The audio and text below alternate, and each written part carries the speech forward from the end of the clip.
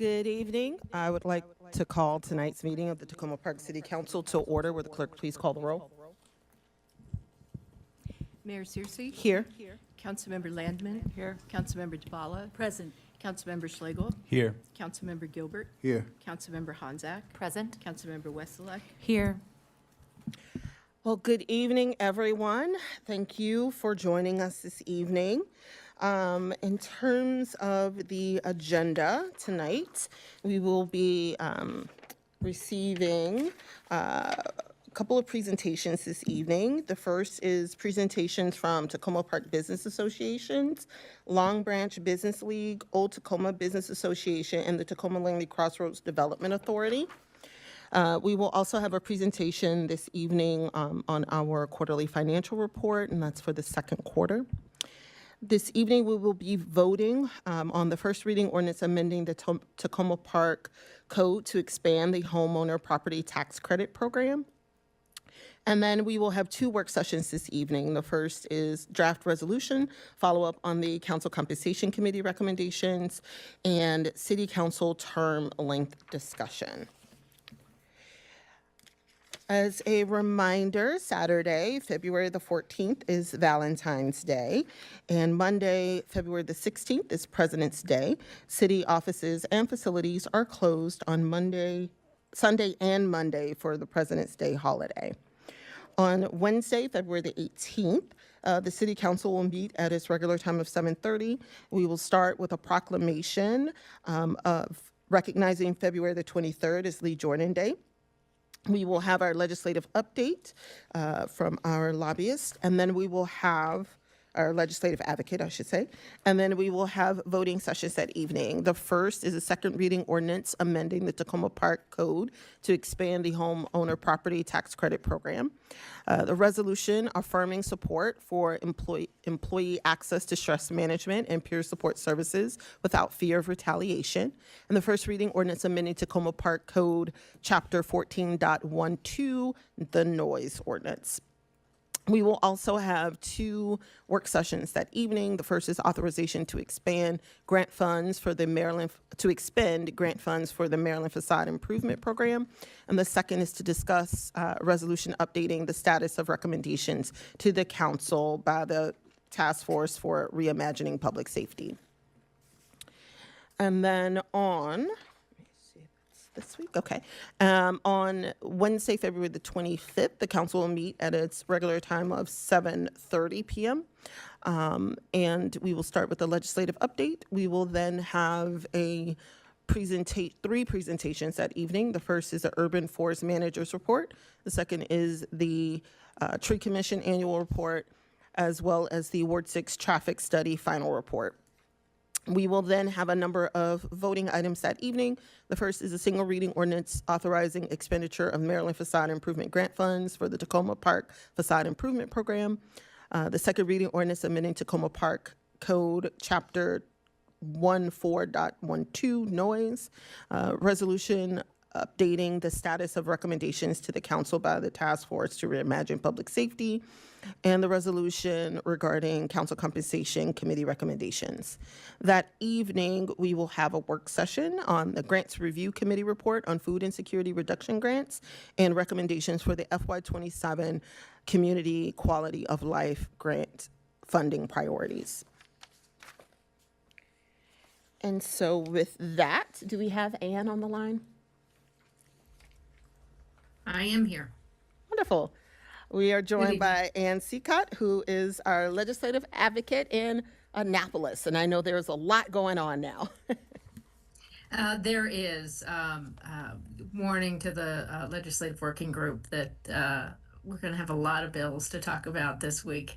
As we've hit the Senate introduction deadline was yesterday, and the House deadline is on Friday.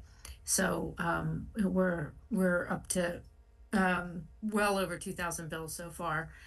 So I figure we'll get very close to 3,000 this session. So this week in particular, it's a big week for our longstanding championing of the good cause legislation. And that hearing is coming up tomorrow in the Senate. It has limited testimony because it's a reintroduction. They've heard it for a few years, but we're going to continue to push for what we're calling a clean bill, a bill that enables jurisdictions to adopt good cause eviction laws if they deem fit. And of course, Takoma Park's been fighting for this for a long time. So we're hoping to get it over the finish line this year. We also weighed in on a bill to designate November 14th as Ruby Bridges Walk to School Day. Ruby Bridges, as a very young person, about 6 years old, was the first child to integrate schools in New Orleans, in a school in New Orleans. And so naming a day annually after her, and also naming the second October of the second Wednesday of every October as Maryland Pedestrian Awareness Day to try to raise awareness about pedestrian safety.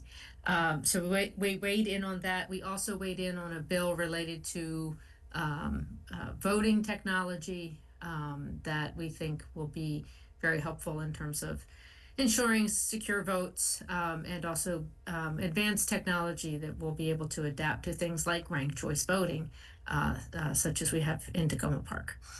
Those are the highlights. There's so much going on. Today was the State of the State address by Governor Moore, talking about all the many great things that Maryland is doing in a lot of areas. This session, it was a very uplifting, mostly uplifting speech that he gave, acknowledging we've got a lot of challenges ahead of us as well. I think that's about it for the highlights. Wonderful. Well, thank you so much, Anne. And I want to thank our youth council. The testimony that the city submitted recognizing Ruby Bridges Walk to School Day was written by our youth council and was submitted on behalf of our youth council. So I do want to thank our youth and thank our working group who put that before them, and really appreciate all of the hard work that they did to get that testimony turned around. For people who are not aware, sometimes you only have a couple of days to turn around testimony, and so they were able to do it masterfully. So I do want to send my appreciation to the youth council.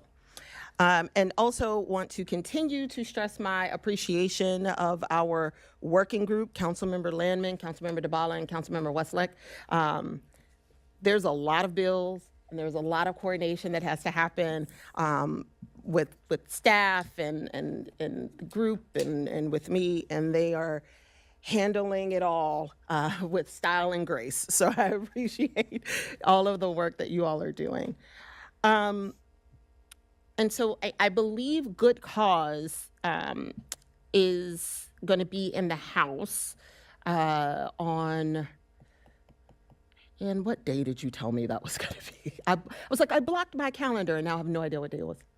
I believe No, that's the the 20th, Senate. but I'll double check. Yeah, I want to say that the Senate bill is this week. They're capping testimony, I think, to like 2 folks. And then the House will be, I want to say, a week after next, maybe? Yes, I believe it's the 24th or 25th. I'm pulling it now. Yes. Okay, and so I will be working to make sure I can clear. 26. 26, perfect. So I will be working to make sure I can clear my calendar so I can head down to Annapolis to testify on behalf of the city for that one. Are there any other questions for Ann? Councilmember Landman. Just a quick question about the good cause bill. You said pushing for a clean bill. I thought this was exactly the same bill as last year's as introduced. Is that correct? Or not last year's as amended? Last year's as introduced, yeah? As introduced, Yes. yes. It is clean, meaning no amendments. Okay, But thank we you. wanted to get through the process without being amended. Yeah, okay, thank you. Thank you. Okay, are there any other questions? Okay.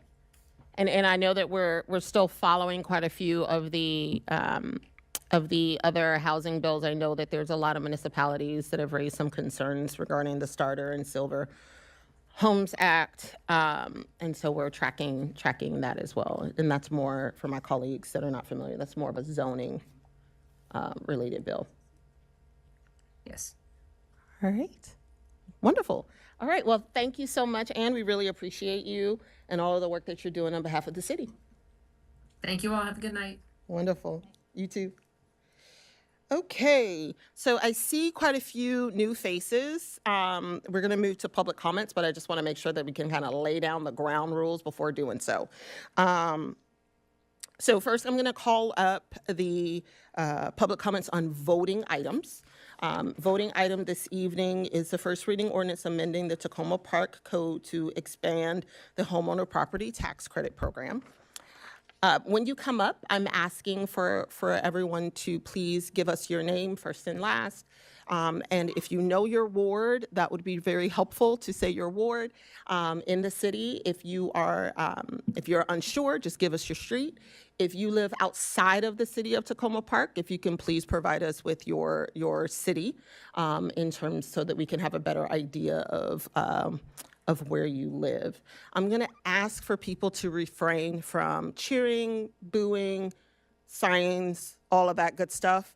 I just want to make sure that I'm learning about how to facilitate civility within a community. And so everyone's message or everyone's comments are important, and we want to make sure that we are honoring the fact that everyone has a voice, and it is important for everyone to feel welcome to speak before the council. Additionally, there may be individuals here. I've become aware that there was a messaging put out regarding the city's rent stabilization study and concerns regarding that. In prep, if you're here for that purpose, there is a fact sheet that has been developed that is available in the back. And I am, just for folks who are not familiar, going to read just a couple of points from that fact sheet. So our goal, the City of Takoma Park's goal with its rent stabilization program review, will do three things: examine best practices with rent stabilization around the country in balancing tenant protection, incentivizing high-quality housing, addressing affordability, and creating housing choice. Engage with tenants and landlords to understand where the current policies may need modification, supplemented by data from sources such as the city and county, and provide recommendations for policy modifications based on best practices and addressing the concerns discovered through the analysis of data and engagement with landlords and tenants. The review is not intended to reconsider the foundation of the program, but rather to explore how it can be preserved, improved, or adapted to meet the city's evolving housing needs. And so this is something that the city has been discussing since 2019 in its Housing and Economic Development Strategic Plan. It was adopted by the City Council and identified a strategy to assess the existing rent stabilization program and consider modifications to enhance its effectiveness. And so this review that we're undertaking is designed to fulfill that requirement. And I know that I've seen some messaging that we are proposing to end rent stabilization, and I want to give a firm no. The study will not recommend or consider ending rent stabilization in the city of Takoma Park. The study is focused on improving its ability to provide protections to tenants, incentivizing property owners to improve the quality of their homes, and improving the administration of the ordinance and allowing for housing choice. For those that are not familiar with Takoma Park, I'm sure many of you are, but if you're not, if there are folks watching that are not, we are now bordered by multiple jurisdictions that have different rent stabilization laws from ours. We share a border with Washington, D.C. We share a border with Prince George's County. We also share a border with Montgomery County. So we just need to do some extra work just to evaluate what we have, not to modify, but to improve. So with that, I am going to move to public comments. So again, public comments on voting items this evening. And the voting item is the first reading ordinance amending the Takoma Park Code to expand the homeowner property tax program. Do we have any public comments on that item?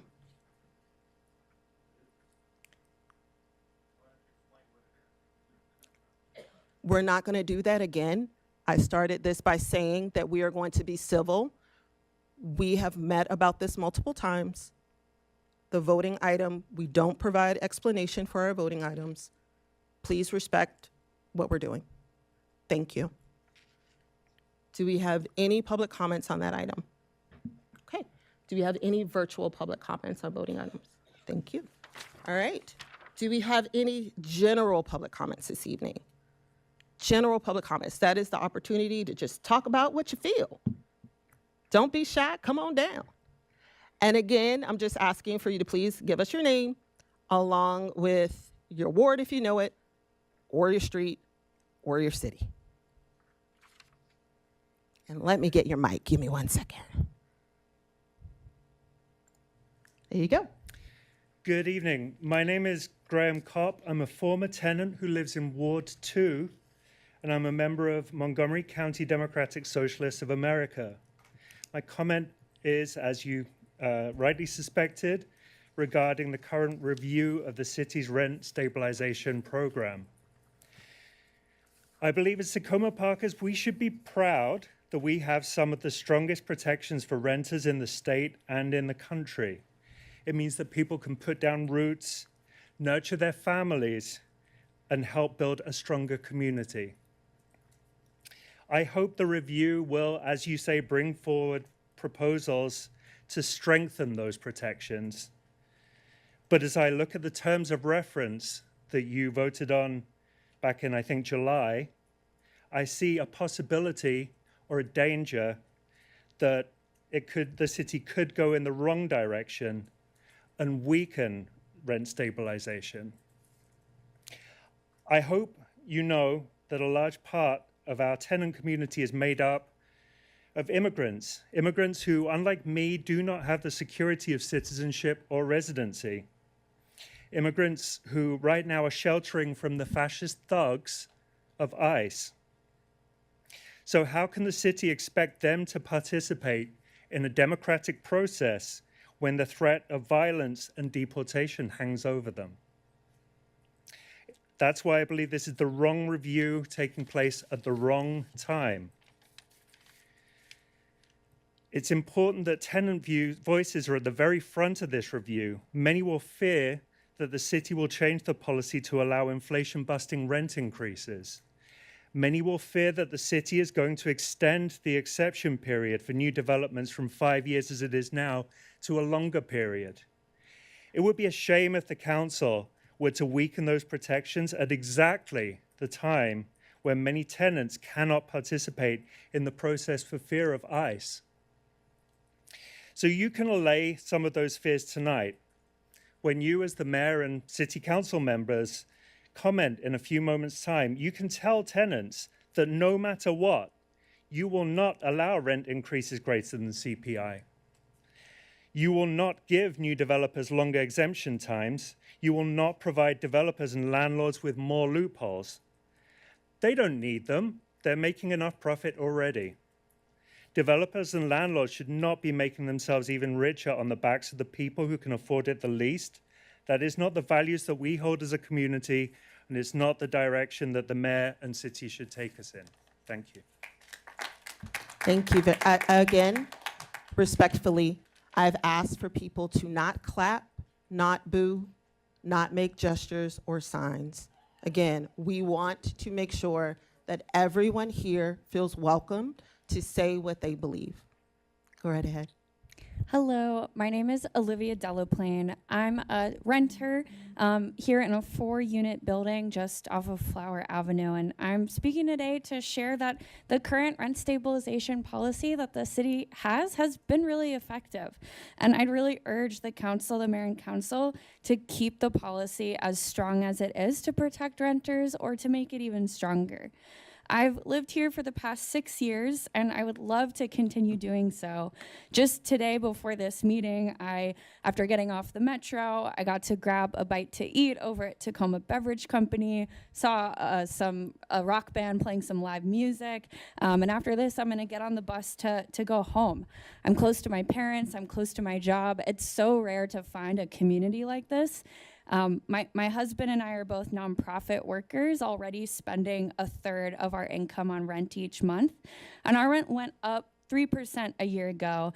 And we've heard from our landlord it'll probably go up 3% again next year. And it's never fun to pay $100 more a month, but for us, it has been manageable. So that's part of why I'm such a fan of the policy as it is.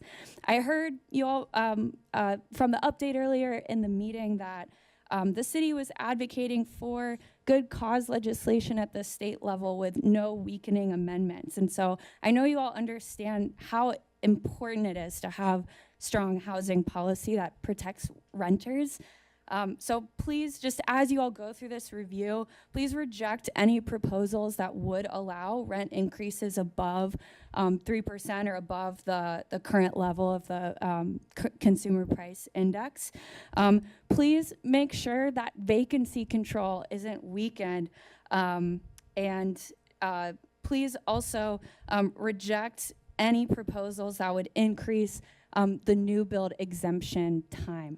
I'm also here as a member of Montgomery County Democratic Socialists of America. I heard about just this review from some of my friends here in the room, so I wanted to come here today and speak to you all. Thank you. Thank you very much.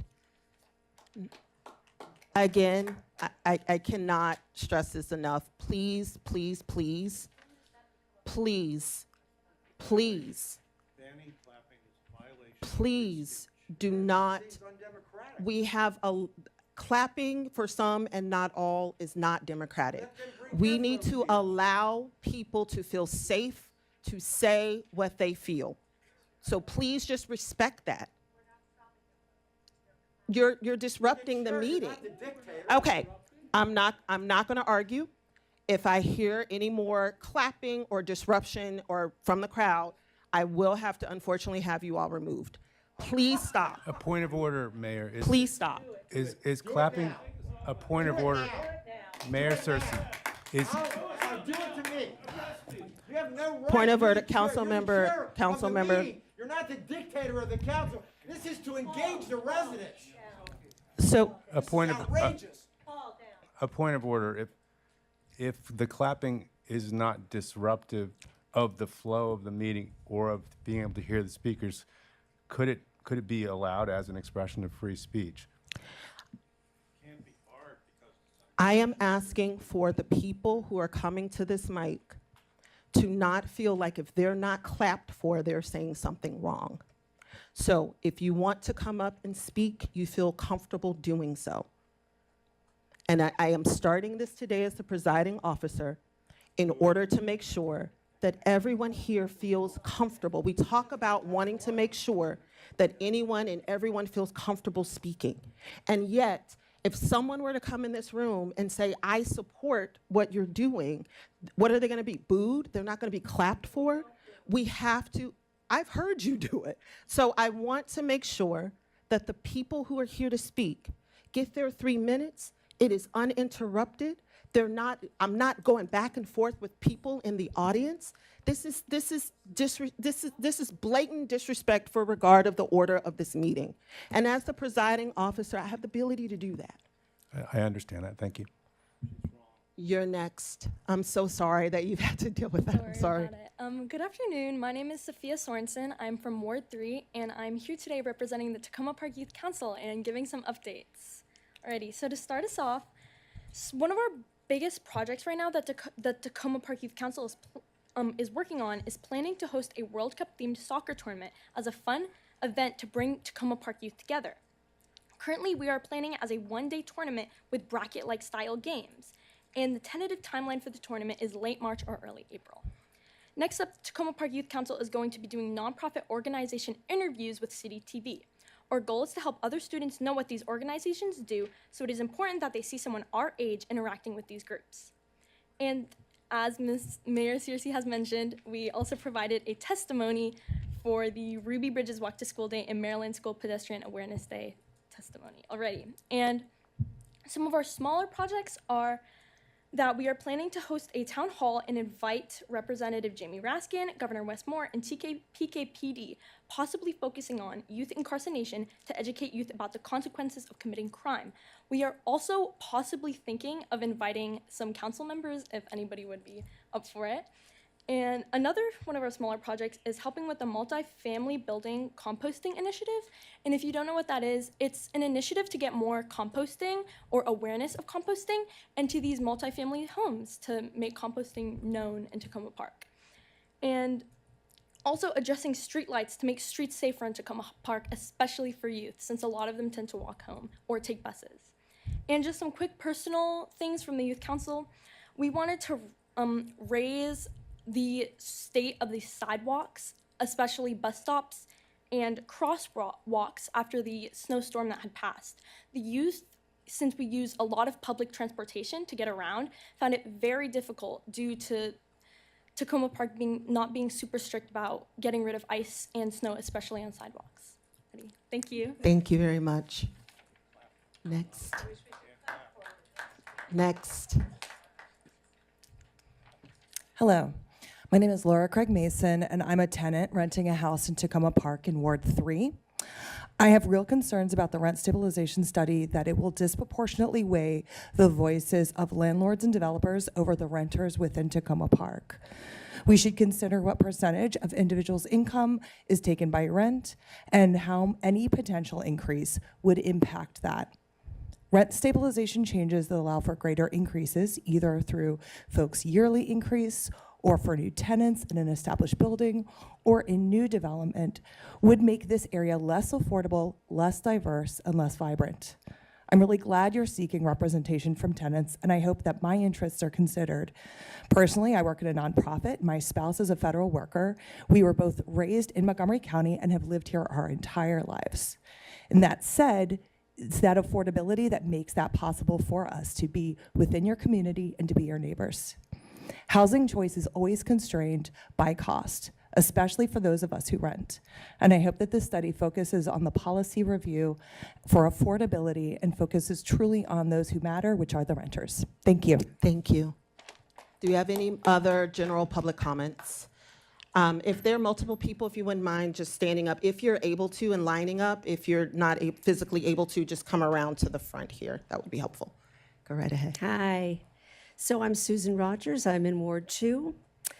I first of all want to say that I really appreciate the fact that renters have come to public testimony and are here tonight. I hope it communicates to you the growing concern that renters in Takoma Park are feeling regarding the consultant review that will be done of rent stabilization and what it may mean for them on a household basis. While I appreciate the work session that you all did last week regarding tenant protections, I'm afraid that perhaps the most important protection may end up on the chopping block as a result of the consultant review. While what I'm referring to is the Takoma Park's law of limiting increases in rent stabilized units to the consumer price index, which is now a 2.4% through July of 2026. I am proud to live in a city that fosters deeply affordable housing for individuals, unlike the rest of our county that allows for a considerably higher yearly rent increase. I happen to live in a house, I'm a homeowner, that could have lived probably anywhere in the county, but I sought out Takoma Park as a very racially and economically diverse community. It was where I wanted to live. And I want to let you know that I will support all renters and homeowners who will fight to maintain our existing law. Thank you. Thank you. Do we have any other, again, I'm requesting people to please not clap or make noise.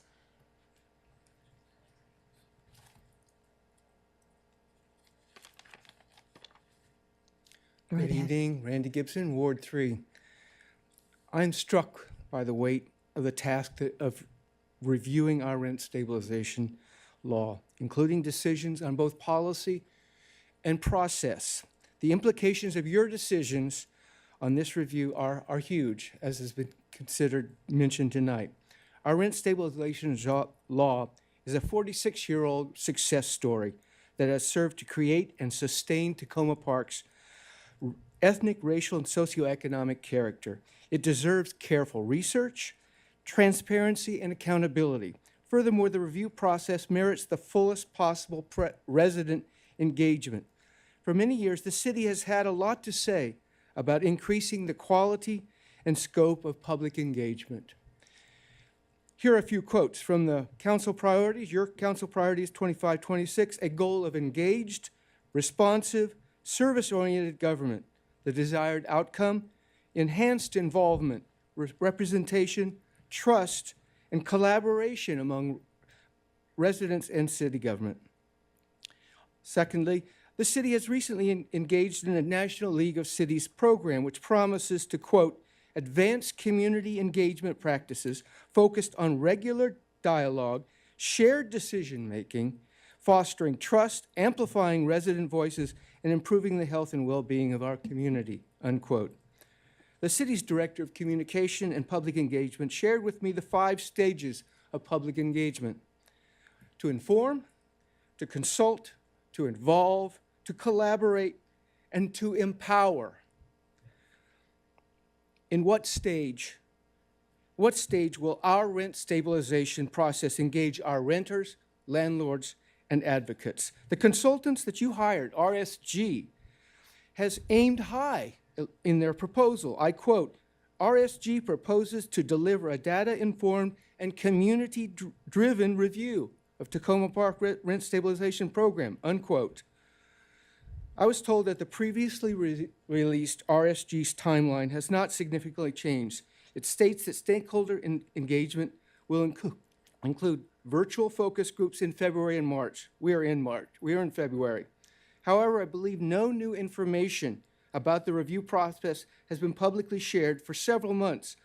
I urge the council to take some ownership of the process and ask, when will the details of the public engagement process be shared? What renters, landlords, and advocates will be contacted? On what basis will they be selected? Will there be truly representative samples? What questions will be asked? How might renters and other residents reach out to RSG or the city to express opinions? In closing, I'm reminded of the words of the mayor in the recent Singing Resistance Vigil, which was great. She said, I believe, hold us accountable. Yes, I say, we, in this rent stabilization review too, we will indeed hold the mayor, council, and staff accountable for careful research, transparency, and robust community engagement. A review process. Thank you, former Councilmember Gibson. Where renters, indeed all residents, can be heard and heeded, will help to encourage our trust in your ultimate recommendations. You're happy to applaud if you like. Your time is up. And as a former council member, I would hope that, next, come on down. Really? We can't? I'm Karen Elrich. I live in Takoma Park for many years. I have never been insulted as much as I have been today in the process of a democracy. We were not interfering with people who were talking. We have never stopped people from talking. And if you can't clap, we can't clap. I can't believe that I'm hearing that from our mayor, that we can't clap. We can't talk back. You guys say things, we can't talk back to you.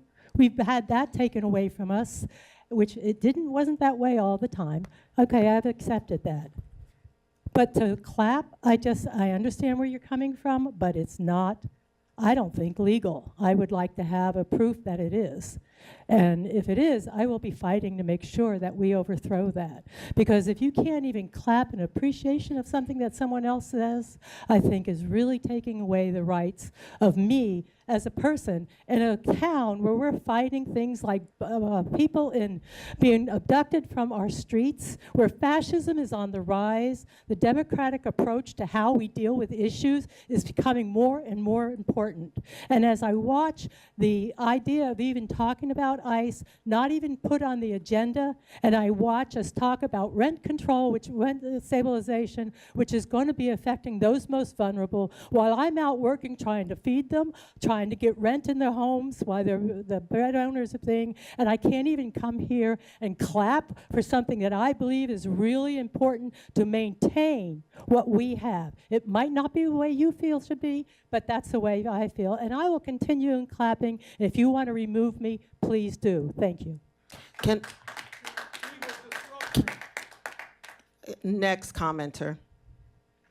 Do you have any other public comments this evening? Tom Gagliardo, I live in Takoma Park, and as I frequently remind you, all of you represent all of us. I want to observe something because the people watching on TV can't see it. There are 2 police officers standing in the back of the room. As they always are, they're armed and they have flak jackets on. That's not a criticism, that's a statement of fact. Secondly, Councilmember Schlegel is absolutely correct. If the clapping is not disruptive, and it has not been, it is an expression of a political position, it is speech, it is protected, and the government, in your person, Mayor Searcy, cannot suppress that. Second, find another point. You want to get a review? Ask them to do facts, to assemble facts, not to make recommendations. That's what we elected you to do. You decide. You don't need somebody to tell you this is better than that. You make the decision. That's what assuming elected office means. Now, the secret, the non-secret, is that this is all about encouraging development. So while you consider whether reducing the protections for tenants will actually encourage development in Takoma Park, I want you all to think about 2 L's and 3 M's. The first L, land. A development decision is about the availability of land. The first M, money. Where can you borrow money and at what cost? Second L, labor, the cost of labor. It's going up. Second M, material, going up, in part because of tariffs. And the final third M, market. Do you have something that people want to buy? And while you're considering that, think of all the examples where we've seen industry resistance to socially valuable and important things. Here's an easy one. When seatbelts and airbags were proposed to be mandatory, the auto industry raised holy hell. It was going to be the end of Western civilization. How dare the government impose those regulations on them?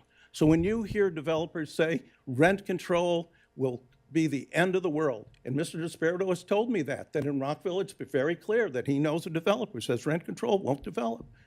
Nonsense. Learn how to negotiate, learn how to advocate, stand up for the city, stand up for the tenants.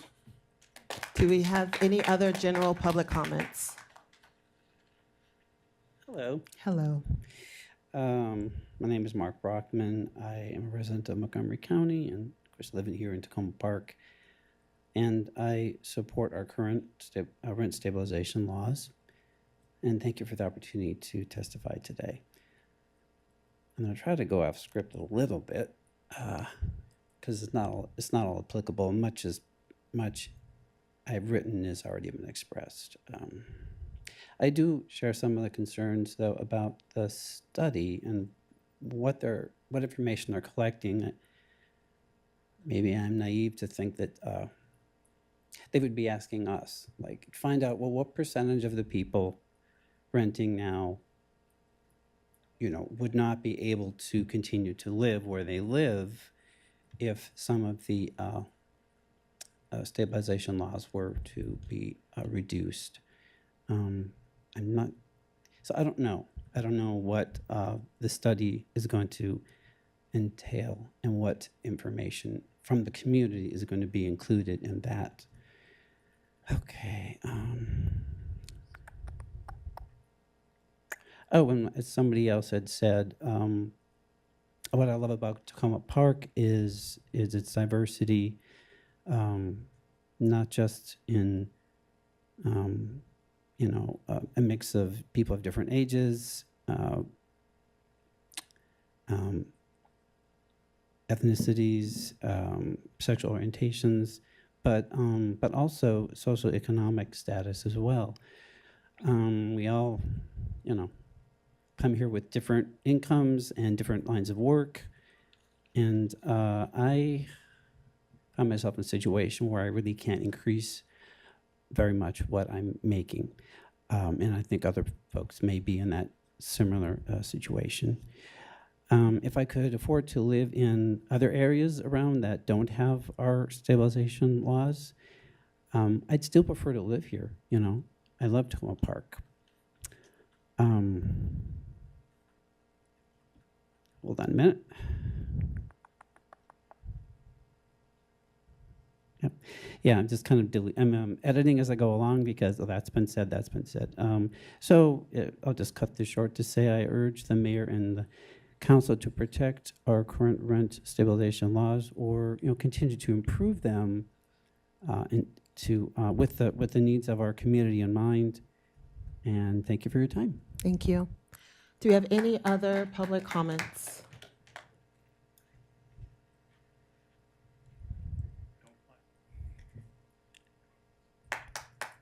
Hi, I'm Shana Fulcher, Ward 1. I'm not looking for comment from the council, as that's not something that you do. I don't expect perfection from my elected officials, and I am guessing that that my mayor, aware with what often happens in this room, that can feel like bullying when you're standing here, when people make comments like what's happening behind me right now. I'm not bullied. Have you ever bullied anyone in here in this room before? No. Okay. So there it is. That's what we experience a lot in here when we don't share the opinion with the people that are able to show up here every night. And I think that our mayor had a knee-jerk reaction, and that she was thinking about a slippery slope of what can happen in here. And I understand not knowing what to do about it. I don't really have any comments on what's going on the agenda tonight. It's more about what it feels like to stand up here when no one claps for you or when they make off comments. Thank you. Thank you. Do we have any other general public comments? Would you like to start the clock again? Oh, I'm sorry, stop. Thank you for catching that. Go ahead. So I came with prepared comments to congratulate and thank all the members of the council and you for helping the village. We put a couple of handrails in for a 95-year-old lady just before the snow, okay? But Miss Mayor, I beseech you, this is so undemocratic. This is just what the Trumpists are doing, for God's sake. You can't speak, you can't observe, you can't monitor. I thought this place was a place of exchange and ideas and communication. The words that Randy just spoke about, service and engagement, that's what the council's supposed to be about. You want people to come here. Now, the union I was in, where the president was a dictator and a real dictator, okay, he wouldn't even say such a thing. And I can tell you from labor law, you would have to post a sign that says no public comments right there so everybody knows when they come in. And you, as the chair of this committee, you're not the president and the mayor of this council now. You're the chair of the committee. And as the chair of the committee, you rule on procedural issues. You do not make unilateral decisions. The decisions you make should reflect those of the council. And it is absolutely wrong. It's undemocratic and it's un-American. And I got to stand with some others. Don't go down this road, for God's sake. This is the wrong place to be. Do you have any other public comments this evening? Okay. Do we have any virtual? You're gonna have to come on down, people. Come on down, line up. Arthur David Olson, Ward 4, Herbie Hancock Avenue, and I will try to be bland enough to not elicit any applause. Cost of living adjustments are meant to ensure that salaries keep up with inflation. The best measure of inflation. Thank you. All right. Cost of living adjustments are meant to ensure that salaries keep up with inflation. The best measure of inflation is the Consumer Price Index for Workers, CPI-W. Yet the draft ordinance being discussed by the council tonight would adjust salaries based on the higher Employment Cost Index, ECI. A tenuous argument can be made that city staff salaries increases should be based on the ECI so that the city keeps up with the Joneses and does not lose staff to other cities. But elected officials cannot easily become elected officials in other cities. The tenuous argument holds no water in this case. I hope the council will revise the ordinance to use CPI-W. The financial impact statement for the draft ordinance in its entirety reads, any changes to the compensation of the mayor and city council would be reflected in the FY27 budget and become effective for the city council to be elected in November 2026. There is no estimate of any of the annual costs to be incurred in FY27 and in future years, of cost of living adjustments, of health rebates, of technology reimbursements, of translation, or of a remote council meeting. In the interest of fiscal responsibility, I hope the council will defer action on the draft ordinance until the best possible estimates of costs are made available. If it is difficult or impossible to estimate a cost for a proposal, I hope the council will abandon the proposal. Thank you. Thank you very much. Do we have any other general public comments this evening?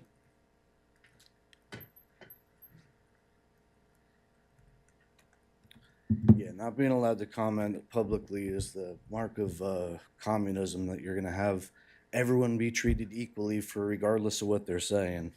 It's wild.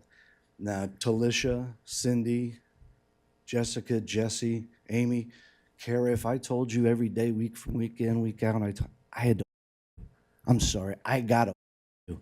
Just to get out of my system, I got to you.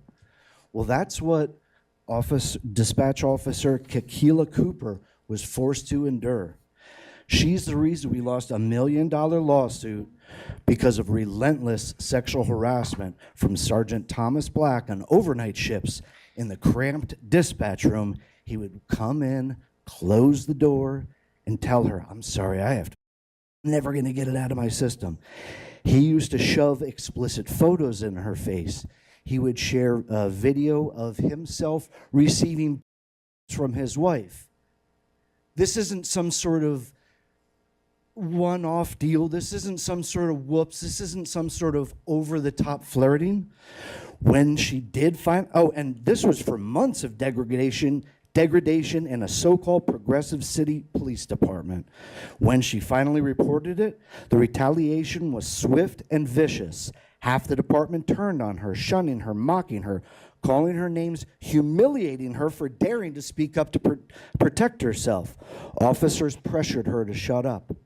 Like his old partner, Officer Addison, my understanding was used to go in behind him and say, hey, listen, just like a mafia enforcer, hey, that's just a joke. That's just the way he is. You just don't make waves. Don't make a problem. It's just a joke. Talisha, I just got to get it out of my system. If you had to hear that week in, week out, day in, day out, after you complained to your boss, who let this fester? You did, Talisha. Chief Antonio Duvall, this entire nightmare unfolded under your leadership. No one lost their job, except Black was demoted, but he was kept on payroll for almost a year. The rest, everyone else, everyone that retaliated, walked free. No real consequences, but the taxpayers footed $1 million bill to make this go away. It's $1 million because you failed to protect one of the city employees from a predator in uniform. This isn't an oops, we missed it. This is gross negligence. This is protecting a boys' club over a woman who just wanted to do her job without being sexually terrorized. You claim to champion safety and equality, yet you let a dispatcher, a city employee, be bullied into quitting while harassers faced zero consequences. Mayor Cersei, if you're too weak or incompetent or just too afraid to fire people to enable this kind of filth, or just protect your buddy Antonio and Shabu, Thank you. Your time is step up, hold people accountable, or step aside. City employees, especially women, deserve better than your inaction. Taxpayers deserve better than bleeding $1 million Thank you. because Your you time looked the is other up. way. Enough time for excuses and Thank time you. for real Your time consequences. is up. Good Your time citizen. is up. You're welcome. Do we have any other public comments this evening? Thank you. All right. And you wonder why I said no clapping.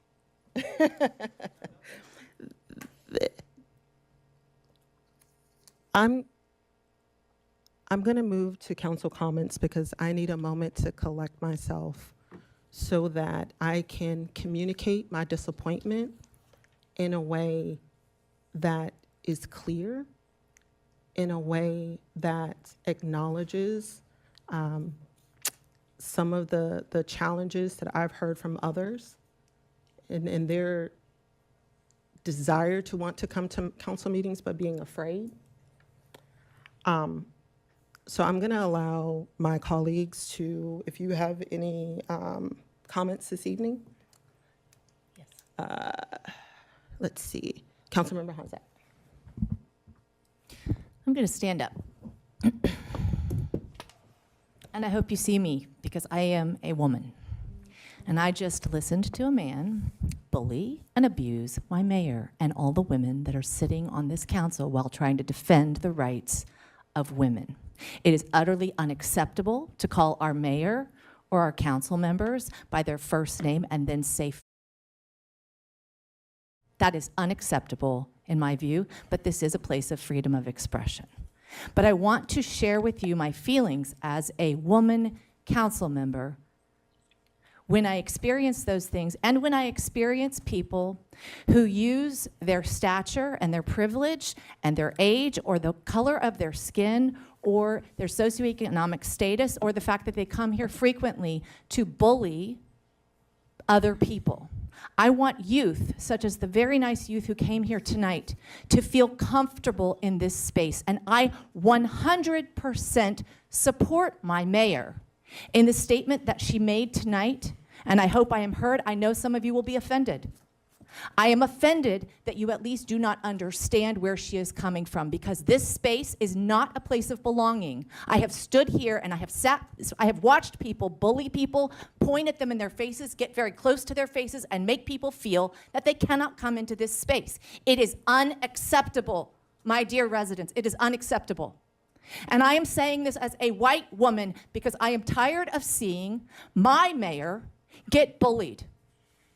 I am tired. And it is not acceptable, fellow residents. We do live in a democracy, and we are living in a time of high emotions, and I've got high emotions right now. But I myself, as a female, younger woman council member, have been bullied by men in this community, by leaders. And it is unacceptable. We need to be more civil and more aware of how we are behaving to one another. This is enough already. It is enough. Please respect the rules of this room, and please respect our mayor and our council members in a different way. Are we really the progressive community that we think we are? Because I don't see it. I'm not seeing it. Please ask yourself that. Thank you. Thank you, Councilmember Hanzak. Councilmember Gilbert. Thank you, Mayor. Oh, boy. I, too, am a little disappointed in the exchanges tonight, and I've always been very proud of how we've conducted ourselves at our meetings, and we've been able to express ourselves and agree to disagree, et cetera. But I'm a little saddened by the conversations tonight. I had a few things I wanted to say. I'm not sure if I have the time now because I have to spend some of my 3 minutes addressing something I didn't think I would have to. But in talking about one of the things that I wanted to bring up, maybe I can combine the two. I had the opportunity to speak before County Council yesterday afternoon, and thank you to my colleagues for trusting me to do so in reference to the Piney Branch Elementary School capital improvement project. It was an honor, and it was a heck of an experience.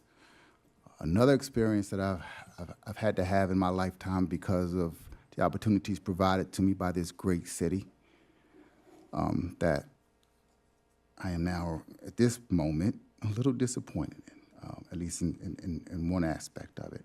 But one of the things that was one of the points of decorum yesterday before the meeting that was expressed to the crowd by the president of the county council was no clapping, no booing, no comments in between comments. Your opportunity to express yourself and to have your free speech is when you come up to that podium. And anything in between, as the mayor said, can be, processed differently by people who may not have been clapped for. I know if I'm fourth in line to talk about a topic and the 3 people in front of me receives an applause and I don't, I want to process that. And we have to keep that in mind. And I think that's what the mayor is trying to say. I know that's one of the reasons why that's the rule at the county level. So I'm just asking everybody, stop, take a deep breath, process the reason why, and let's move on a little differently because, again, we want everybody to feel welcome when they come here. And if you don't receive an applause when everybody else did, you may not want to come back. Hopefully I can have a couple more seconds, Mayor, to... I did the Man of Food drive on Wednesday. I know I had been requesting for more assistance from people who had the capacity and time to come out, and that happened on Monday. Yeah, Monday. It's the second Monday of every month. My apologies. And we got a good response from people who came out. It was a pretty rough day because the trucks were delayed from the distribution center, and so everybody showed up and then had to go home. And I was so concerned that when the truck did come with the hundreds of boxes that we wouldn't have the volunteers back. But just about everybody came back, and I want to really thank the volunteers who came out and then came back. I know some people had some things to do. Former council member Fulcher, thank you so much for volunteering and offering your son to assist. Happy belated birthday, Emma. Did you have it yet? Okay. And, but yeah, good turnout. We were able to get it done. We only had one elevator, so that slowed things down to a crawl, but we were able to get it done. Next month, I'm hoping I can find somebody that has a van so we can move around the boxes a little bit more from location to location. So if anybody out there has a van and they want to come out and help, I appreciate it. Good meeting with City Manager Spirito yesterday, the Chief, and Director McNally from Housing Community Development. Thank you for your time. They wanted to make sure the air was cleared for me in regards to the noise ordinance and the conversation we had last week about how police will address noise issues in apartment buildings.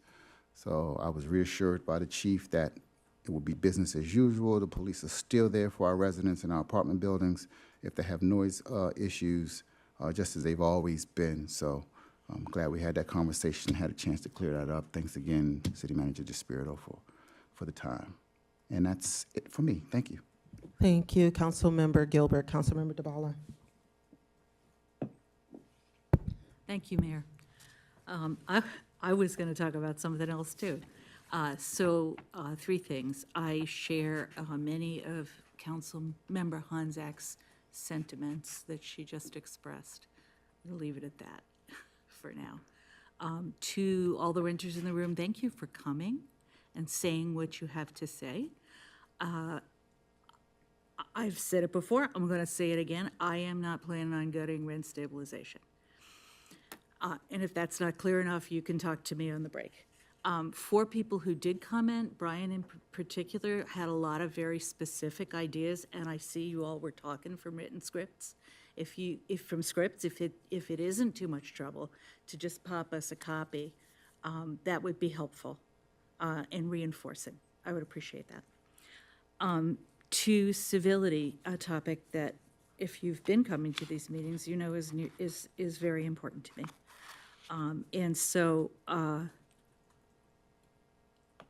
I'll just say that I think it's time to trot out some of the stuff that I developed last year in conjunction with several of you about Dignity Index and some of the other models we were looking at for both council and resident behavior in the room.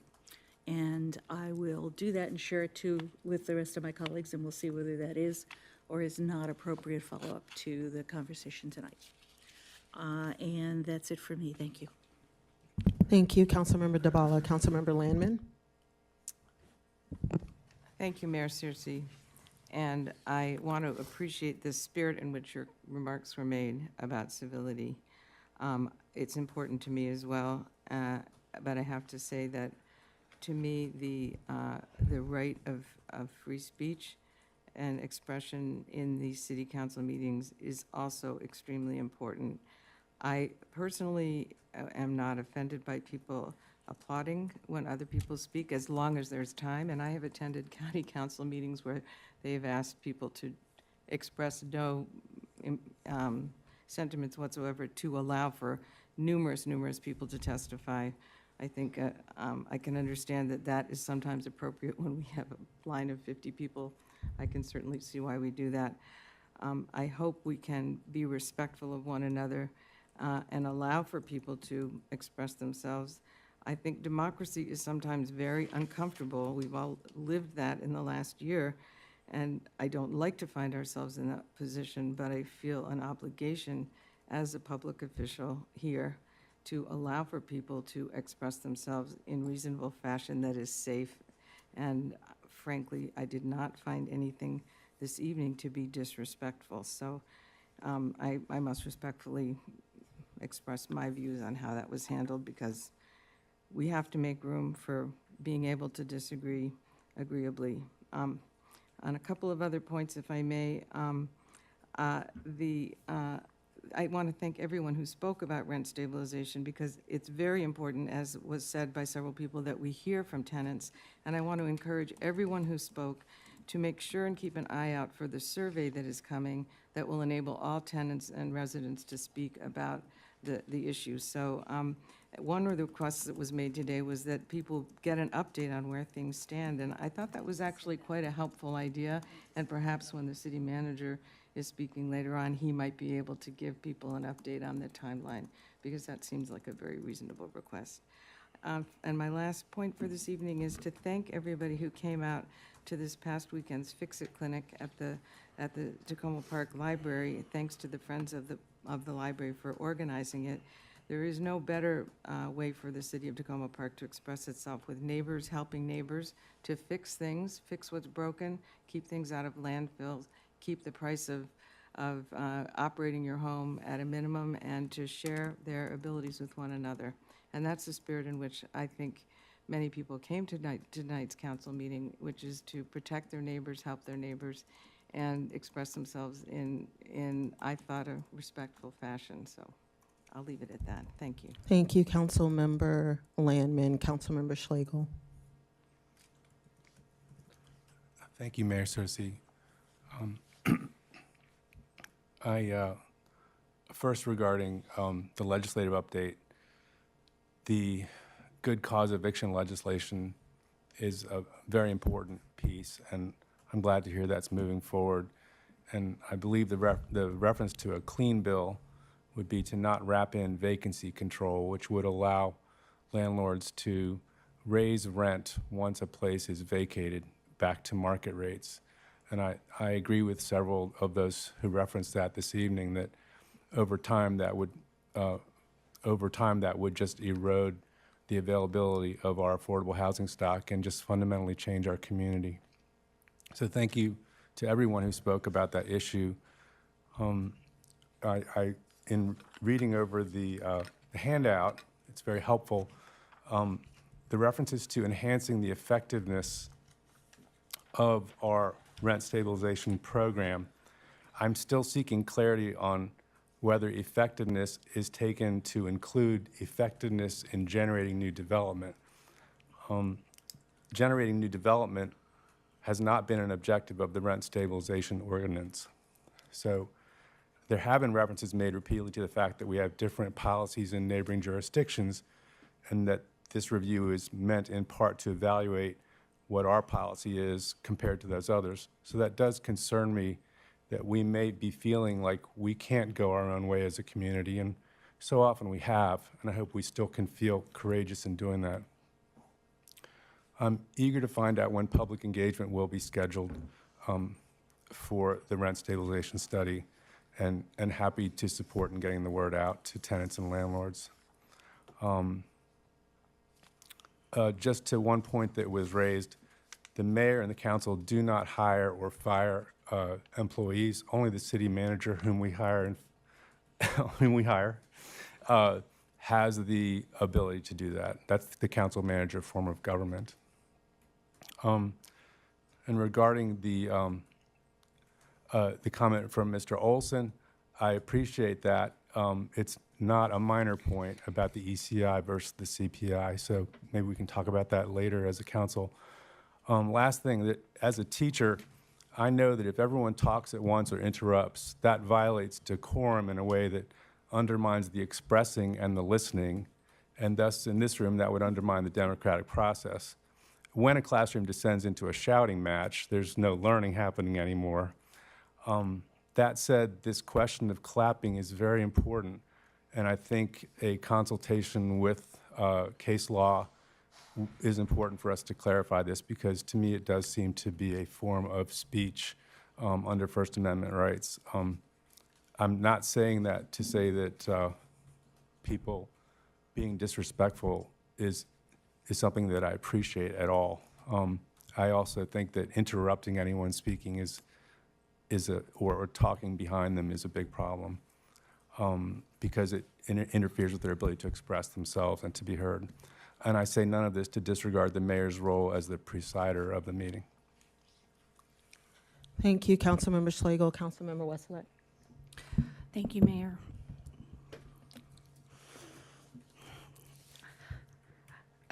This is not going to be well organized. I'll start by saying that what I think how these meetings are supposed to run, and the mayor's role is presiding over it. And to me, having rules about how to make a meeting go smoothly sounds like a presiding kind of decision to make. So I fully support her in that, so that we can actually do our jobs and work on things. And I just want to say, I represent Ward 6. I represent the northeastern corner of the city. I could be mistaken, but I don't think anyone in this room, besides me and the mayor, live in Ward 6. And that is who I represent. I represent them, their voices within the city of Takoma Park. Beyond that, I take this job very seriously, and I really try to listen deeply to any and all of the public comments that come here tonight. But I very much disagree with the idea that because someone spoke into the microphone here, that their voice counts more than someone else's.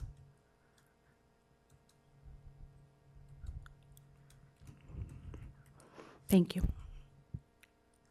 Thank you, Councilmember Westlake.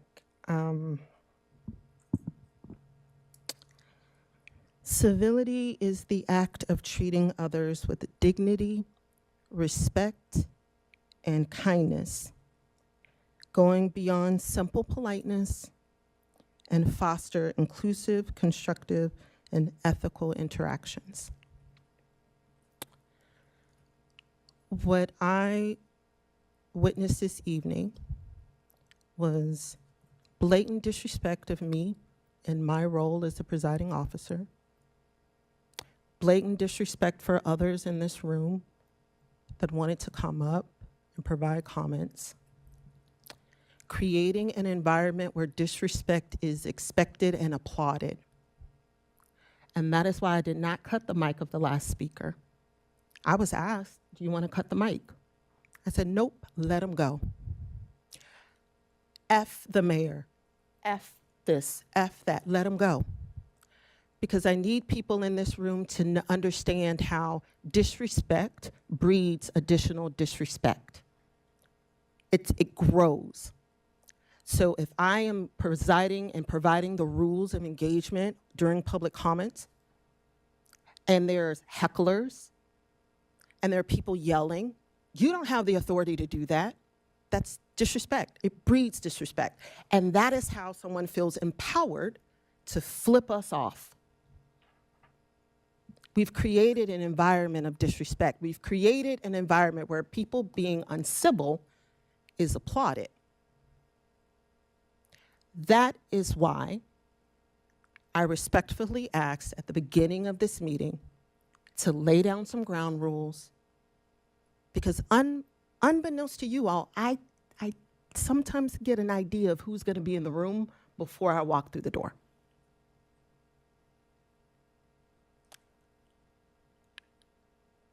I want to challenge each of us to reflect on what occurred today and ask yourself, what could I have done differently to more effectively convey my concern, to create a bridge of communication and not tear down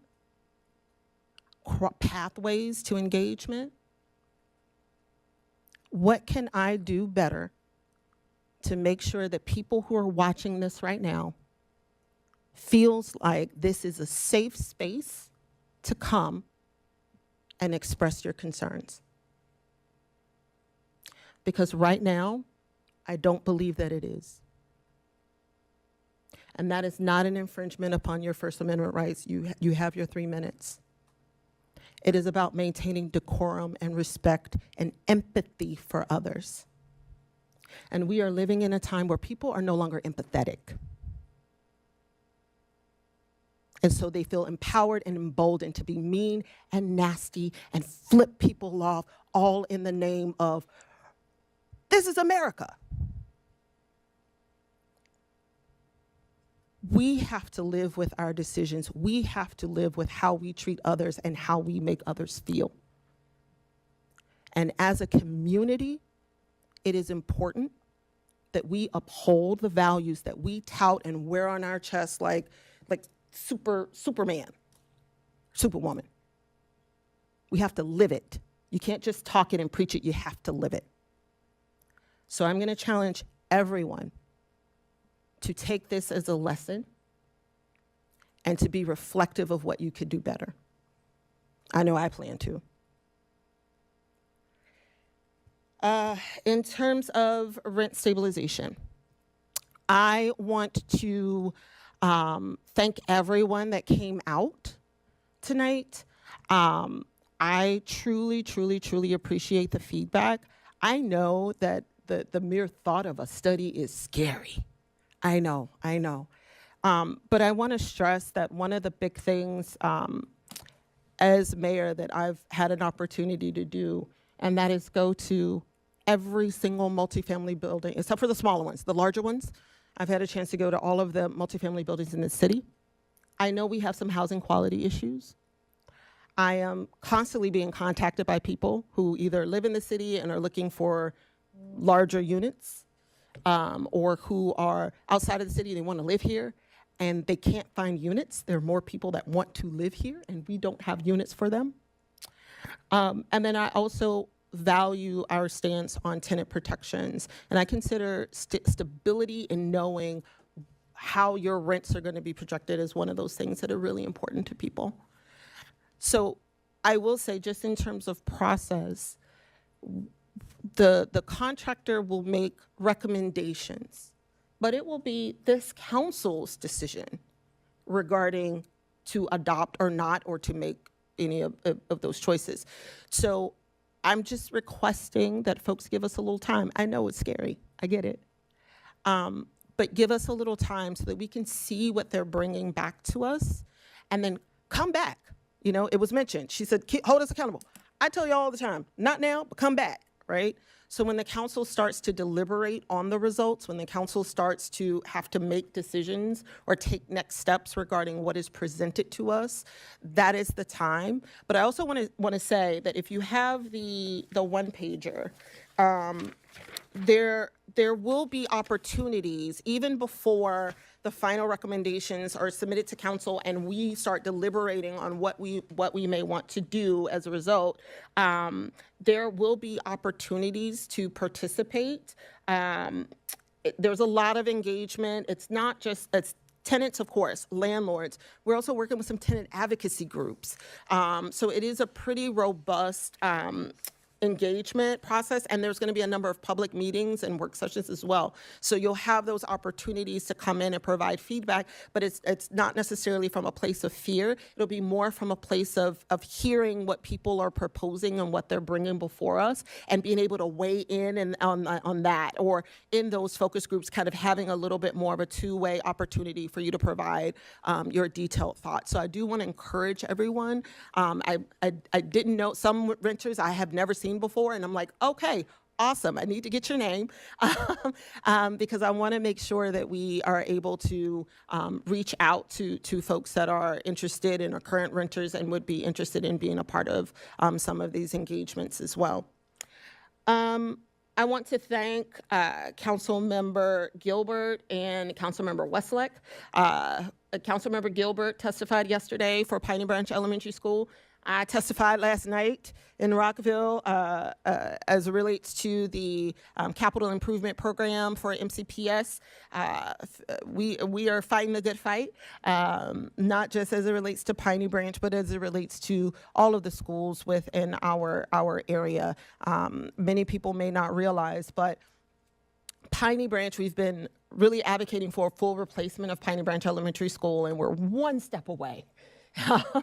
One step from getting the funding for that renovation. But Blair High School needs HVAC work. Takoma Middle needs HVAC work. Rolling Terrace is actually was actually recommended by the superintendent as needing more substantial work, but it never made its way into the CIP. New Hampshire Estates needs HVAC work. Eastern needs work. There's a huge issue with capital and building improvements across the county. So if this is something that you care about, I want to encourage folks to please just take a look at the capital improvement program. Budget decisions are going into committee. And so I want to encourage people to check out the county council schedule, provide comments to the county council or your feedback regarding the really important need for more funds to be made available across the county to fund these capital improvements. It is insane that our kids have to sit in classrooms that have no light, or they have to wear coats, or they're experiencing leaks. I also want to thank it was the Piney Branch PTA, both Piney Branch and the Takoma Elementary PTA for a meeting with Councilmember Westlake and myself last night, fresh off the heels of the testimony. But it was really a great opportunity for us to continue to share the message around approaches to advocacy as we are. We're going to have to get the numbers up in terms of folks reaching out to the county to make sure that these schools and the work that's needed within them continues to be there. I want to thank the organizers for Kindness Day. It was great. It's such a wonderful opportunity to give back, but to also engage with members of the community, as well as the Play Day was also awesome. So I want to thank those that organized those two events this weekend.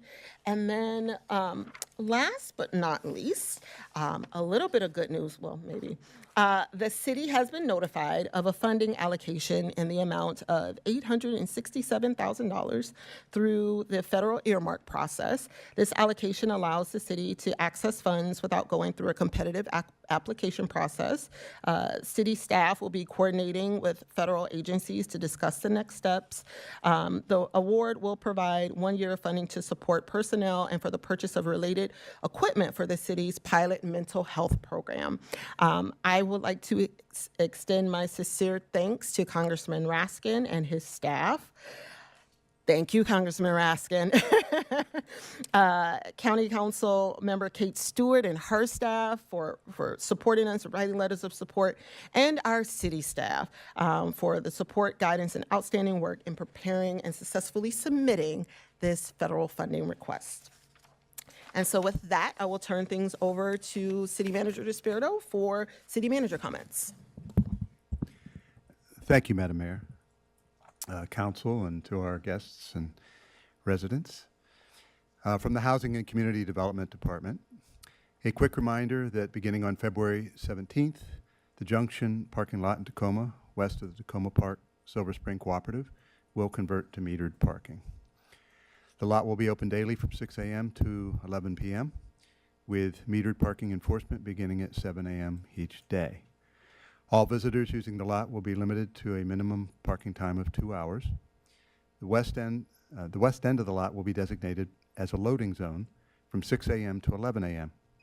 No parking will be allowed in this section during those hours in order to accommodate delivery and service vehicles that support adjacent businesses. Payment for parking will follow the same system used throughout the city. Users can pay via the Park mobile app on their phones or use the on-site kiosk that will be installed prior to the changeover date. Don Bosco Cristo Rey High School is developing a recreation center on school property. They will be holding a community meeting on Wednesday, February 18th at 7 p.m. To present information regarding the proposed removal of 10 or more urban forest trees and to allow residents to seek additional information.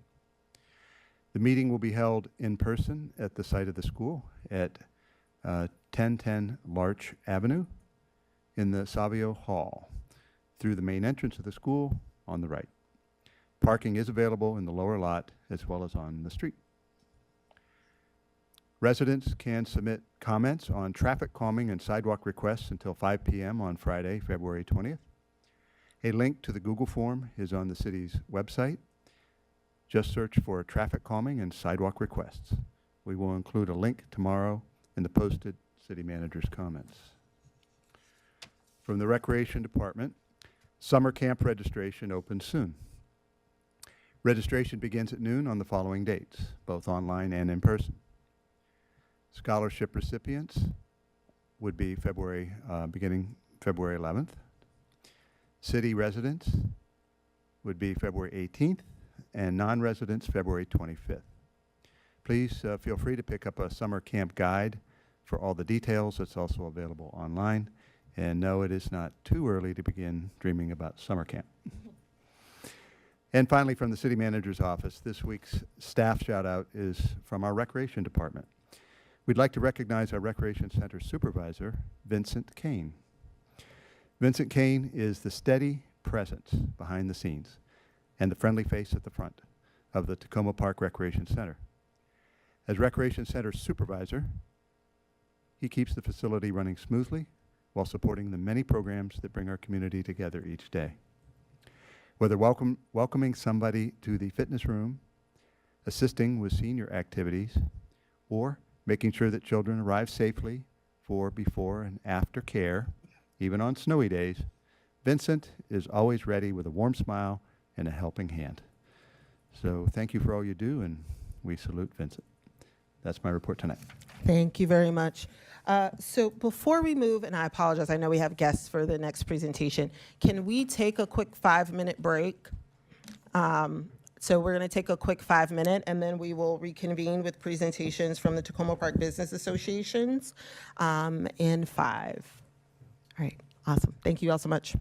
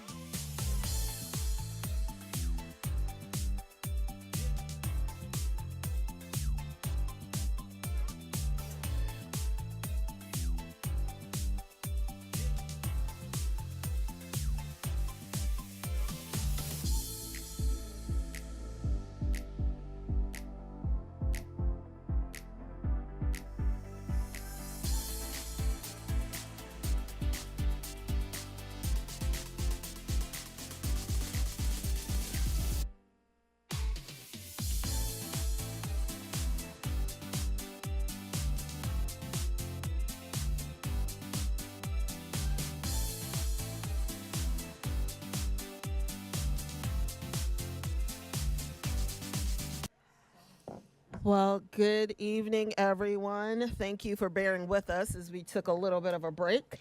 And now we're going to move to our presentations this evening. And our first presentation is from the Takoma Park Business Associations, Long Branch Business League, Old Tacoma Business Association, and the Takoma Langley Crossroads Development Authority.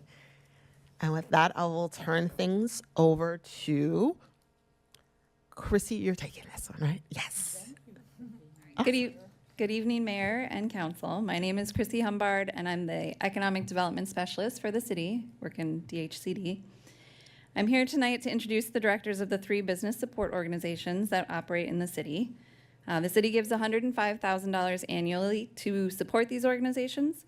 With that support, these organizations help more than 300 businesses that fall within their geographic areas in the city. We'll hear first from Chris Gillis about the work that Long Branch Business League does.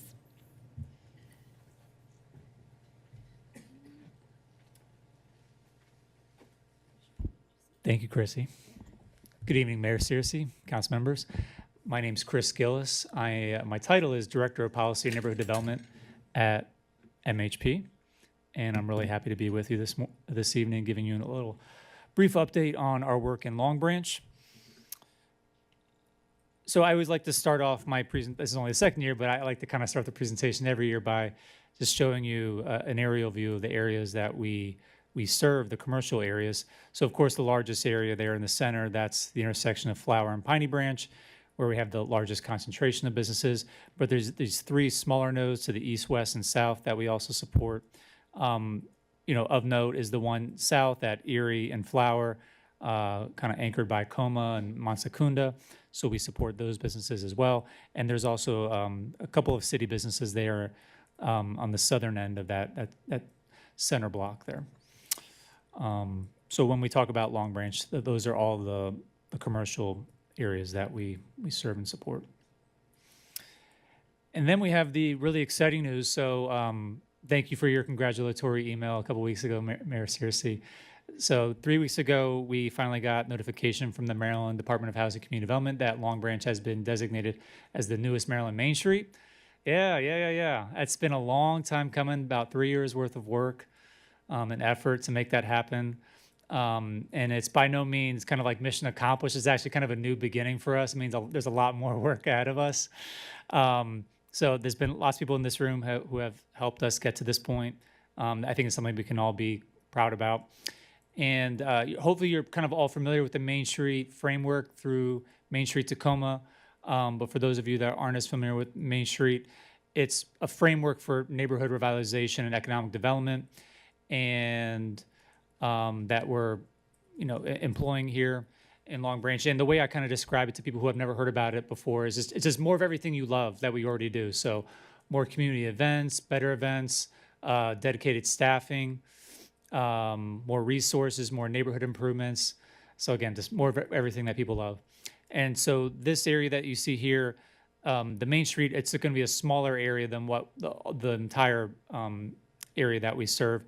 And the Maryland Department of Housing and Community Development wanted to be a little bit more focused, which is understandable, but maybe over time we might be able to expand this area. And I want to also note, some of you are probably familiar with the Discover Long Branch initiative that we founded many years ago with the help of the Long Branch Business League. That's going to sort of be phased out slowly over the course of the next year, and what you'll see replace it is the Long Branch Main Street. We're still going to be supporting these businesses that are outside the Main Street. It's just some of our activities will be a little bit more focused here in the Main Street area, but again, we'll continue to do work outside of the Main Street.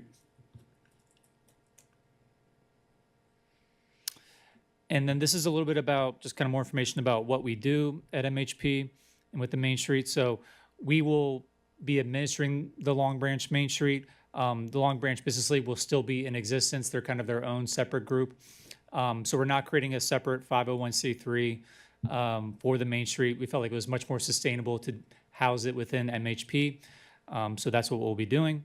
We do a lot of physical improvements, facades, streetscape, whatnot there. We do a lot of Long Branch is known for its public art, and we want to expand that. We do a lot of marketing through social media and elsewhere in the community to market the businesses and the events that we have. We're also very well known for our community events, including the Long Branch Festival every September. And we hope to be expanding the types of events that we have over the coming year. And as I mentioned, we have staff that support or facilitating meetings of the Long Branch Business League and their advocacy that they do for interest to the business community. And then we offer technical assistance of all kinds to the small businesses. So it could be things as small as websites and social media support, grant applications.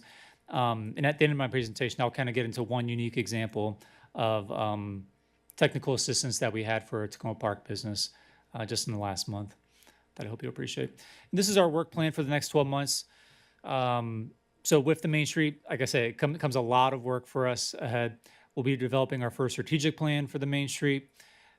We've had plans in the past, but we really need to have a more fully formulated plan for the Main Street.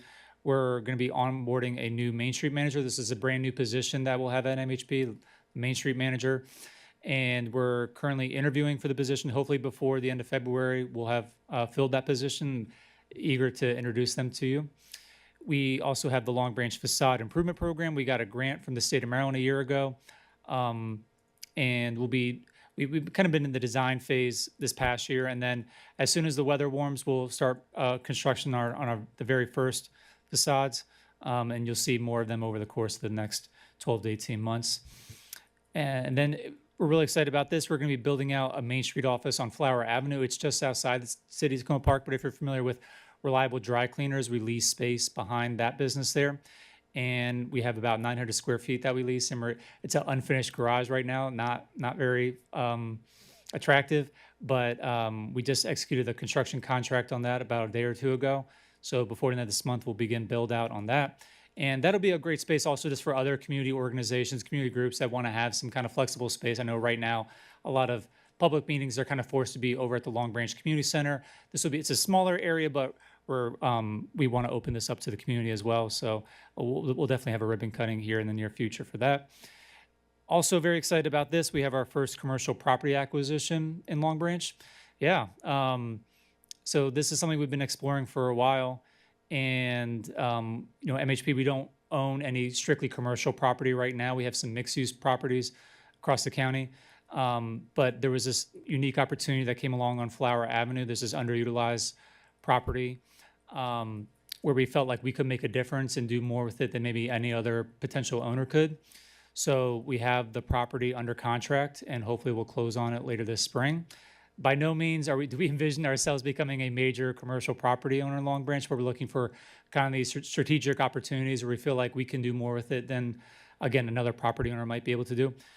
So our plan over the course of the next year is to introduce a new coffee shop at this property. That's kind of a long-standing request. Some of you may remember Flower Coffee, and they disappeared a couple years ago. And ever since they went away, the community's been asking for another coffee shop. So we've secured a tenant. If you want to talk offline, I'd be happy to tell you more about them. But they're really excited to be coming to Long Branch. And we want to create a third space, kind of with some opportunities there to introduce some other kind of micro businesses and incubate them as well. So hope to have more good news to share on that in the coming months. And as Purple Line Construction continues, we continue to support businesses on there. Sometimes there's been eligibility issues or just questions regarding the grant application. So continue to support those businesses there. And then we've been working with Councilmember Honzak and city staff on wayfinding signage for kind of that southern area of the Main Street area, looking at how we can both brand and sign for significant either like amenities or locations in the city, but as well as things in the Main Street too. So we're kind of early in the process, kind of looking at what we want in terms of what our vision is for what the wayfinding signage could look like. But we're making good progress there.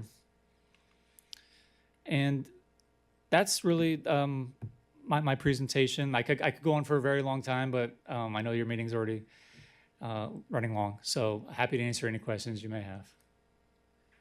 And thank you for your support. Just want to check with Chrissy. Would you like for us to ask questions after each presenter, or would you like for us to hold questions to the end? Okay, awesome. All right. Council Member Schlegel. Yeah, thank you for the presentation. I'm a big fan of Long Branch and do business there.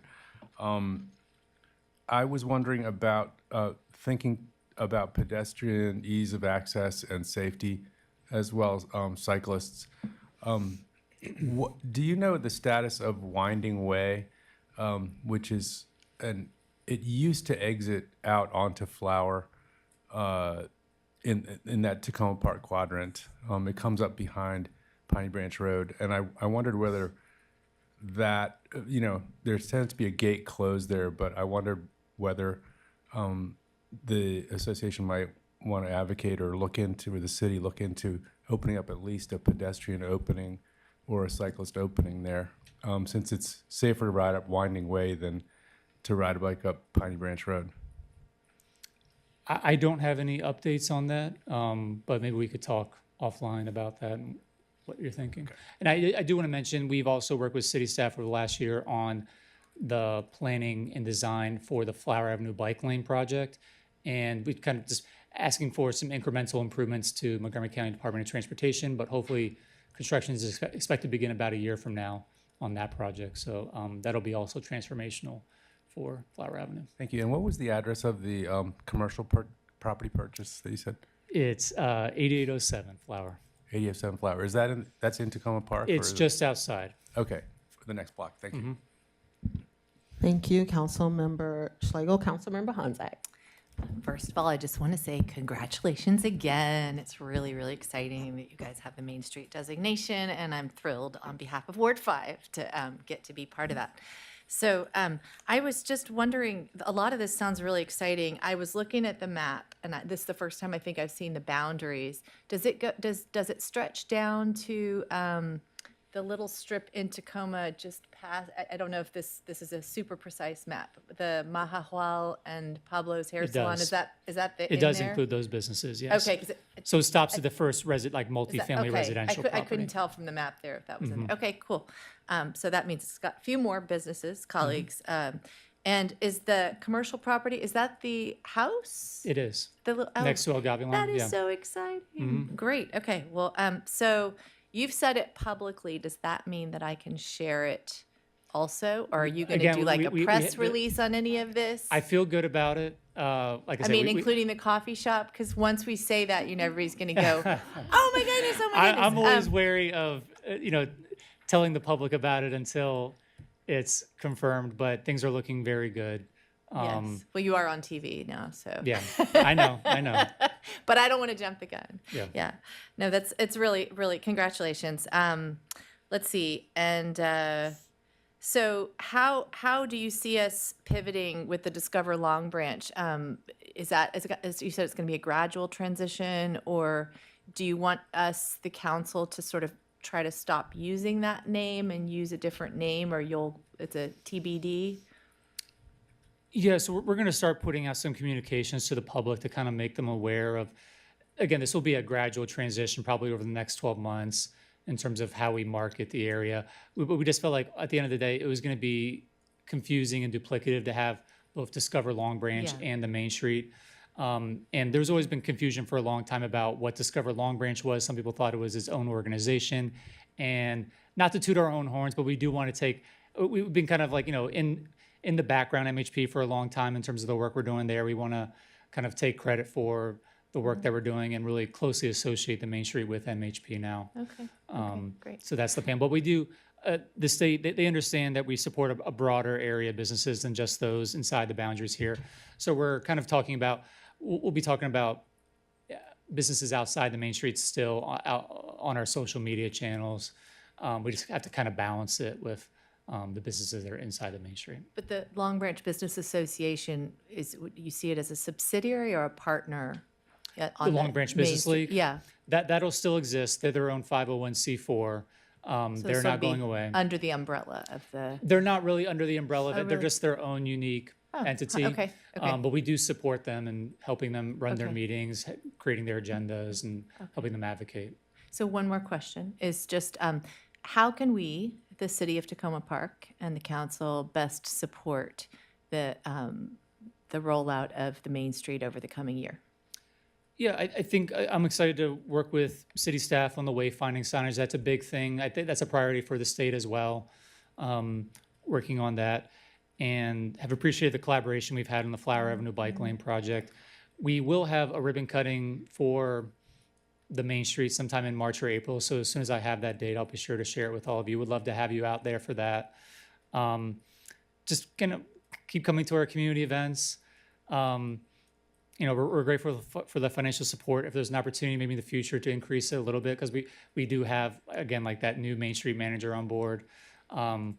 So this is kind of another level of activity for us. So anything the city can do would be appreciated, but yeah. Thank you. Councilmember Lamon. Thank you. This is very exciting, and congratulations to Thank you. and to Councilmember Honzak. I am not aware, probably out of ignorance, of other situations where two main streets were so close to each other with the Old Town one and the Long Branch Main Street program. And we're lucky to have two in our neighborhood.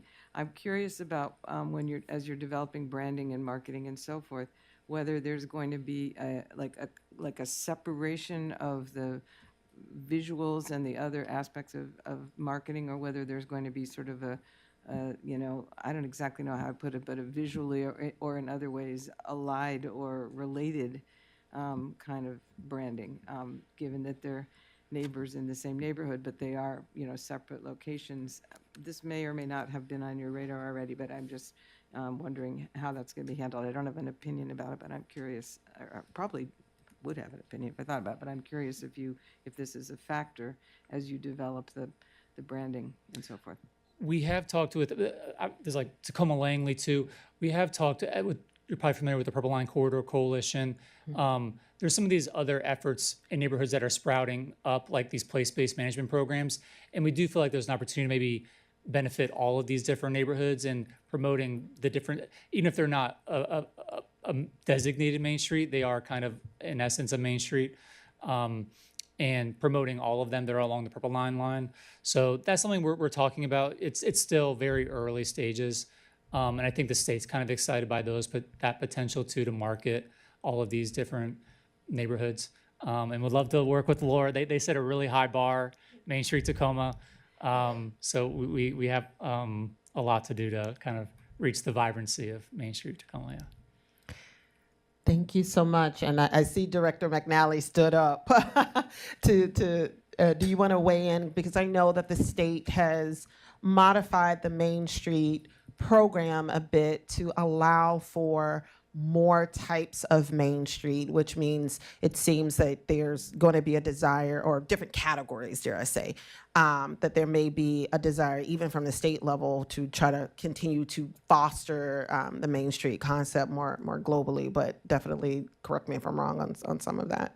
Yeah, there are several different tiers. So there will be other main streets that are not full main streets that'll be going through. I think it's like Connected, Aspiring, and a few others. So the idea is to help foster that and bring other main streets through. On the kind of wayfinding, signing, and branding, we're very eager to be collaborating because, in the Long Branch area, the idea is cohesive, kind of one look as opposed to kind of clashing styles. We realize with the Purple Line station, there will already be a clash as they have their branding pretty well laid out, but that was the piece I was going to just quickly touch upon. Awesome. Well, I want to say thank you so much. This is exciting. I know you've heard it, but I've been up here for a long time.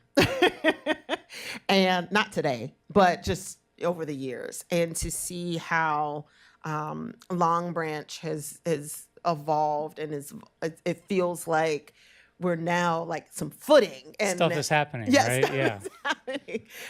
And that's a wonderful feeling. And so I echo Council Member Hanzak's question of if there are things that we can do here in the city to support you all, please, please, please don't hesitate to reach out, because it is critically important to make sure that all of our businesses are being served and that things are being provided to them. So thank you so much for all of the work that you're doing that benefits our businesses as well. Oh, and just really quick, I mentioned that anecdote that I had. So there was a business whose electricity was shut off at the end of last year, and they owed several $1,000s, and it was going to be difficult to get their power turned back on. So MHP, we stepped in, helped them negotiate with Pepco, provided some financial support to get their electricity turned back on. Now going to have them, they have some other outstanding issues which are of concern, so we're going to have them work with a business coach as well.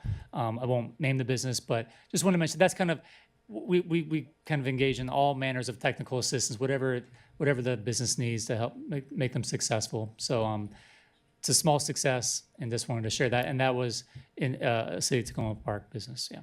Great. Thank you so much. Point of order, Mayor. May I just say thank you for that?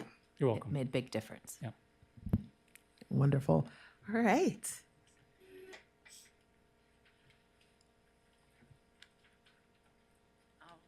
All right, thank you, Chris. Next up, we have Laura Barclay with the Main Street Tacoma.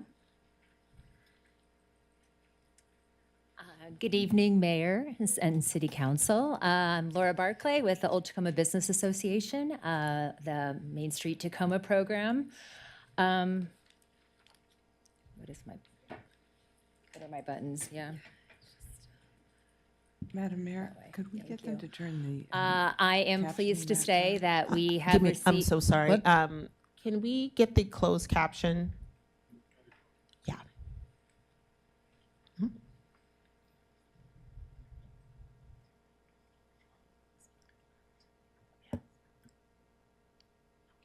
It's on. Good? I think we're good. Great. Well, I'm pleased to say that we have received our State of Maryland designation again for 2025, as well as our National Main Street accreditation. And both of those are based on annual performance reviews. I'm also pleased to report that I was asked to participate in a mentor program for the state of Maryland to shepherd new aspiring and connected main streets into full Main Street designation. So there's 8 of us throughout the state, and I'm being partnered with Laurel, Maryland, which is an aspiring Main Street. So just to give a recap of who we are and what our area of oversight is. So we're from the Takoma Theater in Washington, D.C. to the Co-op in Takoma Park, Maryland. Right now, our rents range anywhere between $40 to $55 a square foot. And this is a snapshot of visitor data, which is kind of cool. It's 2024, so we had this really great software package or software license that expired in 2025. It was using grant money, so I don't have it anymore, but I'm trying to get it at the county level. But it's data that captures geolocators, so your locator on your phone anonymously capturing that you've been in our commercial district. So we are able to know that we had 2.1 million visits in our old Takoma commercial district from Takoma Theater to the Co-op.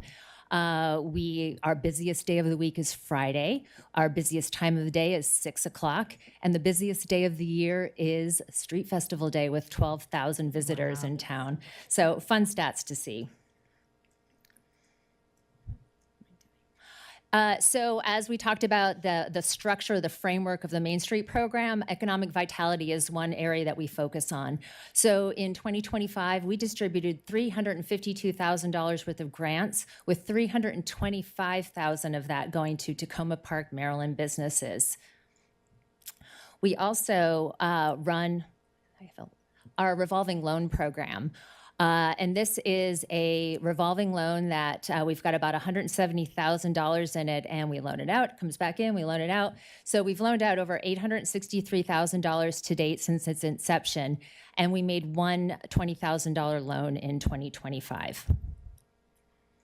We also manage the Shop Takoma e-gift card, and this we've opened up to all the businesses in Takoma Park.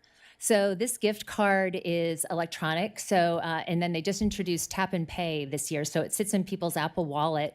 They go and use it just like their credit card, but it can be used across multiple Tacoma businesses. So someone hands out a $50 electronic gift card that you can little here, little there.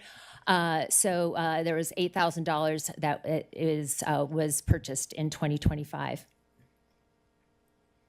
So we also provide one-on-one technical support with our businesses. So a variety of questions come up every single day.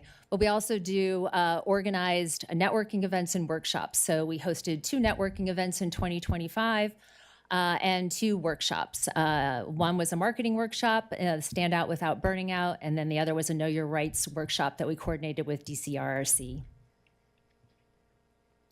So promotion is another area that we focus on. We run the Main Street Tacoma website where we've got all of our businesses on there, our community calendar that has the option for community members to submit their events, and that's where we compile the information for the This Weekend in Tacoma that goes out. Our website had about 80,000 users in 2025. Across all of our social media platforms, we had 1.1 million views in Facebook and Instagram.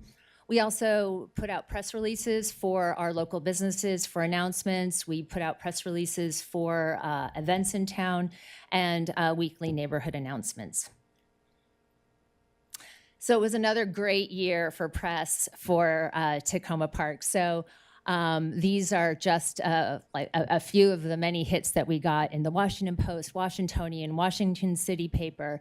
We know that we need people coming in from outside of Takoma Park to keep our businesses successful, and this is how this happens. And what I didn't put out here, which is very interesting, is this whole other world on YouTube, Instagram. We have a great example is Soko Butcher. Their cheesesteak has gone viral.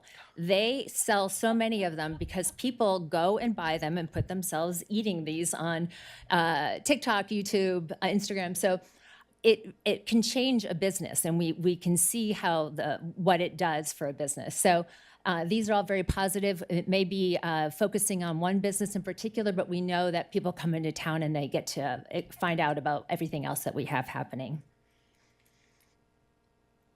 We ran 7 events in 2025. We'll be repeating all of these in 2026. Here's just Tacoma Pride was a great day in Takoma Park. We captured, I think, through the software that I mentioned, we had 5,000 visitors between the parade and Laurel Avenue. It was a very busy day. And then the street festival, as we said, 12,000 people come into, and we showcase Takoma Park when they come here. We also did promotional campaigns. So Play Local, where we sent out information on the local camps. Take a Second Look, where we highlight our second floor off-street and hidden businesses. Love Your Local, which we just launched the 2026 today, which shows how you can celebrate Valentine's Day while you shop locally. We sent out a health and wellness guide as well as our holiday gift guide. So from a promotional standpoint, we've recognized I've sort of maxed out what I can do myself now. So we're looking at ways to how do we expand things that we know work well. Well, we know that having events in town attracts visitors. When visitors come to town, they spend money in our local businesses. So we had previously partnered with local events on Laurel Avenue, like Crossroads Community Food Fair, the Takoma Park Children's Business Fair, in years past, but we decided we needed a way to formalize the program. So at the end of 2025, we launched the Laurel Avenue Community Partner or Partner Event Program. So people could put in applications and say, I would like to hold an event on Laurel Avenue. Here's what my event's gonna look like. Here's how we're gonna promote it. And here's how we think it's a good thing for the Takoma Park Commercial District. So we have reviewed applications, and we have about 12 events coming to Laurel Ave, including the ones I mentioned that are repeating. But we're hosting some new events. There'll be a bluegrass festival. The House and Musical Tradition folks are organizing. There'll be a activist fair organized by Free DC. And there's also a couple other of arts and crafts type festivals. And we also know these are really important that we're in a commercial district where we don't have availability or we have very low availability. These opportunities, these fairs provide micro entrepreneurs opportunities to come and take their business to the public in Takoma Park. And we know we've had success with that before. Laurel Leaf is a prime example where we had 3 businesses that participated as vendors in our events that came together. They were ready to move forward and get a brick and mortar. So we think these are a great launching pad. From a design standpoint, we worked on streetery updates. So I'm really excited to point out this bottom left-hand corner of the screen. So we've had tents on Laurel Avenue since the pandemic, and it's been an iterative process. The first ones we put up were little tents that you'd bring to a festival. They blew away. We invested in another set that were bigger and better. They also were damaged over time. The third set that we've been running with have been very good, but they've had big buckets of water to hold the tents down. Well, those are mosquito haven in the middle of summer. So thanks to Takoma Bevco's owner, Chris Brown, he purchased these covered areas for our community area, which means no one has to buy anything to go and sit and enjoy this space. And he's purchasing them for his private dining area. There's actually 2 up right now and in our community area, and they'll have the red picnic tables back underneath. And then they'll be moving down the rest of Laurel Avenue and installing them on Chris's, his property there. So I think it's gonna be a great addition. We also did all the holiday wreaths again this year, and it was the second year that we had a cohesive holiday display across the DC and Maryland, both sides of our commercial district. And we'll be continuing with both of these in 2026. So just a quick update on what we've got available in town. So the top 4 properties are in the district. The majority of them are the bottom floor of new construction. 1 Columbia Avenue. So this, I don't think the for lease sign is up yet, but it is on the market. It is the former Long and Foster house next to Girl in the Vine. So that's available. And then for sale, the 7030 Carroll Avenue is the former Takoma Bicycle Shop. I don't think the sign's up there, so a little pre-release info. And then 7042 to 44 Carroll Avenue is the former Bespoke Not Broke, and the house next door to that, it's a combined parcel. And then 7010 Westmoreland is House of Musical Traditions, and that's been on the market for a couple years now. That is where the owner, David Eisner, is trying to sell the property with a lease back of his business. So based on what we've learned from MHP and Chris Gillis, OTBA is looking at, could this be a possible acquisition of the building so that we could have a rent-paying tenant, keep a legacy business of 53 years in the community in place, and own the building and get David Eisner out out of the property just from a ownership perspective. So looking at all the grants that MHP's looked at, we're talking to the county as well, so state and county. So it's TBD, work in progress, but we're kind of excited and we're in the due diligence process now. So in 2025, we celebrated 7 openings in Takoma Park, 4 in Takoma Park, Maryland, and 3 in the district. And we have 3 more businesses that are about to open. Sangfroid Distillery, and just publicly for the record, we need a lot of help with WSSC. They've made it very challenging for this business to open. So we're working with the city now, but I think I need to make everyone aware this business has been trying to open for 3 years now, and renovating that building and putting millions of dollars into it. Richardson School of Music purchased the building right next to its existing current location, and they should be moving over there shortly. And then Fia Restaurant, this is SoCo owner Brad Fikert is opening a restaurant where Lamano Coffee used to be across from the Metro, and it's part of the new development project. So that is coming, no timeline yet, but that's in the works as well. So that is all I have. Thank you. Thank you. This is amazing. I'm so grateful for all of the work that you all put in. I was at a conference for my other life today, and someone said, "Oh, Takoma Park. You know what? I love Bevco. You know what? I love Cielo Rojo. You guys have some good food."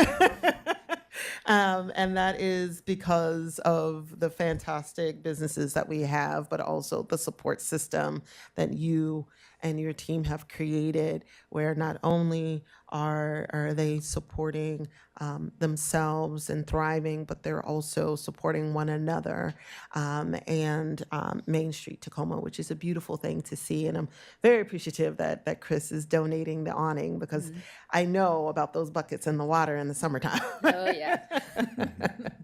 And I see City Manager DeSpirito. Yes. Welcome. Thank you for your presentation. Just want to follow up on one point that you were making with respect to the distillery and WSSC. My staff and I did call a meeting with WSSC about a month or so ago, and we did talk to them about this.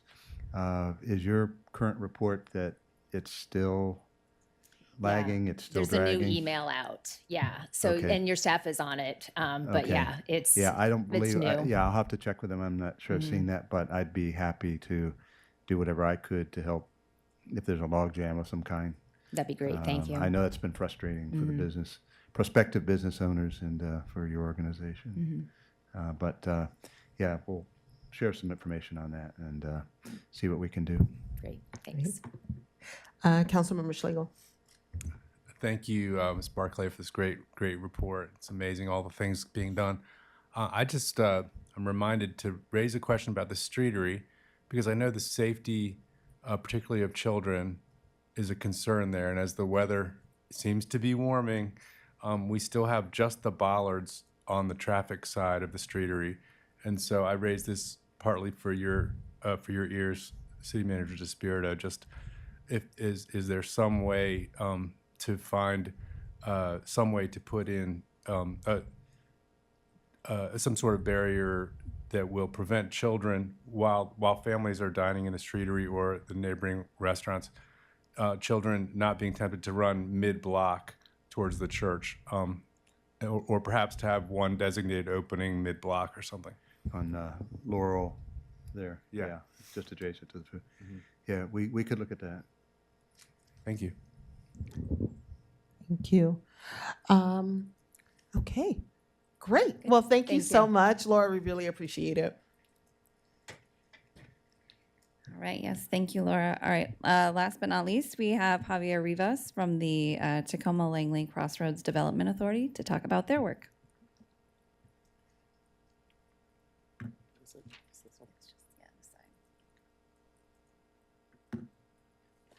Well, good evening. Thank you for having me, Mayor and Council.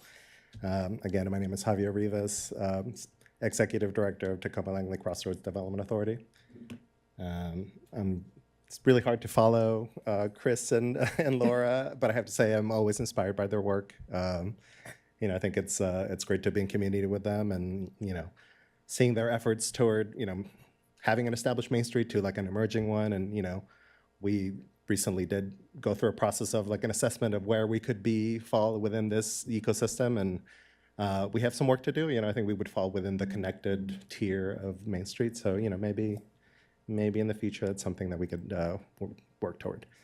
And also thank you for Chrissy introducing us too. I mean, it's great to have someone within the city as a partner as well that we can check in as well on a regular basis, aside from Councilmember Wesolek, who sits on our board as well. So it's nice that this is what makes us special, and makes the city special, and that we have so much partnership and exchange of ideas, right? And just as a reminder, here we are, Crossroads being the Crossroads because of the two beautiful major highways that intersect us. University Boulevard, New Hampshire Avenue. Our borders stretch all the way to Carroll Avenue, down New Hampshire Avenue. There's a little section that was annexed from Prince George's County in the 90s, right? That is, part of the now JBG managed shopping center there off of New Hampshire University. So it's about 150 or so businesses, about 20 different property owners that are members of our association. We were founded in 1987. It's a very, almost 40 years old, but we're still figuring it out. I think we're still very young. It's a very young team. I've just passed my 2-year mark. We have 2 staff members that have been with me for a year, and we see this period as a process of rebuilding and restructuring, really adjusting to the reality of who's there, who's on the ground, our businesses. Really reassess why we do what we do, and really I admire your commitment to representation. As we saw this during this meeting, right? As it's difficult to be there as a leader to really represent people who are in the room, people who are not in the room. We talked about Ward 6, right? That this is where we are, and I think it is perhaps difficult for some members of this community that can't show up to these meetings, right? And I think I take that very seriously as well, right? To being part in this position to acknowledge that there's a lot of work that we need to do to make sure that we're representing everybody equally within our community. Part of that representation, we have our board of directors that has to come from our businesses and property owners. Currently, we're going through a restructuring. We have 3 active board officers, and we are voting in 3 new directors next week, actually. So we'll go back up to 6. And so I had to have some tough conversations with some folks, and really acknowledge again that perhaps they have not been given the opportunity to shine as leaders, right? And so I think that's kind of what's one of the goals too, is give them the opportunity to participate in the strategic planning of the organization, and really have not just be the staff and the executive director who's like really creating a strategy or recognizing the needs of the community. It really has to come from them. And the city obviously gives us the authority to levy this fee on every property, brick and mortar property and business within the district. Always looking to expand funding. We've been lucky to get support through the county place-based management program. We talked about Main Street, which follows that Main Street framework, and also through state programs. And those programs support our 4 tiers of service, right? The marketing, safety initiatives, technical assistance, collaborative efforts, brings in the partnerships and resource building, right? And we're always looking for economic vitality, recognizing the legacy of this immigrant hub of entrepreneurship that exists within the city of Takoma Park. It's been known as the International Corridor. Again, just recognizing that legacy of entrepreneurship and how those waves of immigration have shaped the identity of the district, and in the services and the goods that are there reflect perhaps items that you might find elsewhere at your home country, or navigators that help navigate a new arrival, right? Like new systems of government, civic engagement, doctors, lawyers, et cetera, right? Currently our surrounding population, we are at the border of Prince George's County. We're about 80% Central American immigrant. Can't wait for the Crossroads Farmers Market to start up again and have some nice produce and nice weather and nice community space. I think I would be remiss to not mention the fact that there is difficulty in creating community and gathering, currently. And despite of many efforts from my part and previous administrations, executive directors, and I think we have a lot of work to do to ensure that we continue having spaces that feel comfortable and safe for our neighbors and our community. This is just a quick overview of this year so far. Our priorities have focused on, again, placekeeping, making sure these the islands of concrete that we have are activated and are able to be used for events and gatherings. Create a cohesive district identity via branding and beautification services. Make sure we're marketing our businesses individually, but also the district itself, right? To make sure that people know where we are, how to get to us. Similarly to Long Branch, we have the ongoing Purple Line construction. I think we're feeling hopeful that it will be done soon. I think it's, once the dust settles and we're able to rebuild and again build more of an identity and around this new construction, right, and the opportunities that come with it. And again, the priority of ensuring that there's a sustainable organization, right, that will continue to serve the needs of that community, right. So this is just an example of one of the most recent sidewalk murals. This was made in partnership with Chalk Riot. And it's beautiful. It serves not just as a marker of the area, but also creates visibility for pedestrians. It also creates a sense of belonging. Again, like we're very intentional about choosing the artist and choosing motifs that elicit images of immigration, right, and migration, right, with the birds and a maize plant and even the idea of like a pathway, right, and so it brought visibility, representation, and it's just one of many to come. We also did this work with the University of Maryland students. Through PALS is I forgot their acronym, Public Action of Learning for Sustainability, perhaps.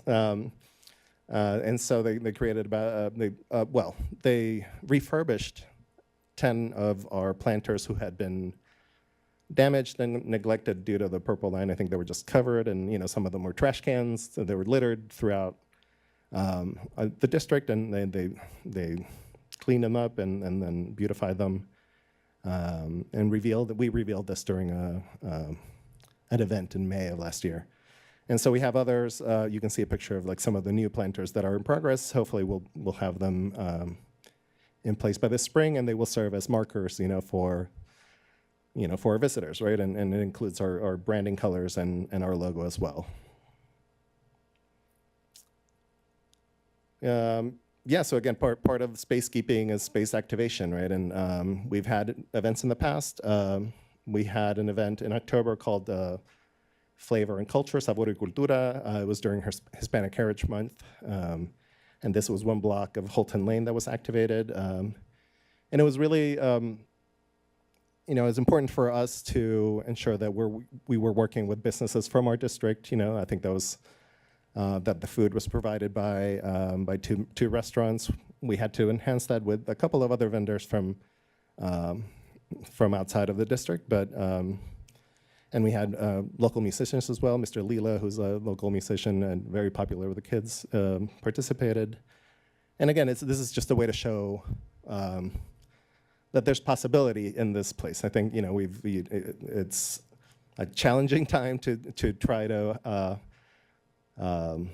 be outdoors. I think we did a lot to try to encourage folks that were even within the district that day to come and celebrate, but there's still some hesitation. So I think that, again, we're going to be building on these efforts, right, and finding ways to make sure that that there's allyship and there's folks that come out, and not just from the neighborhood, from outside the neighborhood who want to support us and want to see these spaces being activated, and just experience joy with our community members. Right? Part of that, the October 4th event, we did a little promotion on WUSA. It was great to see Sylvia Wessa, who's a second-generation restaurateur. She's been very active. She's now actually joined our officers as vice president.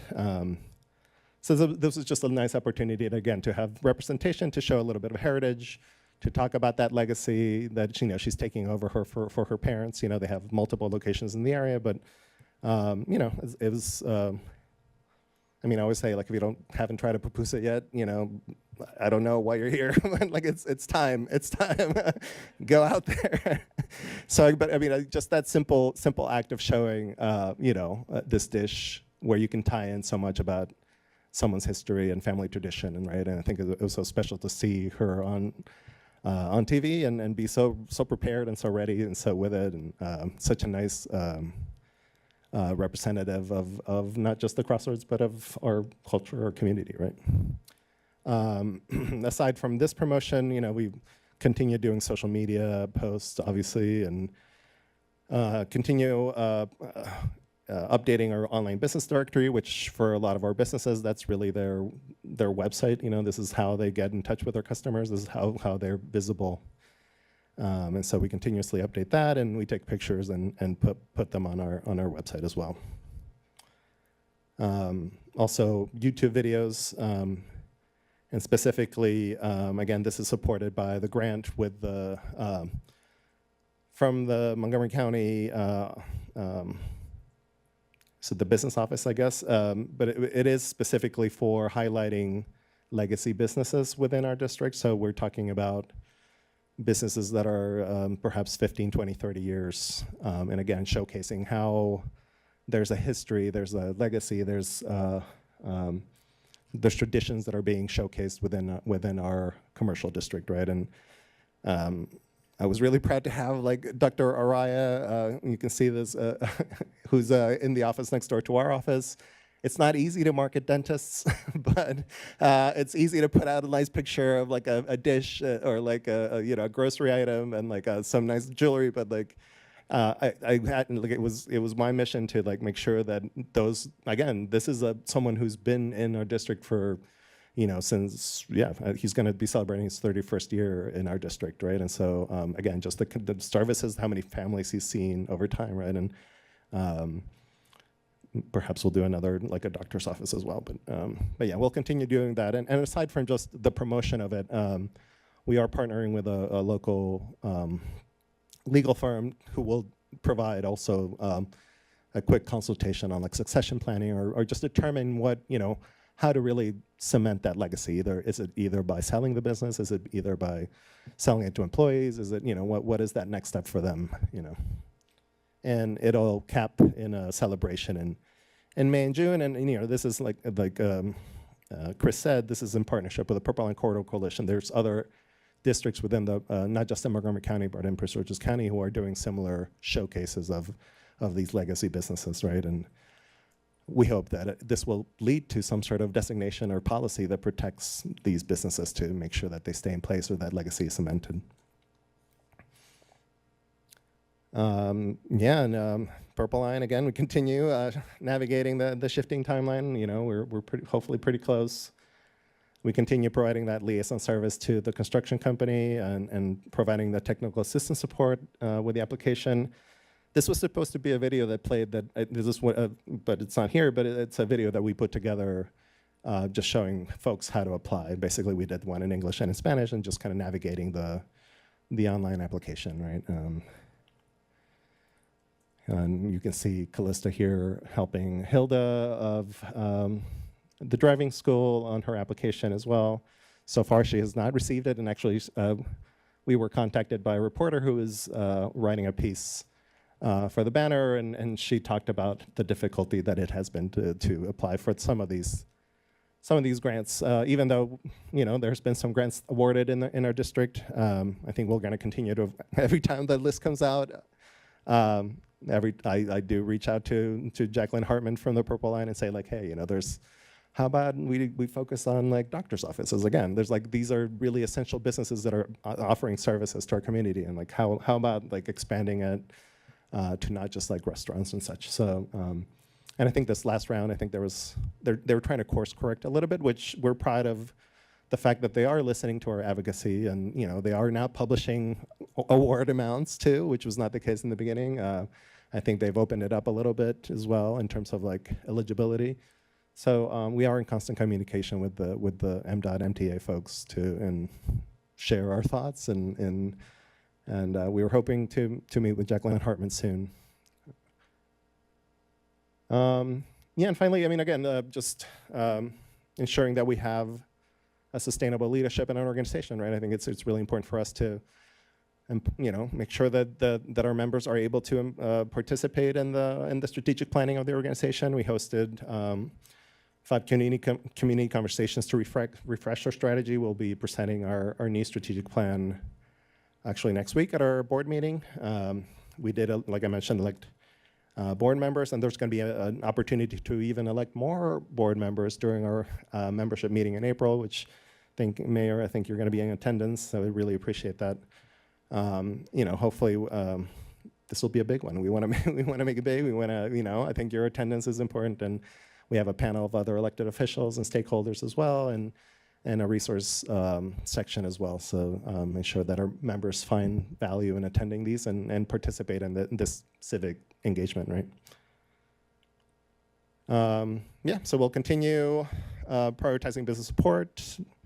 I already spoke about some of this. One thing that I haven't spoken about, I think the goal, the dream really is to find ways to extend beyond our borders, right? And really the commercial district extends into Prince George's County, right? And so we're divided in half, and we're only looking at the Takoma Park geography of the commercial district. So it would be ideal to either establish some other entity that may provide similar services on the Prince George's County side.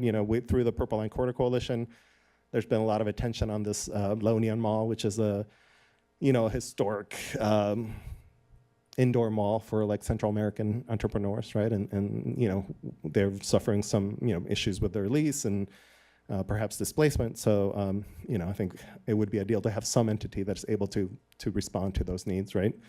And then continuing to diversify our funding and resources and build our partnerships, because that's where we are strong. So thank you so much for your time. Appreciate it. Thank you very much. Councilmember Wesselek. Thank you. Thank you so much, Javier. And it's exciting to see this and for others to see all the great work that you've been doing. And I also want to do a big acknowledgement shout out to your team, that the 3 of you are doing a lot, even though it's just 3 of you. So I know in general, we want to know how we can support the businesses better. And I guess specifically, given the political climate with immigration and whatnot, is there anything different, extra, that we could be doing to support businesses, given that so many of them are owned by immigrants, the employees are immigrants, and the customers are as well? Just how can we best support? Yeah, I appreciate that question. I think we're up against a lot of challenges, right? I think the shopping patterns that were disrupted due to the Purple Line, I think has a lot to do with the accessibility of a place. And now that that's done, I think perhaps it's time to kind of walk around and visit the crossroads again, right? I think we've lost maybe some of those like key anchor businesses. I think we had a lot of South Asian cuisine, right? And like Tiffin, let's say, or Woodlands on one side, on the Prince George's County side, right? And so, which I think were the kind of the anchors for and the attractive restaurants. But there's so many more, right? And so many others have come in their wake. And so we asked for allyship. I think I think it is, again, the challenge is changing people's spending habits, right? I think.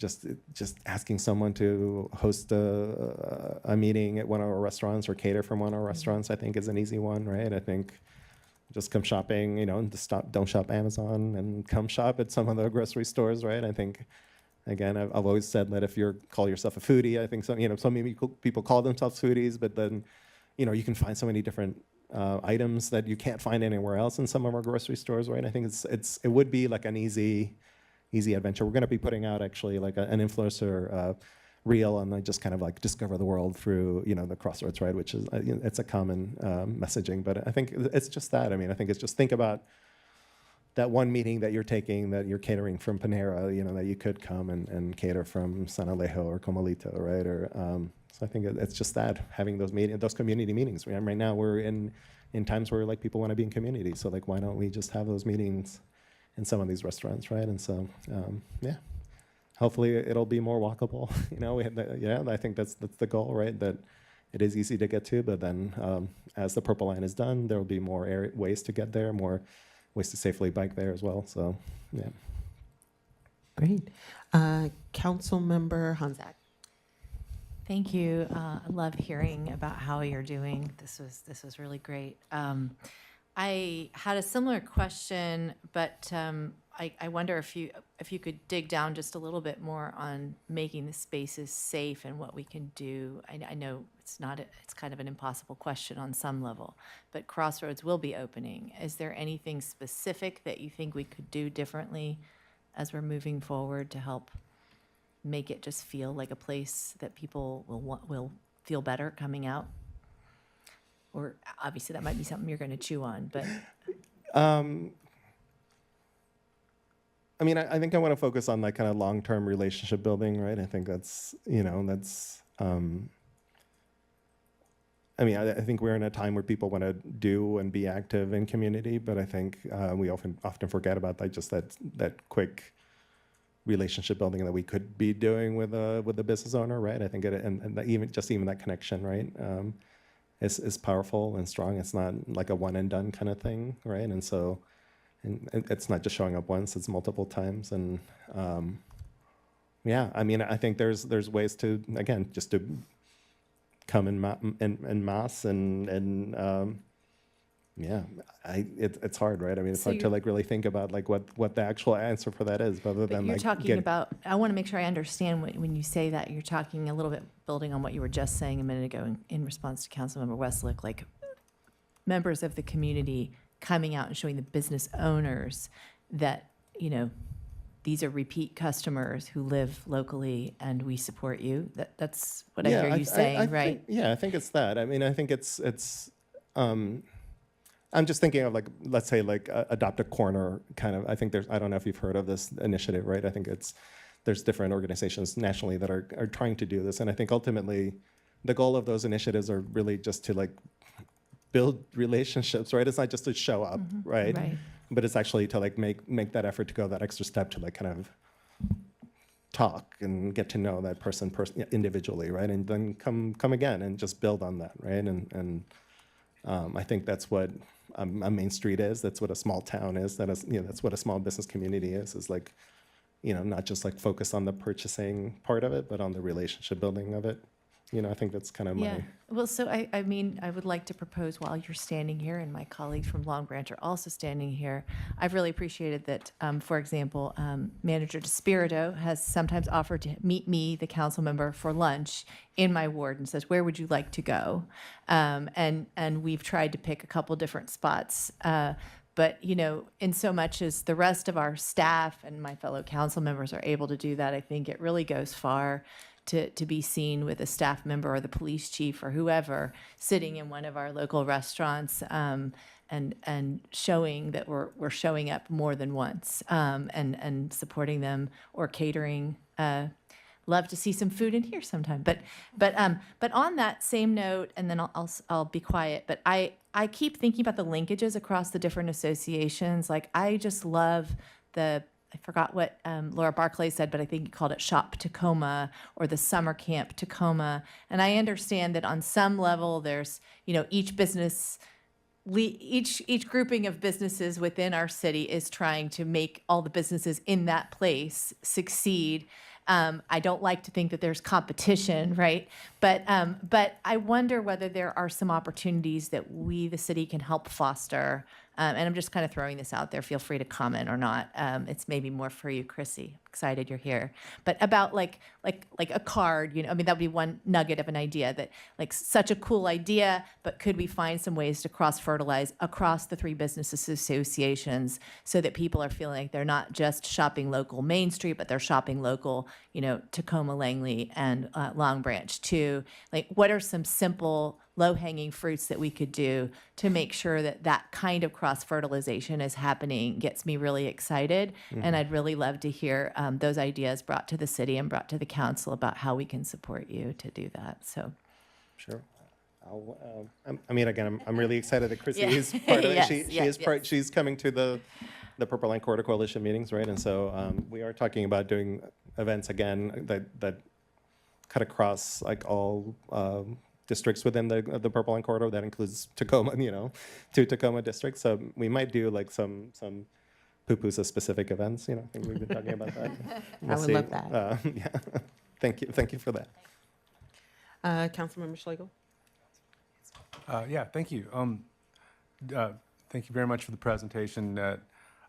One thing this makes me think about in terms of promoting businesses is that I know that our city newsletter routinely announces new businesses that open in the DC part of Main Street, Tacoma, and from time to time mentions new businesses opening in areas adjacent to Takoma Park on the east and north side. But I wonder if that is something that could be made a common practice. For example, you mentioned Woodland Restaurant closing, and that was known to a lot of people, but Ananda Kitchen is now, I think, in that same space or near there on the Prince George's side. And they model, the owners there are modeling getting to know customers individually, just like you were talking about. And it's also an interesting space because there's 3 businesses sharing one space there, kind of an incubator model.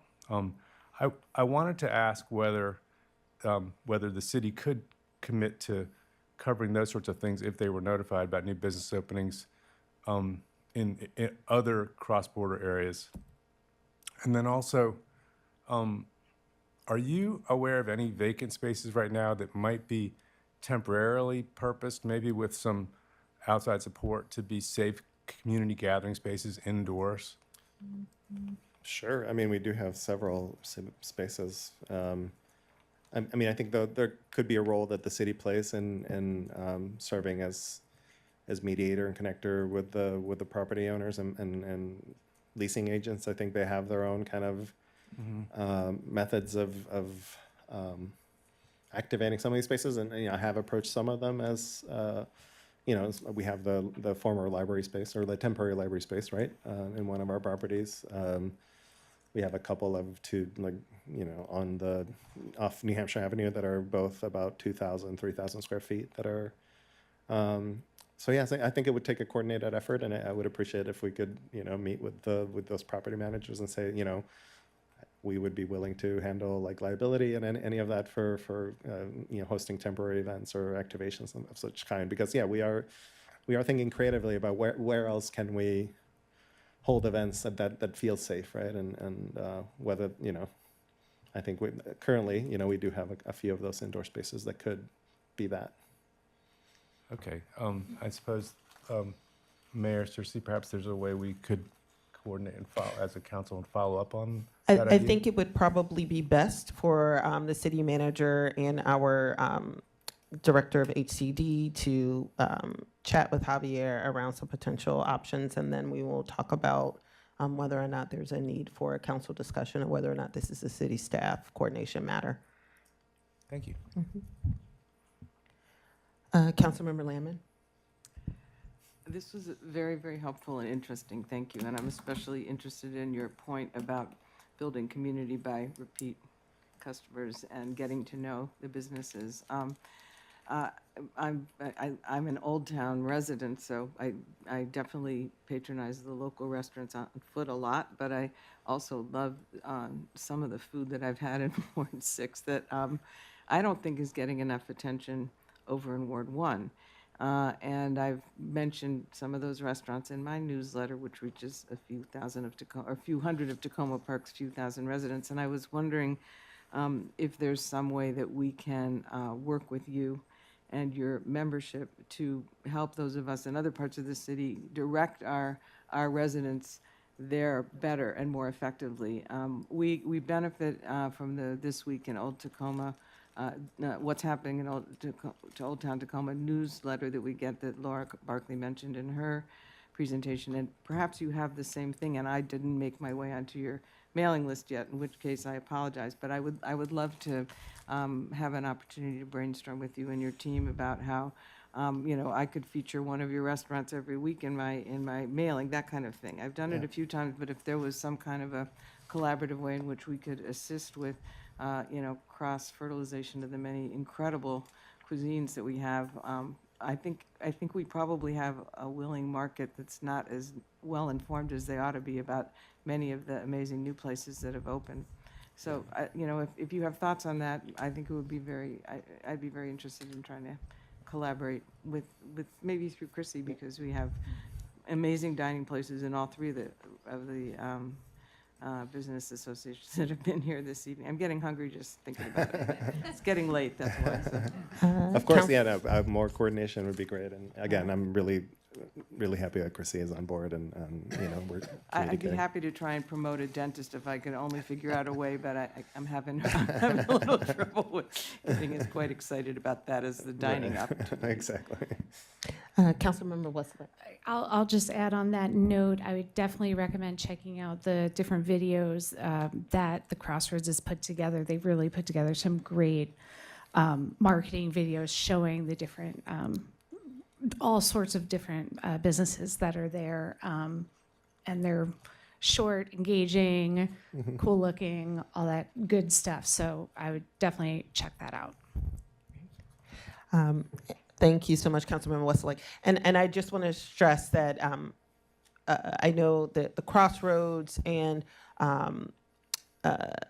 Old Town both have newsletters, and we now, and amazing newsletters that kind of walk you through some of the things that they're doing for the businesses in their district. But we also now, thanks to Chrissy, have a economic development business focused newsletter as well. So we do. Have you not seen it? How did I not? Everyone should be on the list. We've sent out 2. I do a dance every time it hits my inbox. Whoa, I want it. Thank you. Please forward it to council, because I do a dance every time it hits my inbox, and I don't understand why others are not dancing as well. But it is something that is really, really great for us to make sure that we're aware, and that when we are promoting the community, sending out information to the community, we are promoting the business associations, but also we talk a lot about how to fill the gap of those businesses that are not within the respective business associations. And so Chrissy is doing some masterful work in terms of not only convening these wonderful organizations that are before us tonight, and I am sorry, it's 10:30, but soon to be morning, but that is also doing lots of outreach to those businesses that are not within these various jurisdictions. So thank you so much, Chrissy, for all of the work that you're doing as well. We really appreciate it. All right. So with that, thank you all. Have a fantastic night. You too, thanks. All right. Director Chung. Up next is the work session quarterly financial report for the second quarter. I will be happy to lead us through this. Excellent. And Director Chung is available to help answer any questions that might arise.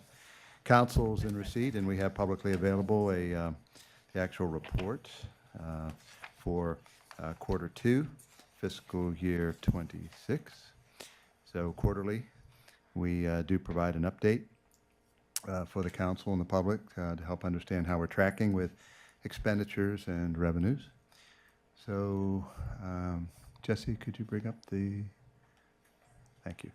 We have a little presentation.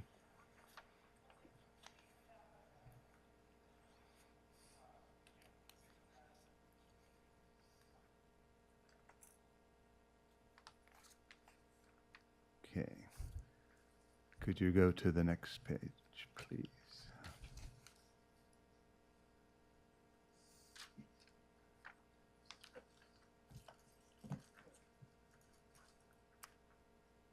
My screen is blank.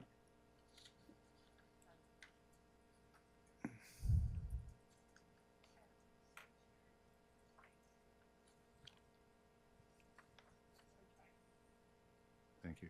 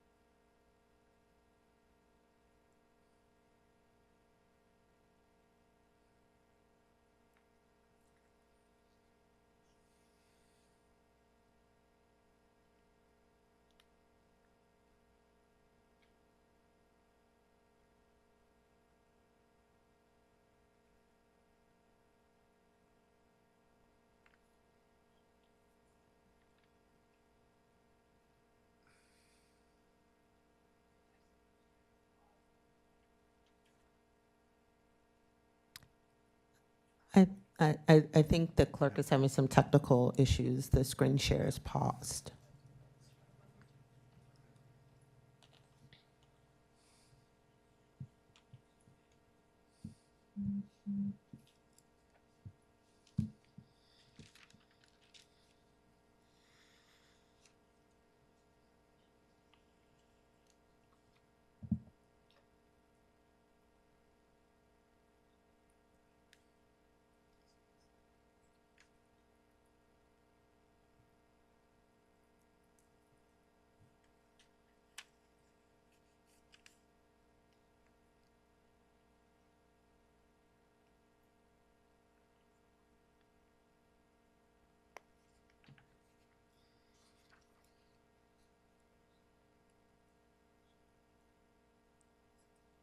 It's all right.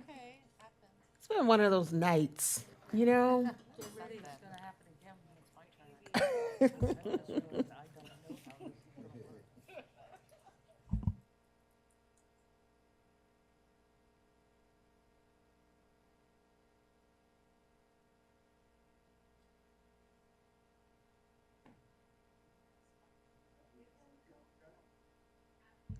We see it. Oh, well, it's gone now. All right, it's there. Awesome.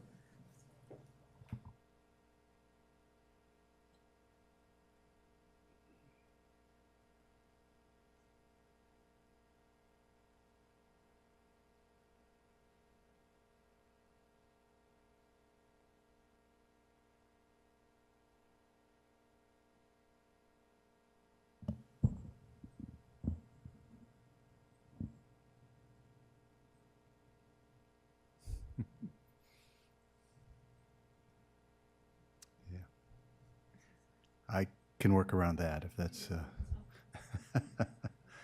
I won't let that distract me. Okay. All right. Thank you very much, everybody. So this report, this second quarter report for fiscal year FY26 covers the period of July 1st, 2025 through December 2025, so the first half of the fiscal year. The purpose of this report is to summarize revenue and expenditures, including, it's inclusive of budget amendment number 1, also to identify discrepancies in year-to-year trends, and to enable inquiry and investigation of any inconsistencies.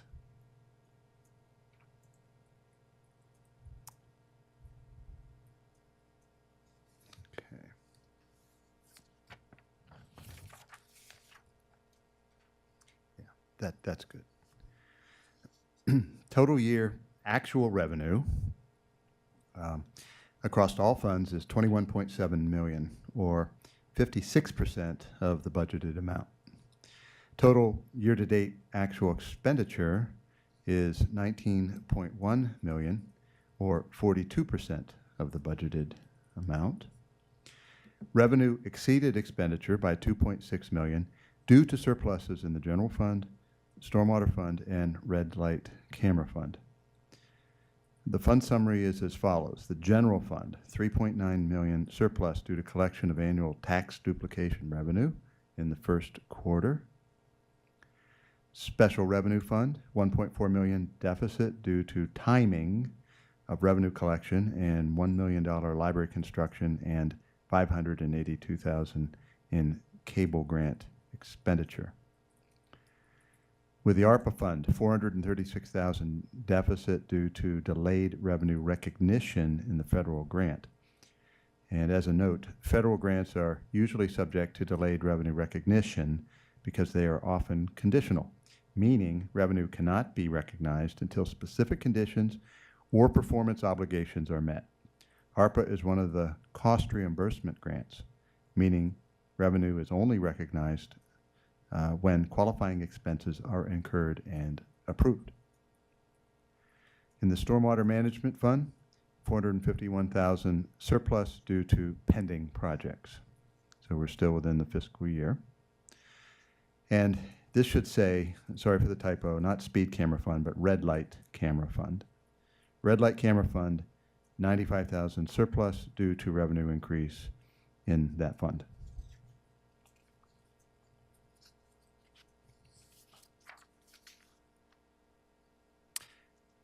The general fund is the chief operating fund of the city.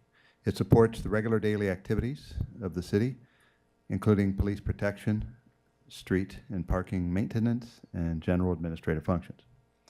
The primary general fund revenue sources are taxes and utility fees and intergovernmental revenue.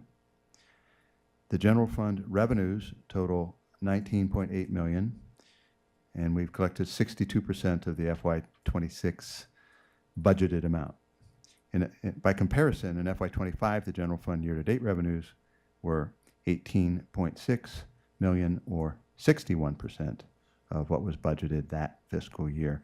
And in the chart, it indicates 38% is revenue still to be collected, but this 62% is revenues collected to date.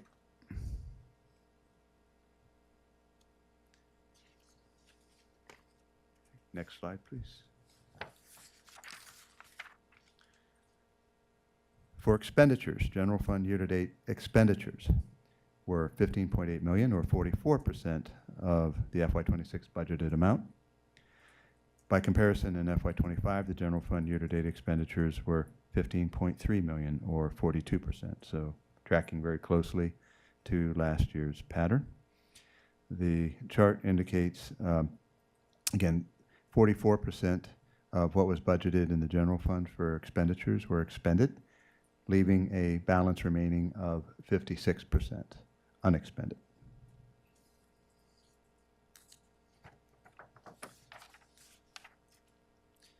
General fund revenue and expenses whose percentage collected or expended differs by 30% or more year over year is considered significant. So I add that as a note. So we tend to highlight those where there has been more difference. Significant differences in revenue collection from FY25 to FY26. Penalty and interest, FY26, it was $45,000, or 64%, versus last fiscal year, $23,000, or 38%. Penalty and interest collected for the real property tax are higher in FY26. There is no regular pattern for the collection of penalties, so it will vary from year to year. Addition and abatement, FY26, let's see, yeah, FY26, $6,000, or 38%, and FY25, $24,000, or 119%. The addition and abatement represents refunds and chargebacks related to property tax revenue. Refunds in FY26 are lower than last year. There is no consistent pattern, again, in the timing or amount of property tax refunds. So another one that's a little harder to predict. Takoma Langley Recreation Agreement, FY26, nothing to date collected. FY25, we had collected 25%, 21,000. The quarterly revenue is $21,255, and there is a delay in collection of this revenue in FY26. The city received the first and second quarter revenue in January, so that was just outside of this report. which is just covering the first 2 fiscal quarters that ended in the end of December. So this $21,255 will therefore be reflected in our next report, Q3. Sale of city property. For FY26, $64,000. And FY25 was $3,000. That represents 430% versus 20%. And the explanation is that over the past several years, a number of police, and it should also say public works and recreation vehicles, were awaiting replacement. Once replacement vehicles were received, approximately 20 vehicles associated with these 3 departments with the FY22, 23, 24, and 25 replacement cycles, these vehicles became available for sale, resulting in the higher than usual revenue.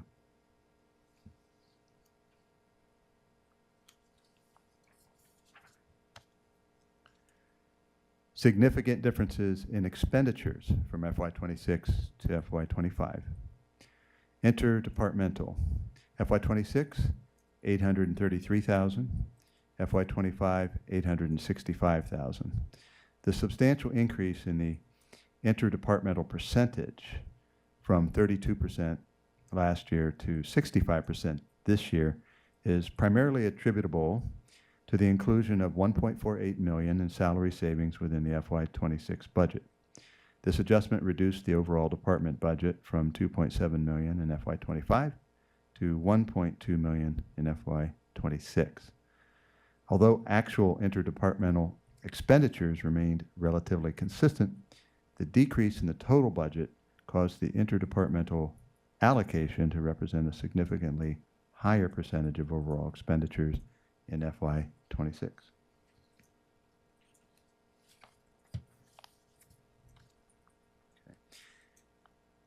And this table represents revenues by funds and expenditures by funds.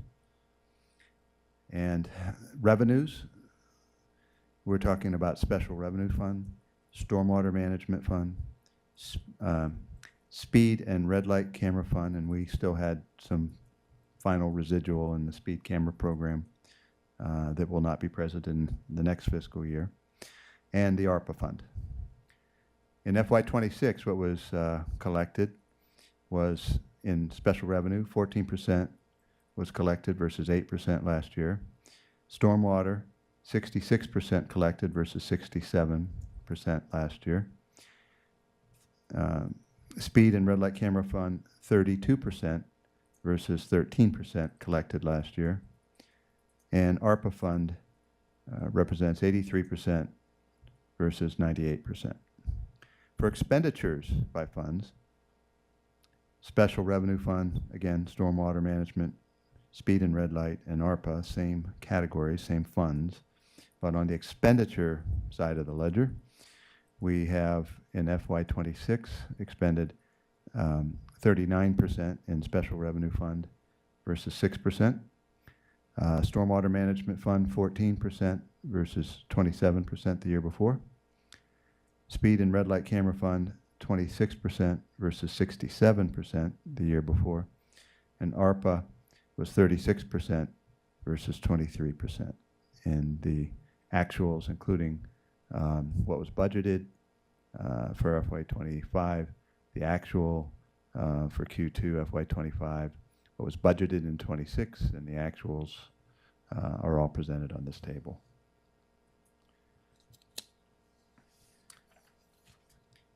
With respect to the red light camera fund, revenue totals $851,000 or 32% of the budgeted amount. Expenditures total $756,000 or 26% of what was budgeted. The red light camera revenue showed improvement beginning in FY26, while expenditures remained stable. The second quarter performance resulted in a surplus of $94,942. In the stormwater fund, revenues total $616,073 or 66% of the budgeted amount. Received from, and this is revenues that are received from the county monthly because the county collects them. Expenditures totaled $165,000 in stormwater fund, or 14% of the budgeted amount. The second quarter performance resulted in a surplus of $450,835 due to lower expenditures from project timing.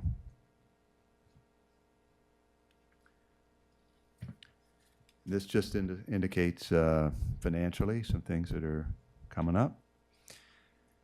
March 18th, the proposed FY 27 budget book would be published, the city manager's proposal. March 25th, city manager's FY 27 budget presentation publicly.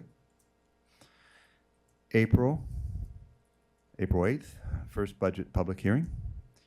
April 13th is the first budget reconciliation meeting by council. April 20th is the second public hearing and the second budget reconciliation session. April 22nd is the third budget reconciliation session.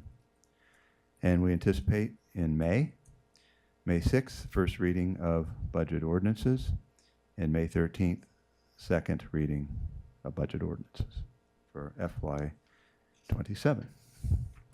So with that, thank you for your patience. Susan and I are available to attempt to answer any questions, receive any comments that the mayor and council have. Thank you. Great, thank you so much. I will start this conversation like Director Chung has always heard me say.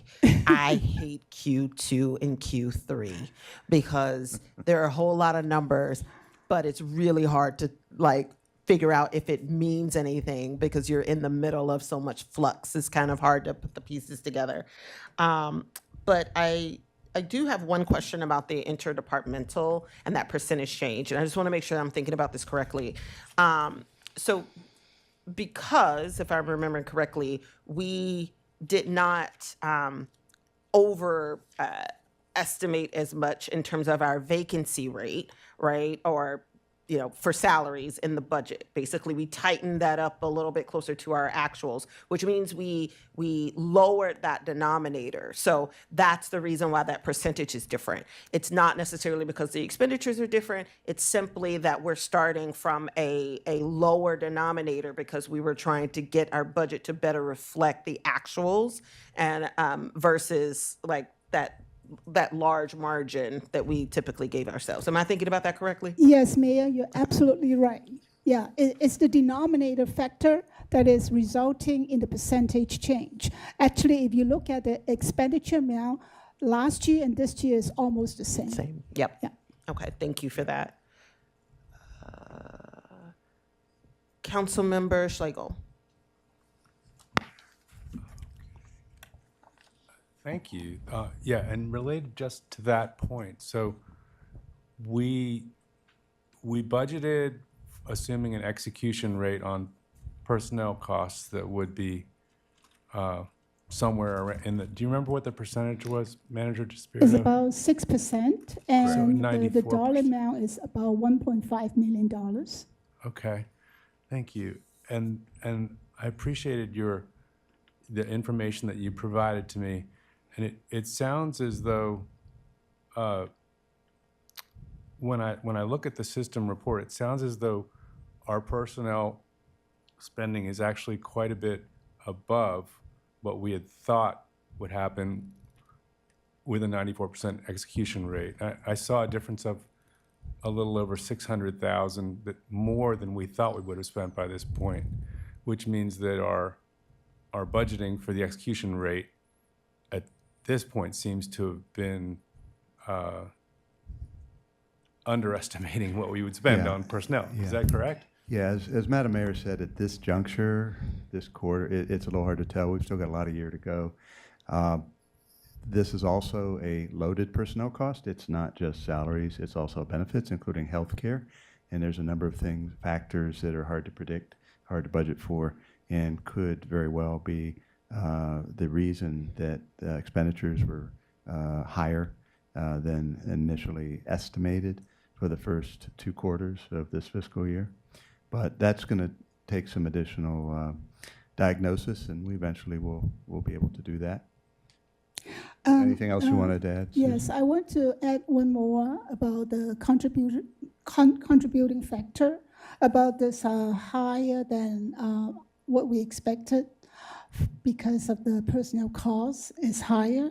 It's mainly because of the use of the overtime to maintain services level in departments experiencing vacancies. Yeah. There are several vacancies in different departments. For example, police, we have several vacancies there because we do not have sufficient, resources, manpower resources. That's why we need to use the existing staff, and they need to be engaged in the overtime. So the cost of overtime is usually higher than the usual salary. So this is one of the reasons why the salary saving does not show as what we expected. Yeah, the you. union So- contracts would call for time and a half or Yeah. even more if it was a holiday or anything like that. And if we have coverage, and it's a very good point, we have coverage due to vacancies, coverage that has to be, in police department or whichever department, public works, where we have to cover through overtime. We are paying a premium for that. And so that is some of the boomerang expense that can sometimes happen. Thank you. So in budgeting for FY27, if you proceed with this practice for the second year of budgeting for an execution rate on personnel, will you be factoring in overtime expenses as well? Because apparently that was not factored in this year.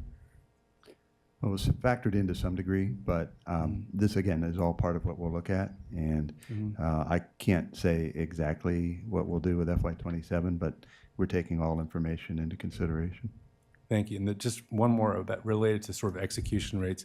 I noticed that far less than 50% of the stormwater budget has been spent so far. Do you anticipate getting those projects done for the most part that were budgeted this year by June 30th? This is very normal that when a new fiscal year begins and money suddenly becomes authorized for projects, there's all that lead time. So it's very typical that it's end loaded in terms of expense.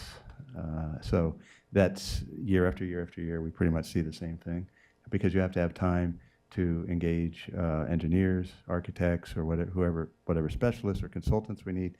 Have to have time to advertise for bids, go through the whole procurement process, and then ultimately there's a mobilization period before a contractor gets in the field and invoices start to be submitted. So it is typical for, and I've seen it in just about every city, that these types of expenses for projects tend to be end loaded in terms of the calendar.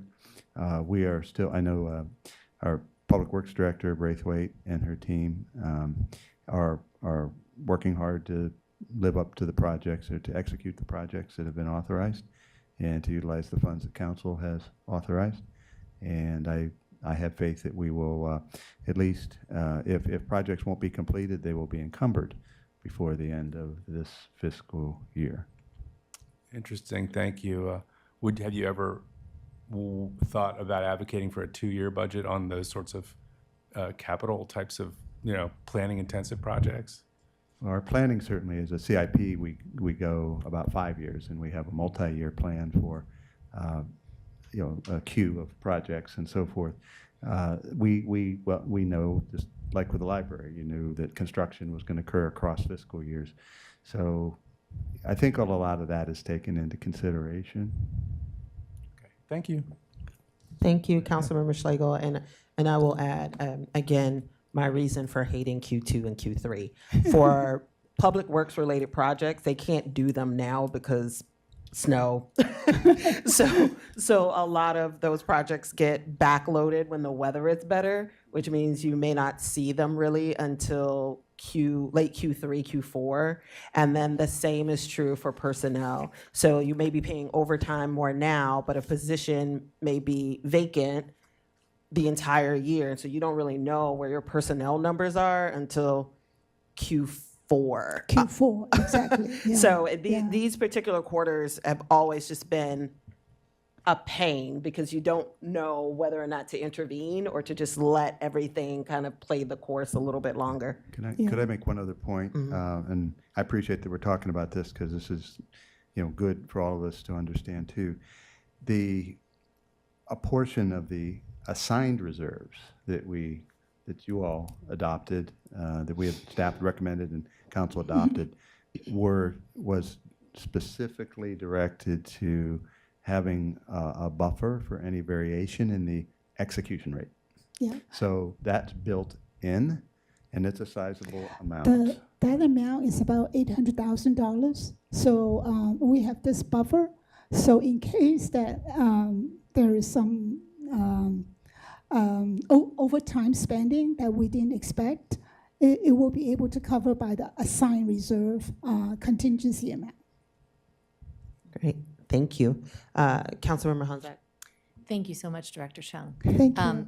Just, I guess, two questions. One is, as I read through this, have read through the slides, listened to you give the presentation, my takeaway is there are really very few conclusions, in fact, that we can draw, as the mayor just said, which makes me just want to say, so is there anything in here, Director Chung or City Manager DeSpirito, that does stand out to you as something that we should just keep an eye on, because I'm not seeing it?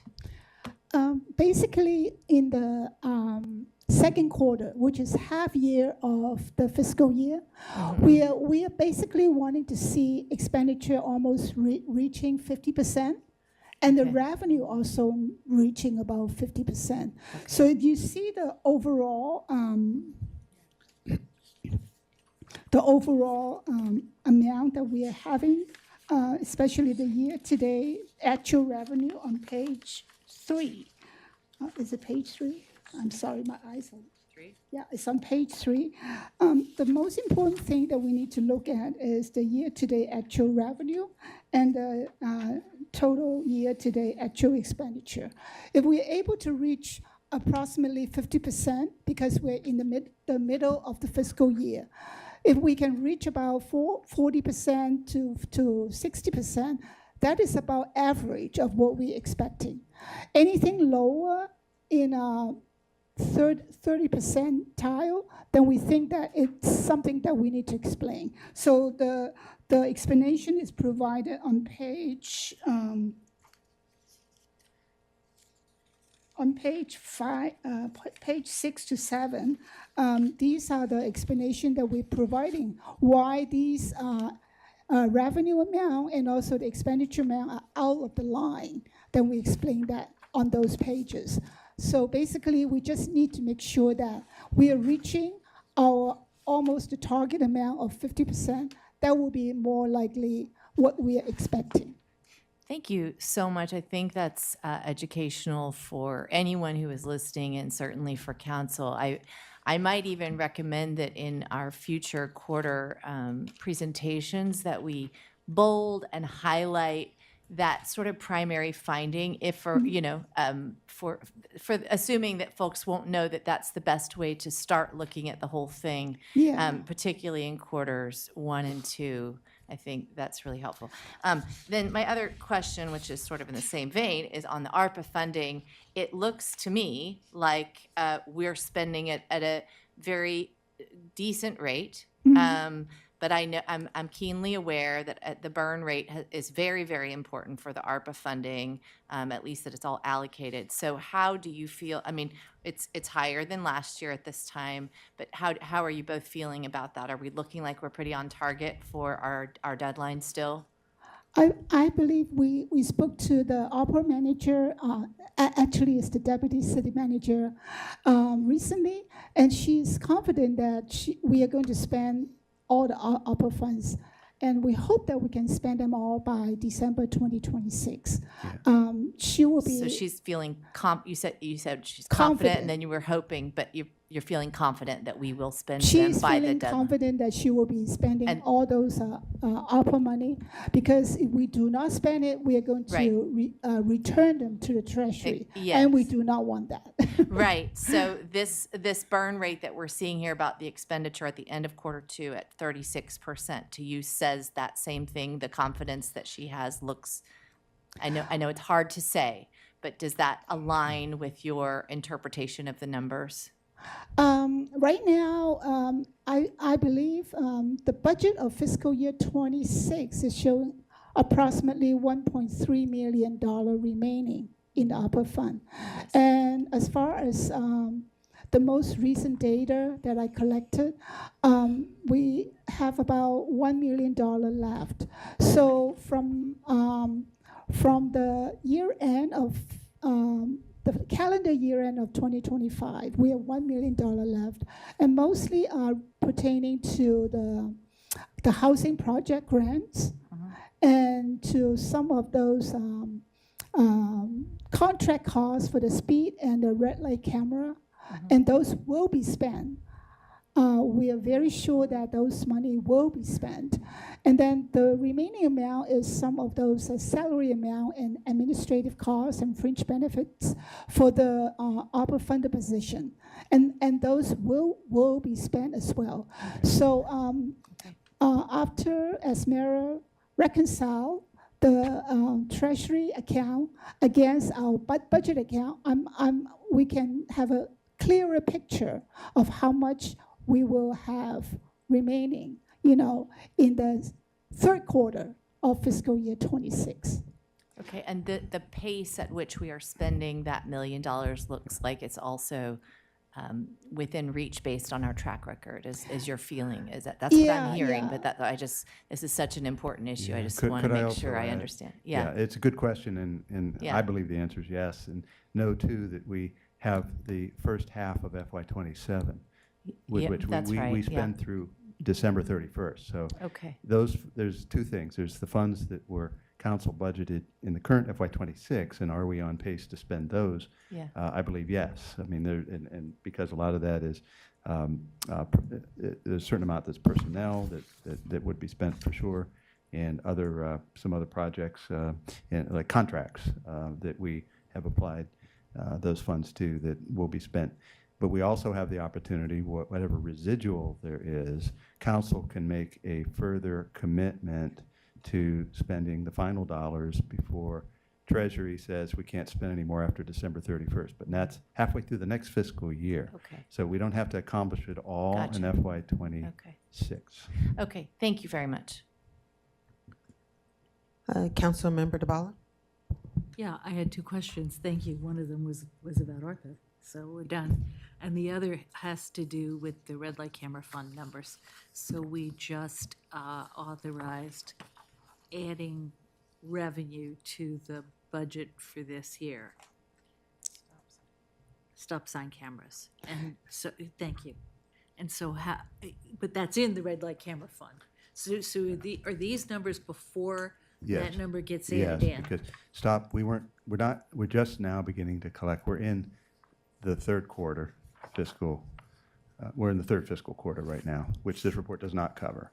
We will begin in subsequent reports, we'll start to see going the red onward, light into the next the fiscal year. stop sign camera The stop, revenue. the stop sign Yeah, camera okay. revenue, plus the fact that we are looking to add 2 other red lights. We're on the verge of establishing 2 lights at New Hampshire and University. Only held up, unfortunately, for 3 weeks due to this weather, because they've got to plow all the snow out of the way. That's SHA. We've offered to go out and plow it ourselves. Hopefully they'll take us up on it. But the combination of red light and stop sign, we'll see much more evidence of that More robust revenue numbers in next the time. and also noting that the number one reason that we do these projects is not for revenue but for safety. We want to get them there for safety, pedestrian, bicycle safety, people blowing red lights. We're just trying to avert disaster. The other thing is that the revenue, there's a grace period with the stop signs, as we had where we weren't collecting revenues. We were doing warning, citation, education. That's where we are with the stop sign. But that's going to, we're really getting into the phase. I think we've begun now to issue citations on the basis of violations. And also there is a possibility that the definition of geographically where we can put stop sign cameras may widen.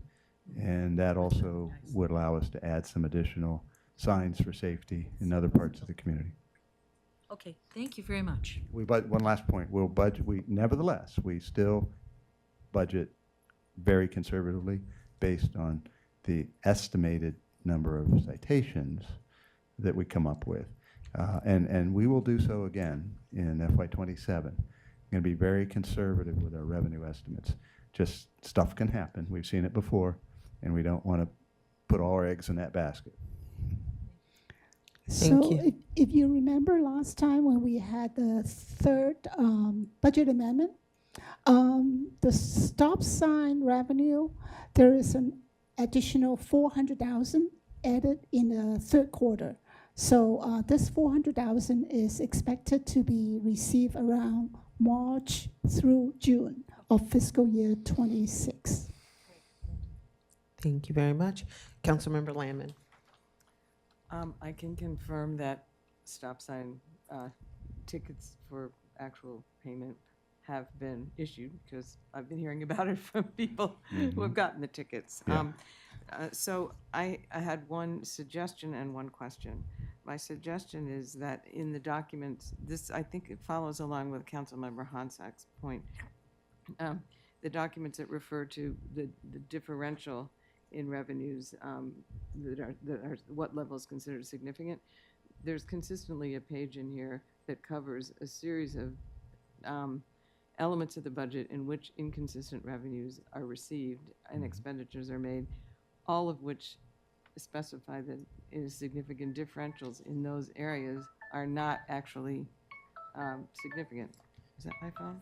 No, that's my timer for Okay, this sorry. discussion. So maybe it would make sense to indicate that on that page of the report, so that that's the one that lists penalty and interest, addition and abatement, et cetera.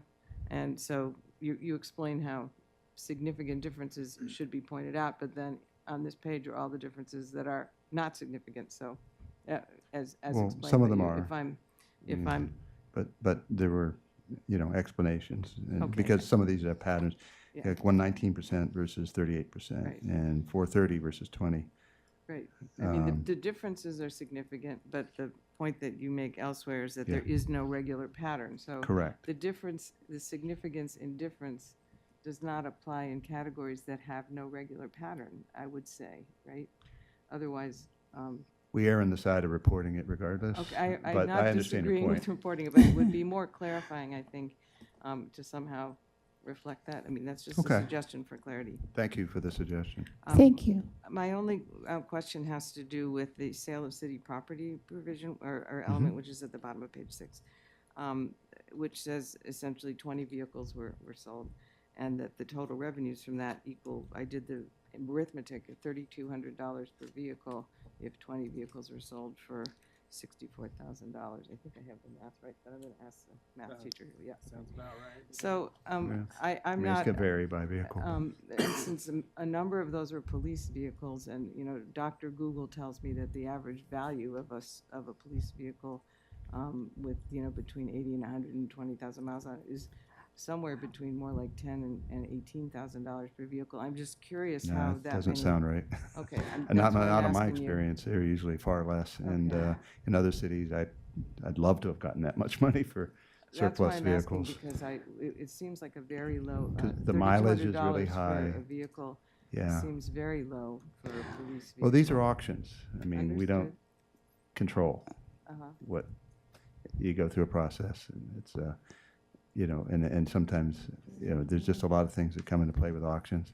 Uh-huh. But those dollar amounts, I mean, usually vehicles with a lot of wear and tear, a lot of years, a lot of miles, even though we've maintained them as best we can, a lot of times by the time they're surplus, it may have a fair amount of defects to them. We're not fixing them up Right. especially for the sale. So We're $3,200 just disposing. per We're just vehicle disposing of seems- it. Sometimes cars are totaled. Basically, they're being sold for scrap. So So the 20 it can would happen. include- It can happen. It just depending on the quality. You could have a 15, 20-year-old public works vehicle. Yeah. It's just I not wasn't gonna- aware until you mentioned it was not only police vehicles. not so just that's why I'm police. curious about the So the average value. the maintenance manager in the Public Works Department let us know that if we need to maintain those vehicles, that is old and have wear and tear, it's more expensive than we're selling them. So instead of keeping these vehicles on hand and we have to maintain it, the cost is higher. So that's why we are trying to sell these vehicles, and it's being auctioned. And there's, the price is something that, as the city manager said, we cannot control the pricing. It's usually handled by the Public Works Maintenance Department, and if they can sell it, then we'll send it to the Finance Department, and we keep record of the sales price, and then we will remove those vehicles from our fixed asset books. So that price per vehicle does not shock you, and this is the actual price and not something related to how they're valued over time or through their depreciation. And some of value these or were from something. FY '22, which means they might have had 15 years older than that. So by the time they go to auction, they're getting closer to 20 years, So 15 or 20 years. And the Blue Book value, which the auctions basically start with, it can be quite low. So most of the vehicles that we are selling out, they do not have any residual value because our vehicle depreciation period is usually about 8 years. And some of these vehicles exceeded those years, so the residual value is usually 0. So when we sell those, this is a net gain for the city. Thank you. All right, well, thank you so much. Thank you. We appreciate it. Sure. And I believe this item, are we passing? I think we have a resolution on the, no, nothing on this, just presentation. Awesome. That's all. Thank you so much. Thank you. Okay, the next item, we're going to move to our voting session. Yes, it's that late. The voting session this evening is the first reading ordinance amending the Takoma Park Code to expand the homeowner property tax credit program. Are there any modifications to the package that the council has previously provided? There is no change. Okay, excellent. Would someone like to move? Thank you, Councilmember DeBala. The first reading ordinance amending the Takoma Park Code to expand the homeowner property tax credit program, and I heard Councilmember Honzak seconded. Are there any questions or points of discussion? All right, seeing none, would the clerk please call the roll? Councilmember Landman. Aye. Councilmember DeBala. I proudly vote yes. Councilmember Schlegel. Yes. Councilmember Gilbert. Aye. Councilmember Honzak. Aye. Councilmember Wesselek. Aye. Mayor Searcy. Aye. All right. Well, we're making up some time. Thank you very much. And so we're going to move to our work session, the draft resolution follow-up to the Council Compensation Committee. So what I have done is tried to put in some language into the resolution, and everyone should have a copy of it. That, and this was a tricky one, so I am asking folks when we are fresh eyes to take a look, because I tried to synthesize some of the comments that were made, but also tried to stay true to the code and what the committee actually recommended, which meant that there were some things that were discussed during the meeting that were never recommended by the committee. Hence, we have the next work session on 4-year terms. And then there were some aspects of recommendations that we as a council did not choose to act upon. And then there was this whole suite of other things that really were more candidate education and community engagement, which kind of went into this other space that wasn't immediately tied to council compensation directly. So this one was a little tricky, and I am going to be transparent and asking folks to please take a look at this. So we can jump into the I can kind of give a quick summary of the whereases. And so much of the whereas is the really pro forma, just describing what we went through. But the 1, 2, 3, 4, 5, 6, the sixth whereas, Recognized. it is the 1, 2, 3, 4, 5, 6, and I could read it aloud. Whereas the committee recognized that there were challenges that current and future council members might face with serving on city council that the committee could not address, such as childcare. Now, it's not as clean as I'm reading this at 11:30 as I would have liked, but the point was, and in talking with council member Westlake, the committee mentioned childcare in the draft, but then in the final report of recommendations, they did not.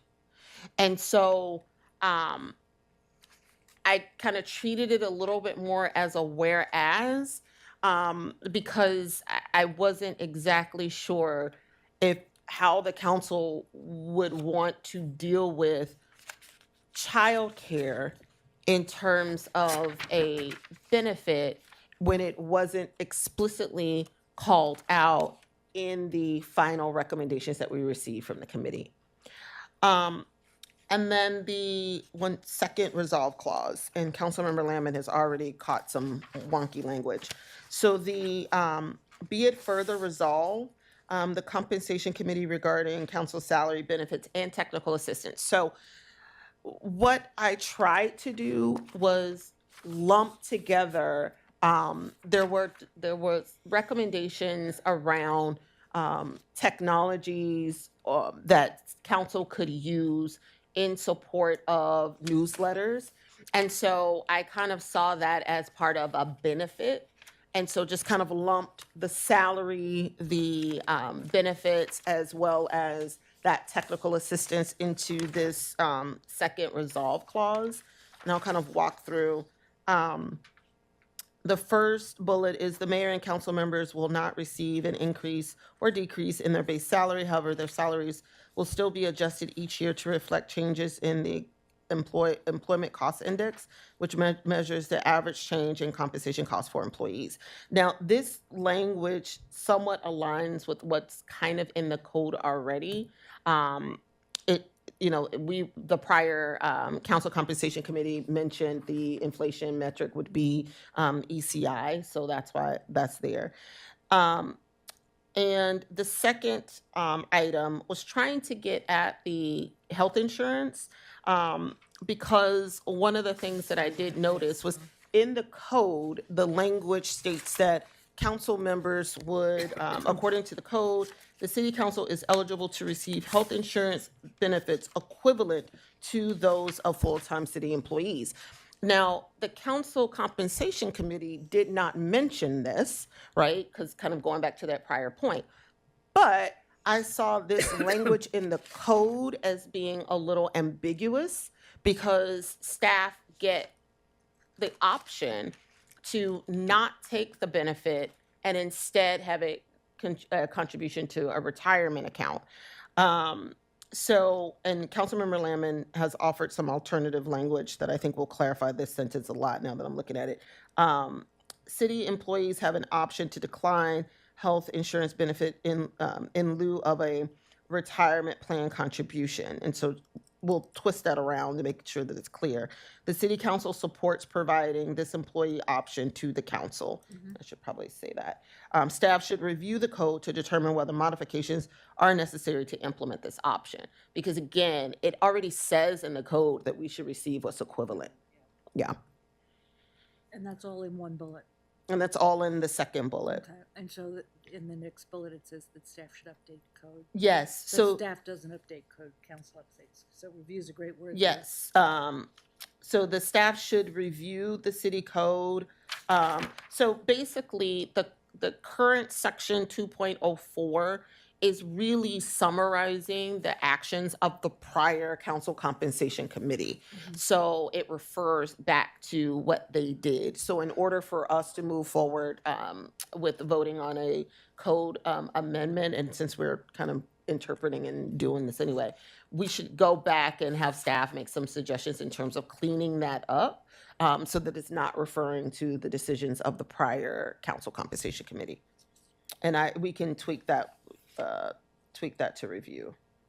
Madam Mayor, did you want me to read out loud the language that I had That would be suggested? helpful, thank you. Let's go back to the second bullet. Okay, so the part that was deemed by both the mayor and myself to be unclear is the language that says, city employees have an option to decline health insurance benefit in lieu of a retirement plan contribution, which is confusing because you're not declining it in lieu of something else. So the suggested alternative language, which I will give to you, City Clerk Carpenter, when we're done, that the language would read, to decline health insurance benefits and have an equivalent contribution made to a retirement plan in lieu of the health benefit contribution, which would make it, that would make it equivalent to the way it is for other city staff. So I'll give you the language. Yeah. And so making those updates. Okay, so the last item, and definitely take a look at this because I struggled a little in terms of trying to identify what would be the technical assistance allocation to council members and how to treat it. So council members are currently able to provide a link on their respective pages to the city website, on the city website, to their electronic newsletter. So that should be an S. To aid with council communications, the mayor and council members will be provided up to $40 per month as reimbursement for the cost of technology or technical support used to maintain electronic newsletters for city council communications. So I did the $40 because that's what we give other committee members for participating in meetings. But I thought it would make sense to treat it as a reimbursable. So if you are paying for different tools that you have to use to create your newsletter, or if you're paying your teenager to keep your newsletter, like format your newsletter, you would be able to submit receipts to get reimbursed. Now, I don't know if staff is going to say that's a bit messy, but one of the things that I was a little nervous about was making it just a additional add-on because that would be more or less like a salary increase, so to speak, which I don't think. So basically, $40 a month for 2 years, if you just got the straight money, could be viewed as giving ourselves a salary increase.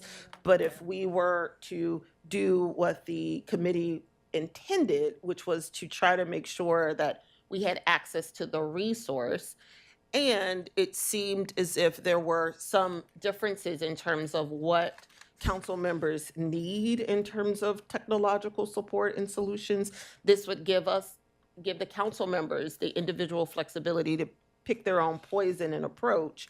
And if you need some help, we give you a little something to try to get a little consultation with someone. But then that way it would be reimbursable and couldn't be viewed necessarily as us just backdooring a salary increase. And so then the next set of resolves were related to the inclusive communication and outreach and the candidate support. Staff will assess and implement cost-effective strategies to enhance access to translated city communications, including the city newsletter and council agendas. Staff will work to host at least one council meeting I'm editing myself because I got blind with this thing after a moment.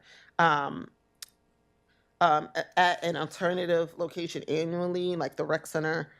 So I know that the recommendation was for it to be quarterly, which I know that that's extremely challenging for like city TV and the setup. But I do think we could have at least one meeting annually at the rec center. That would be, possible depending on, the scheduling for programming and other programming needs. But I think we can get one in. And then staff will work with the Board of Elections to build upon the city's current candidate education efforts, including training materials on how to run for office, council member roles and responsibilities, and overviews of city government. And then the last is the city council will review and adjust necessary policies and schedules. So I have this policies and schedules word a little loosey-goosey to account for the need for extra time for the newly elected council to onboard, because it is in our code when we're supposed to start, in terms of once the council is elected, when we take our seats. And then there's the budget calendar, which is kind of like paying attention to a resolution, but there may be some other things. So I kind of kept policies and schedules a little loosey-goosey because it could embody a couple of approaches that we may want to take in terms of making adjustments to account for the fact that once someone is elected, that night that they make that blood oath, once they make that blood oath, then they are immediately in the seats. And that usually occurs at the time in which we're getting ready to go into budget, which is just really hard. And we could address that a couple of ways. We could do it through the budget calendar itself. We could look at some ways in which we may want to modify when, folks start, which would be a little bit of a bigger task. But so those are some things that we can keep in mind, like we may want to consider. So I kind of wanted to keep that a little open. So given that it is 11/24, and when is this coming back before council? I think we have a work session scheduled next week, a second work session. I No, believe. Do we not? no, I don't think so. I think we're supposed to vote on this. I'm checking.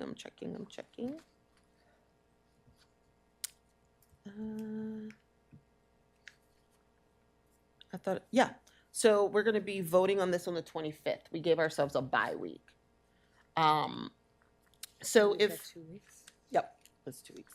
So if folks can, if there are points of discussion now, we can get to them. But if folks also want to take some time, because I recognize it's late, and look it over and then offer edits, you could do that too. Councilmember DeBala, I see your light. Yeah, two things. I have also got some technical edits, and I'm guessing they're gonna look a lot like Councilmember Landon's. And I'll just give them to Jesse. But I had a question, more substantive question. There were things that were discussed that were within,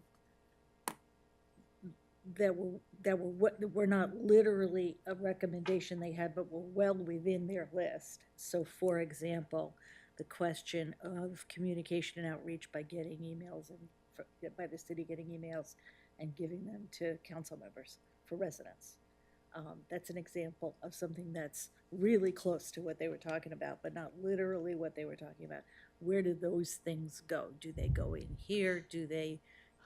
Are they a separate, we would like the staff to investigate? How are we handling that? Right. Well, I mean, what their literal recommendation was for the staff to draft a letter Right. that electeds can use to send to listservs, so that they can join the listserv.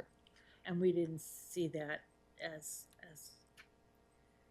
Viable. yeah. Because I know one of the things that And I brought up is instead- there are some listservs that specifically don't want you on them. Right.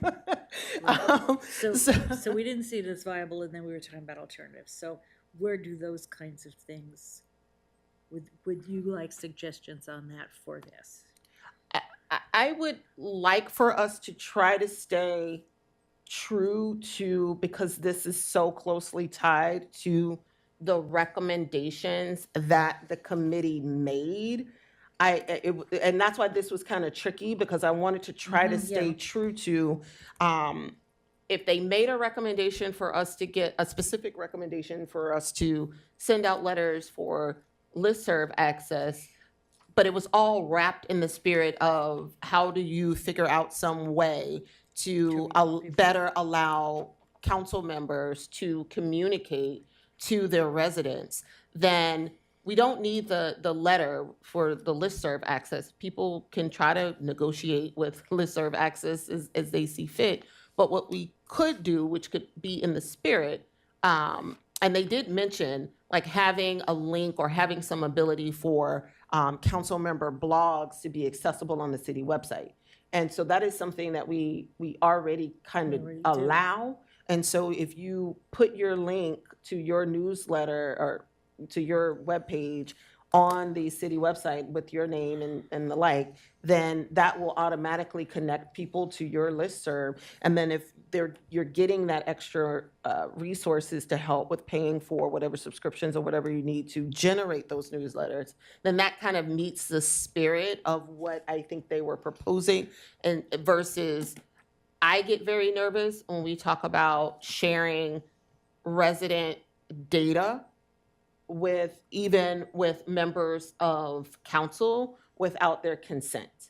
So So you don't like the idea, fine, but the idea of anything like that, it would have to be, you want to see it tied directly to I think it's cleaner if it's tied directly to the Okay, rec. so if there's anything else out there, which probably there is, that somebody's thinking about, things we talked about that were, well, what they suggest doesn't work, but what about this? Okay. Yeah. And that's why we're doing the next work session, because one thought that came up was, hey, running is pretty hard. The terms are pretty limited, and it is actually pretty challenging to learn all of this stuff.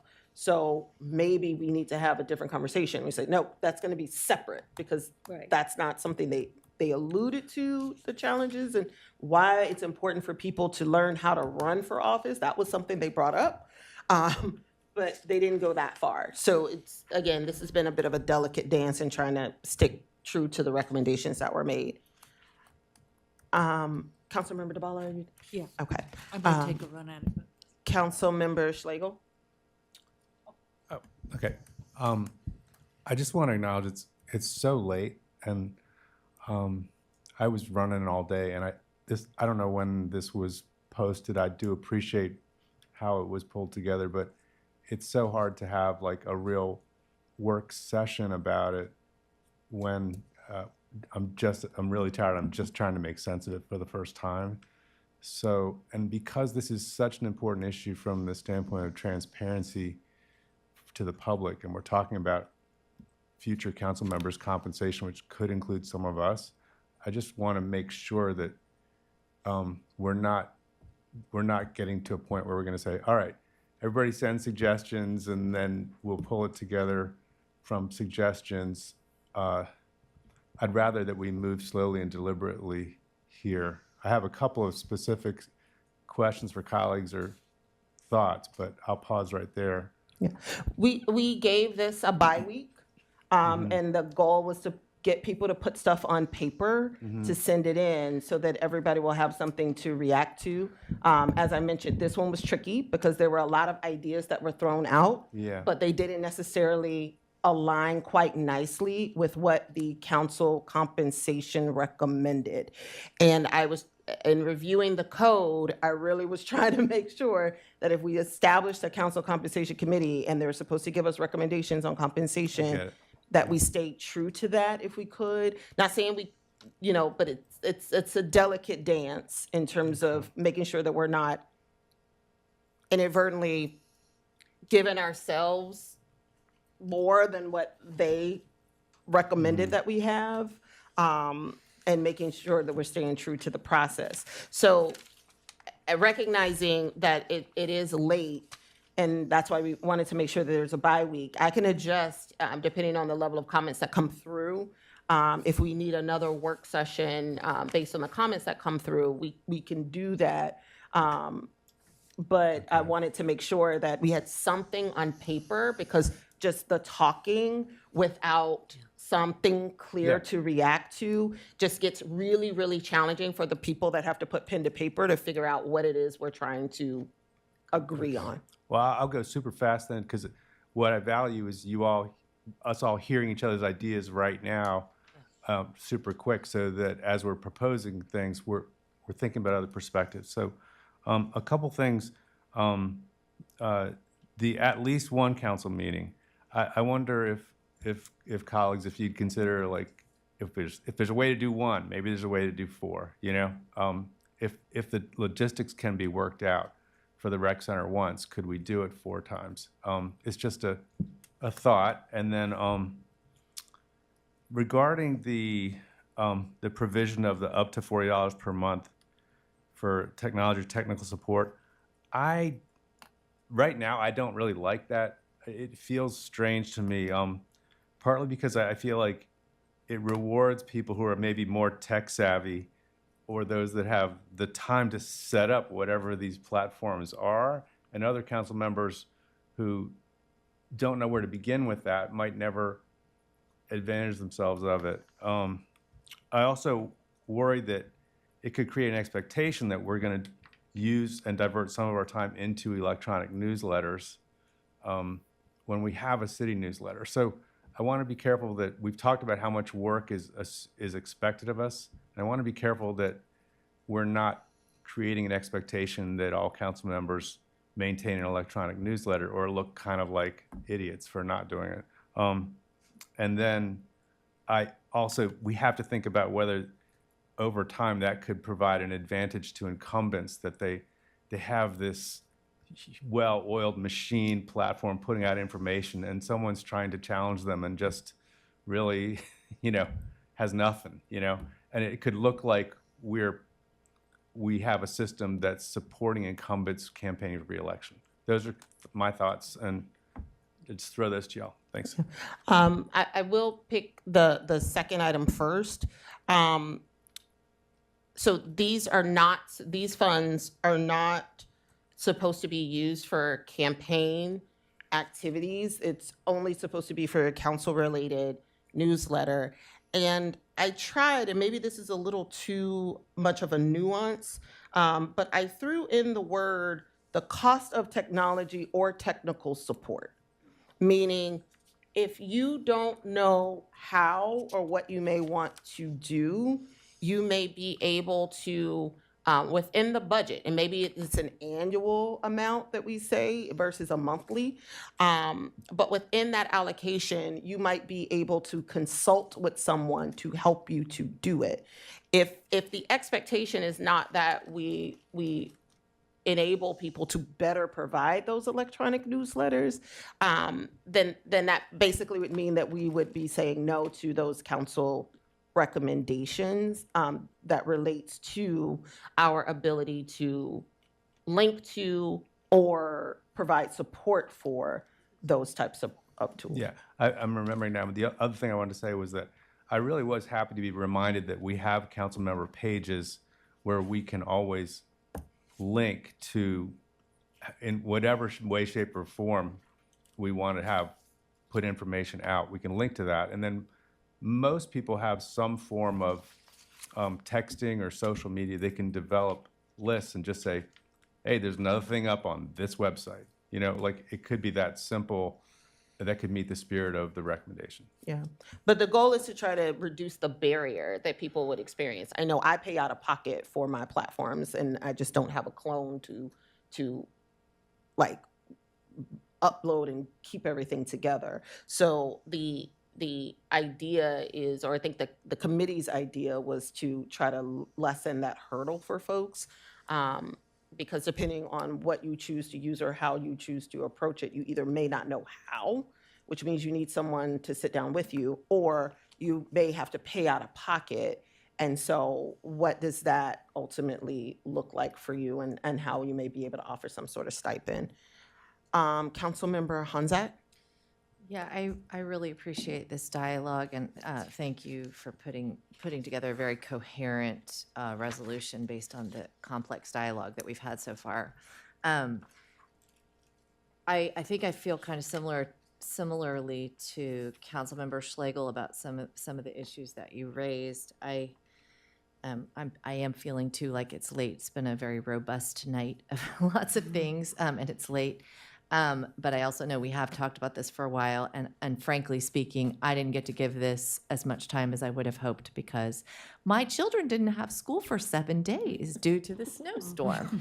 So that was not easy. Anyway, and this is an issue that I think really, really matters. I'm very supportive, actually, of a longer, like 3 or 4 year term for council members. But if we don't get this part right, then we won't have achieved our goals. So, if we need to, I would support us, as Councilmember Schlegel was just saying, and you were supporting Mayor, just that if we needed to have another dialogue because there are more changes, that we suggest that I would be in favor of that. So that said, I'm struggling with the issue of the newsletter for the same reasons that you just outlined, Councilmember Schlegel. I would actually welcome hearing from some of our other newer council members who I don't know whether Councilmember Gilbert or Councilmember Westlake, whether, for example, you have any thoughts on that particular item. I would really be interested in your thoughts on that. I know that finances are a barrier for me. I have also paid out of pocket for some semblance of a website / newsletter. It's been tricky. I would have liked to upgrade, couldn't really afford to do so, and I don't want that to be a barrier, but I also don't like the idea that it's an expectation, so I'm not sure. I think I like the idea that it's placed there, knowing that this has been an actual barrier for service in a ward such as mine. The mayor's also indicating she's had that issue. So, and the committee recommended something like that. So I support that kind of thing. I would like to see what's easiest for the staff and a logical threshold of some sort, maybe like a total dollar value for the year or something like that. But depending on how it gets done, that might matter a lot. That might make it easier for someone to get technical support if we had it as a lump sum. Okay, and then secondly, I just messed around. I'm sorry, and I admit this is last minute. I will send this to you in writing, but I think this could just be a friendly edit. I would propose that under the be it further resolved, and I'm sorry, most of us can't operate verbally, but I'll go ahead and read out what I have here. That in addition to that first bullet, just reading as it does, staff will assess and implement strategies to enhance access to translated city communications, including the newsletter and agendas, that we would add to that bullet, I think, something about, and to provide the materials to council in an accessible, technologically adaptable format to facilitate distribution to constituents.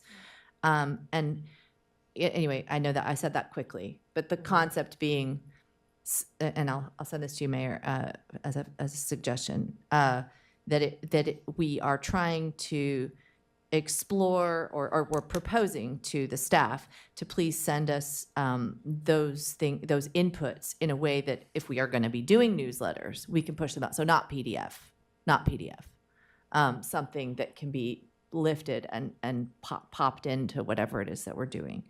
Likewise, that we would get things in, when we get images, that we would get them in a JPEG format, because that is how you send them out when you're doing any kind of push out on email, WhatsApp, social media. And then critically, going back to the first page on the whereas clauses, I need to, I'm sorry, I apologize that I haven't done my homework properly. I need to go back, and I will commit to this week looking again at the recommendations, but I am interested in 1, 2, 3, 4, after the 6th whereas, or exploring something that that would acknowledge the fact that the committee had findings in their report that showed, for example, and I would want to pull from their language, but that showed kind of the hours worked of council members on average and historically, and or maybe that plus something about where we sit today in terms of our demographically representative council. I'd want to pull from their statements, but essentially that we have not gotten to where we might like to be as a council in terms of representation, and the compensation is perhaps not compensating for the amount of time that council members are currently working adequately. Again, I would want to pull directly from the language that they used, but I would like a whereas that gets to that point, because I'm not satisfied. I think Councilmember DeBala actually sent me some proposed language, and I'm sorry, Councilmember DeBala, but I didn't have time to pull it together. So I will send that. I'm sorry, I'm getting sleepy. And I think one way that we could cut this kind of gets a little tricky here, but I have been struggling with, what do we do with, it's not appropriate for the city council to, I feel it's not appropriate or ethical for the city council to directly comment on particularly monetary compensation that we receive. I just don't think we should, I mean, we can have an opinion about it, but I don't think we should be making direct recommendations about that. On the other hand, I think it is perfectly legitimate that we are making recommendations about things like, have we achieved as a city, a demographically representative council, or have we developed effective strategies for supporting council members with communicating effectively with residents? Those are more, we put them into the terms of reference for this committee, but those are more domains directly of, we could formulate a subcommittee on council to explore some of those issues a little bit better, and we might actually have taking the lead of the committee, the resident committee, we, the council, might have more detailed, more specific thoughts on how the staff could more effectively support our efforts to make things work better for the council. And I think that might be where we're at right now. Mm-hmm. And I feel like maybe therefore under be it further resolved, we could, and I haven't played with this language, but maybe we could add a bullet about like a final bullet, like that the council might formulate a subcommittee to explore how we could better communicate with our constituents, or sorry, I'm sorry, I'm getting very, very sleepy. Better work with staff to advance some of those goals, the communication goals, something like that. And then the other thing that kind of relates to that, going back again, I'm sorry, these are related points, so they're in two different sections, but back in the whereas section is, I see that you were trying very hard, as I think is appropriate, Mayor, to put language like, whereas the committee said yada, yada, yada. But I think that there is fair reason for us to, if we want to, add a clause after number 6, and after the one we just discussed, that would say something like, and whereas the council recognizes that in light of these committee findings, I mean, it could be done like that. Like, therefore, we feel that we haven't reached a demographically representative council, something like that. Because that I think that's a fair statement. That the committee found this is what the data says, and this is what the council interpret or infers from that. Again, we'd have to reach an agreement on that as a council. But anyway, I am happy to play with that. I'm sorry that's a bit complex, but. Hopefully that's helpful. Yep. Councilmember Wesley. Thank you. To speak to the technological support potential reimbursement, I do like this as an idea. I like that it feels more open-ended. I had not previously considered the idea of paying someone to make my newsletter, which actually might be the barrier in my case. Because I will say, I do not have a newsletter. I wish I did. And I do feel that there are areas where it does feel like there's an expectation that we do amongst us. I feel like we talk to each other in a way of like, oh, when you do your newsletter, do you do this? When you do your newsletter, will you also say this? It would make sense for all of us to be doing something like that. But I can tell you, I have not been able to get it off the ground because whatever reasons. So I think something like that could help. Thanks. Thank you, Councilmember Westlake. Councilmember DeBala, do you have another point? Very quickly, what Councilmember Schlegel said reminded me of this. Perhaps the city manager could just give us, not now, but next time, a sense of a couple of things. One is the challenge and presumably the cost of being in a separate building other than here.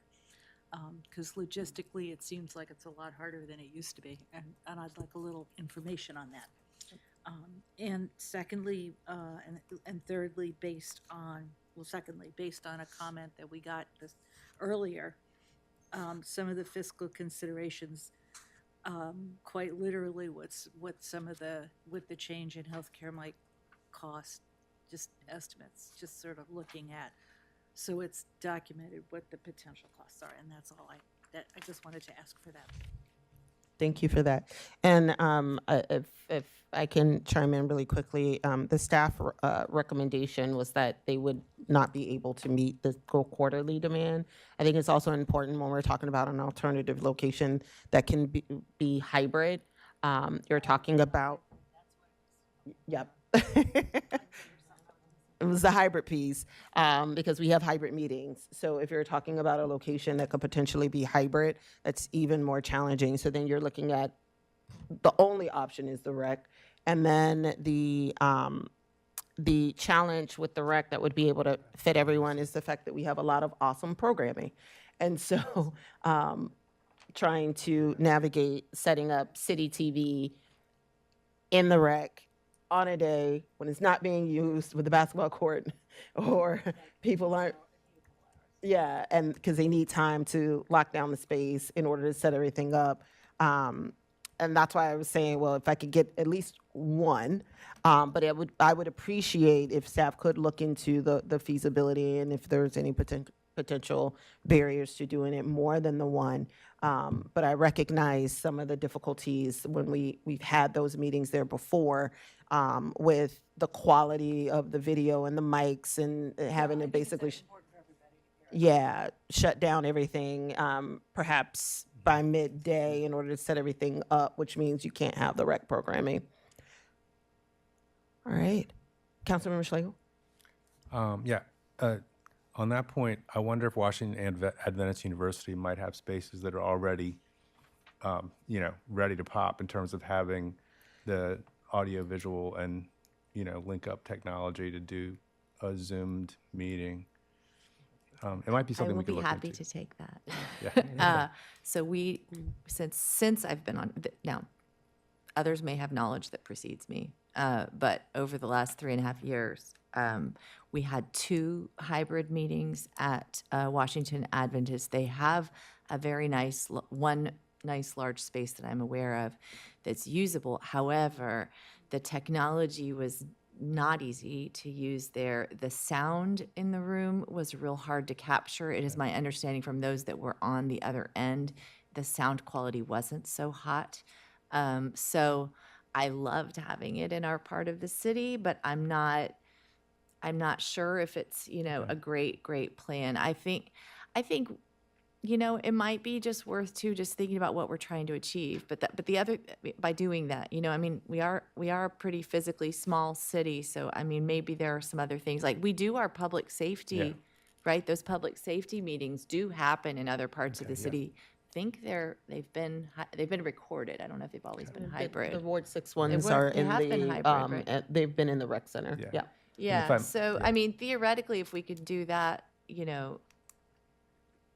things can be done. But I don't know. I think we have to figure out what the cost. I think the cost is important. And thank you. And if I might just circle back to the 2 points, a couple, like Mr. Olson early in the evening was raising questions about the budgetary implications.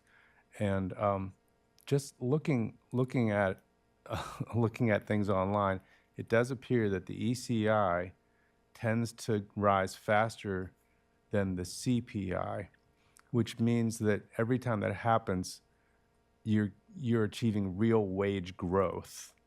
And over time, the compounding effect of that could mean that the council's salaries are going up faster than the rate of inflation year over year over year.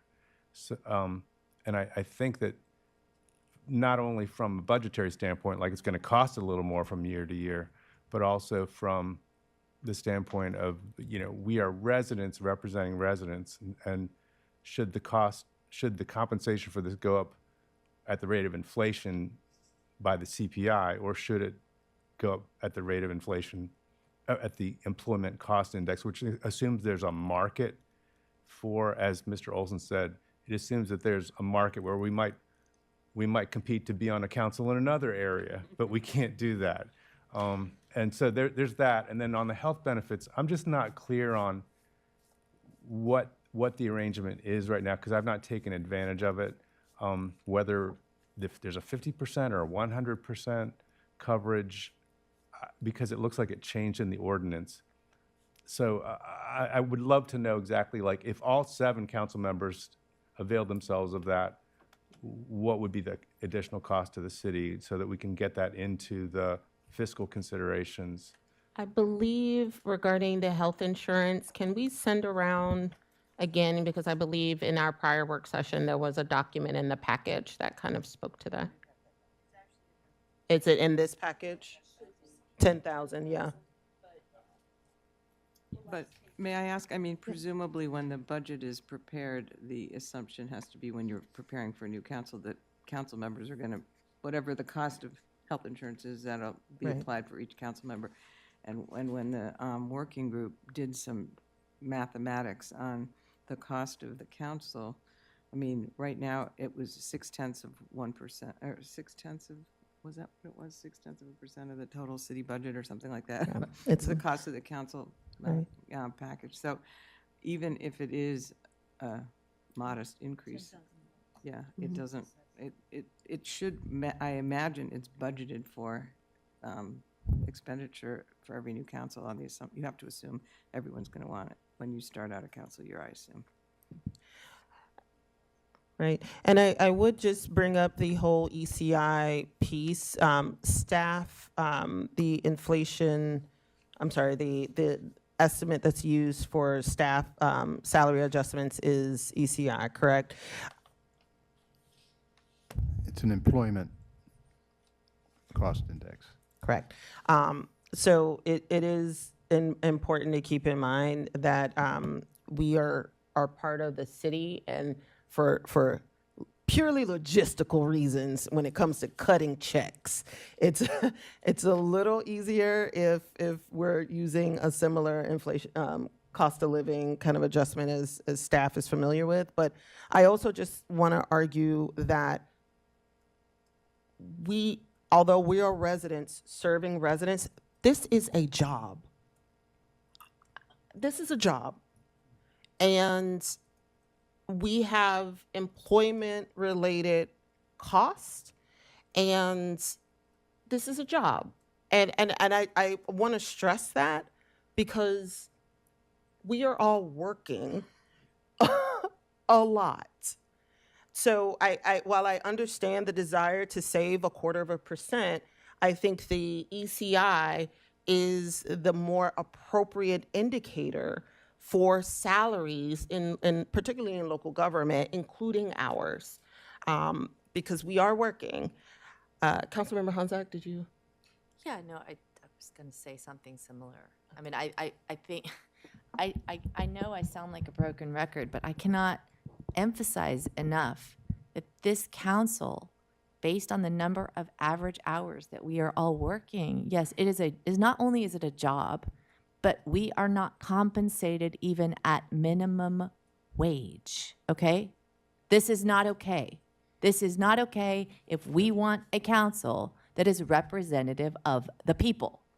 And I will keep saying it because it is really hideous. It's not pretty. This isn't gratuitous, like we're not just doing service. The military serves and they are compensated. Teachers serve and they should be compensated more, but they are finally compensated. It was usually women's work. Nurses served, were never paid as much as they should have been. Women have served in positions, many other people too. They've never been compensated adequately. We need to change the status quo. We can see that this is what's happening. I mean, I'm directly living it. Many of you are overworking yourselves.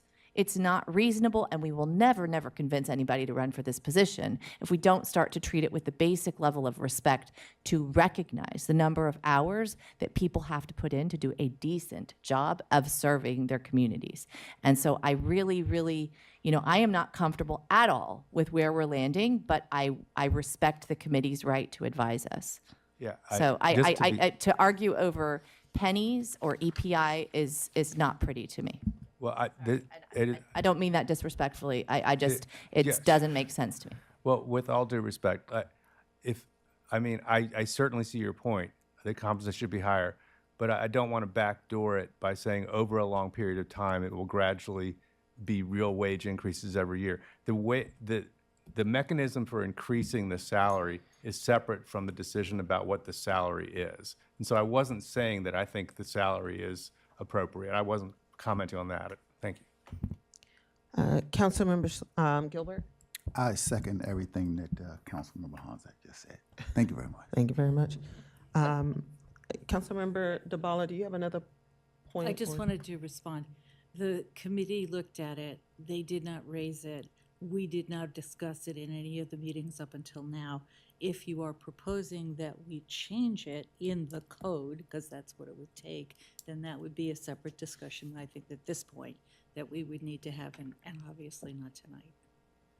Thank you, Councilmember DeBala. Councilmember Westlake? Thank you. Very similarly, I was going to say it seems as though the committee clearly listed that as the index, right? That is what their report said.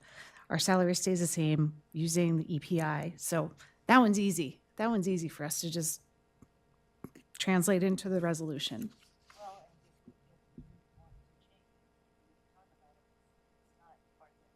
Thank you. It is midnight, and we do have one more agenda item. So for this, I would just ask people, when you are not asleep, to please take a look, give us some edits so that we can combine a markup, and also we will we have a bye week, and so if we need to schedule another agenda, another work session instead of a voting session, we can make that revision. Madam Mayor? Yes. It's midnight. Is it absolutely essential that the final item be on tonight's agenda versus next week? Is there Yes. no alternative? Yes, it is really important for this item that the presentation is made, and based on the presentation, you'll understand why in terms of the timing and the scheduling. All right. I thought you said you were going to check, and I was going to. And I will say, just as a matter of clarification, we're going to have additional work sessions on this item. So if you can hold your comments, you can choose not to discuss, and this thing will come back. So I just kind of want to remind folks of that. Yep, this is when we do need to move forward. So You turn your mic. we would want the mic. Yep. Here we go. Maybe I can do it like this. Give me a moment. I do not intend to talk for 15 minutes, which is, I think, what I've been allocated. I will try to make this as short and sweet as possible, but I will try I will endeavor to explain why it needs your attention at this late hour. So I thank you, Mayor, for kicking this off, and just everybody, it's late, it's been a long night, but please indulge me for just a few minutes. So the topic here is City of Takoma Park council term length. Jesse? There are two issues that we had hoped to talk about tonight. One is to whether we want to explore adopting four-year terms. Would they assist us in a more effective and representative local government? And the more immediate question, which is related to what is the process for moving to four-year terms, spoiler alert, in order to consider this at all, we need to take one step forward tonight. Or it's essentially, no, we're not doing it.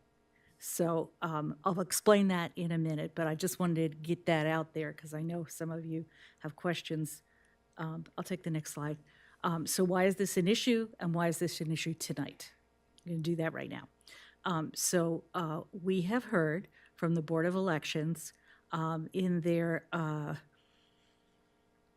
priorities section, in their conclusions, that they're concerned about not just the dollar costs of elections, but the true cost of elections, all the hidden costs, and that they have some deep concern for the sustainability of the current system.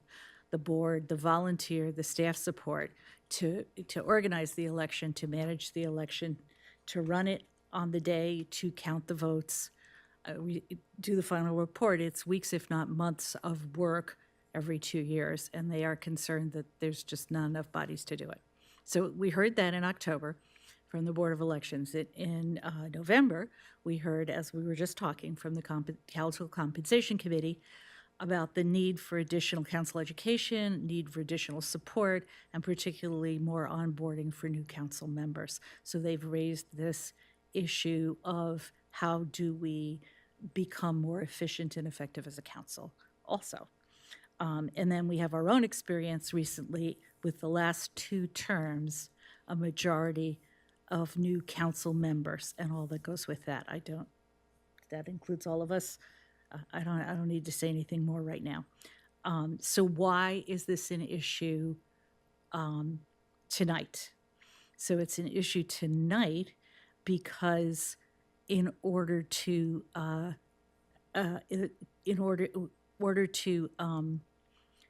consider this, given it's a scheduling thing, in order to consider this in time for people who want to potentially be candidates to be able to decide, we need to get this done before the budget kicks in March 25th, before we start working on the budget. Again, later there'll be a slide on this, but I'm just, again, spoiler alert, because it's late. Next slide, please. So as it turns out, in Maryland, 4-year terms are more common than not, both around here and particularly statewide. And I got the numbers from MML. That's the last slide. Continuing to the next slide, who would benefit? Next slide, please. Thank you. So I see benefits to individual city council members, to the council as a group, to residents, to staff, and to volunteers during the election process, and benefit in dollars. So some of the things that I see, more time for council members to apply their learning once they get it, before we are almost immediately plunged into the next election cycle. 2 years, not a lot of time. More experience with once-a-year big decisions, particularly the budget. That's jumped out for me as something to think about. More time to build relationships with residents, council members, and local groups so that you can represent them better. I think all of these add up to a more effective council as a group, and more effective council members can better represent our residents, is how I'm looking at it. And then, as we talked, lower cost for elections, freed up staff to do other things that we want to do, to implement the policies and programs that we would like to. And we talked about the election time. I forgot to say when I started this presentation that we did talk. This is not new.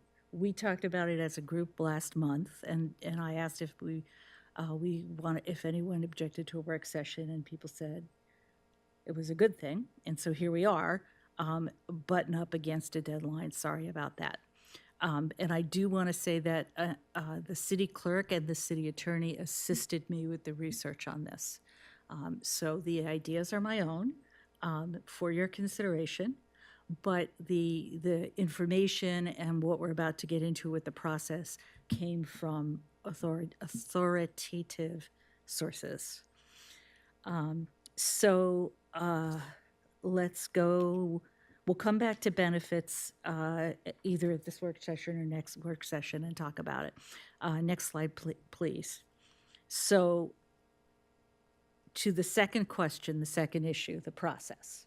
So if we wanted to change, if we wanted to amend terms, that is a charter change, not a city code change. It is in the city council charter.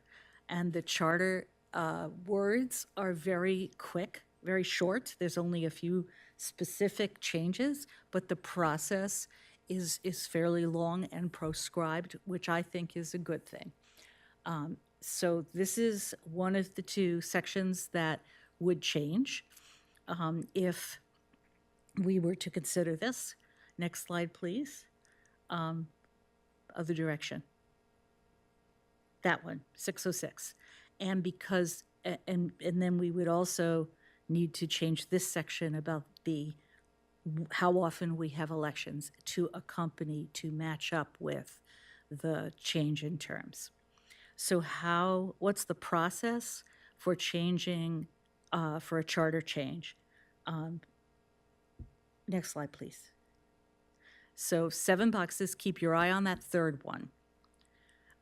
The city charter does authorize the city council to make charter changes. There is another alternative that some of us are familiar with, which is a citizen referendum. But we're talking for our purposes tonight about the council proposed change. There are specific, as I've said, there are specific timeframes and public input required for this. Third box, this is the kicker. A public hearing is one of the first things you do, the council would do. We would ask the clerk to schedule a hearing with at least the 21 days required public notice. That would put us 4 weeks from now, because you can't get up tomorrow and advertise it and then have 3 weeks from now a meeting that's not 21 days. So that's where the scheduling jam up is coming. So that now you know what it is. So just bear with me as we go through the rest of it. After the public hearing, our current idea is that we would have a work session, another work session for the council before the public hearing, but while the notice is out, so we can have the public hearing and hear what people think. That's the reason it's required early in the process. Then the mechanism to do this would be a resolution. We would adopt a resolution with the exact charter change wording. There have been, 8, 10 charter changes in the last, since 2006, at least. So it's not an unknown process. It's just got to be done properly and, in my view, with as much public input as possible. So 1, 2, 3, 4. If we were to pass this, adopt this, then there would be a 40-day posting and a 40-day period in which there are 4 public notices. Now, this is not the Washington Post, and this is not the full resolution in print. So it's not nearly as complex or expensive as, for example, the begins with an R. Restrictive covenants. Thank you. Have I made it to midnight yet? Yeah, it's after midnight. Even I'm fading. So if we do that, then it would take effect 50 days from the adoption of our resolution, unless a voter petition is received. So this is where the petition comes in, that 20% of the registered voters, which is something like I did the math, something like 2,200 people. And that is all in the charter in section 501 and 2. And it's the same threshold for a lot of things that require a petition. So if the petition is received, then obviously we reset the time and place for the referendum. It could be this November's election. And then we'd have to think about a bunch of things. But this is the steps that would need to be taken, and the critical next step is is starting the clock on the public hearing and having another work session so that people can hear more about what it is that we're thinking about. So next slide, please. So the two things we wanted to talk about, what are some of the reasons why we might want to explore this? That's the first question. And the second question, do we want to move to that next step, which is kicking off the time clock for the public hearing and having another work session? I feel like there's a slide missing. Did you back up one, please? There's one after it. There's one still remaining. Okay, keep going then. After this one, there's another one? Yeah, there it is. Okay, sorry. So this is what it might look like. We're on February 11th. February 25th, another work session. March 11th, a public hearing and a work session, back to back like we do with budget. And March 18th, a resolution vote. Other key dates to keep in mind, March 25th to mid-May, we'll be doing budget. June 8th is the first day that a candidate can file to be a potential candidate, a resident can file to be a potential candidate. Some of us think in terms of the nominating convention caucus in September, but in actual point of fact, thank you, City Clerk, it starts sooner than that. And so there's not the 5 weeks procedurally that one needs as a minimum to do this after the budget and still have it to be for people to know what's going on. Why 2026, not 2028? I assumed that we would prefer that we would be in the every 4 years with the midterms, not every 4 years with the presidential election. Every 4 years with the presidential election, having done it a couple of times now, does feel a little bit like you're just so low on people's thought list, although the voting records don't bear that out. Our turnouts have been great since we moved to be syncing with the general elections. I went back and looked. I can show people if they're interested tomorrow.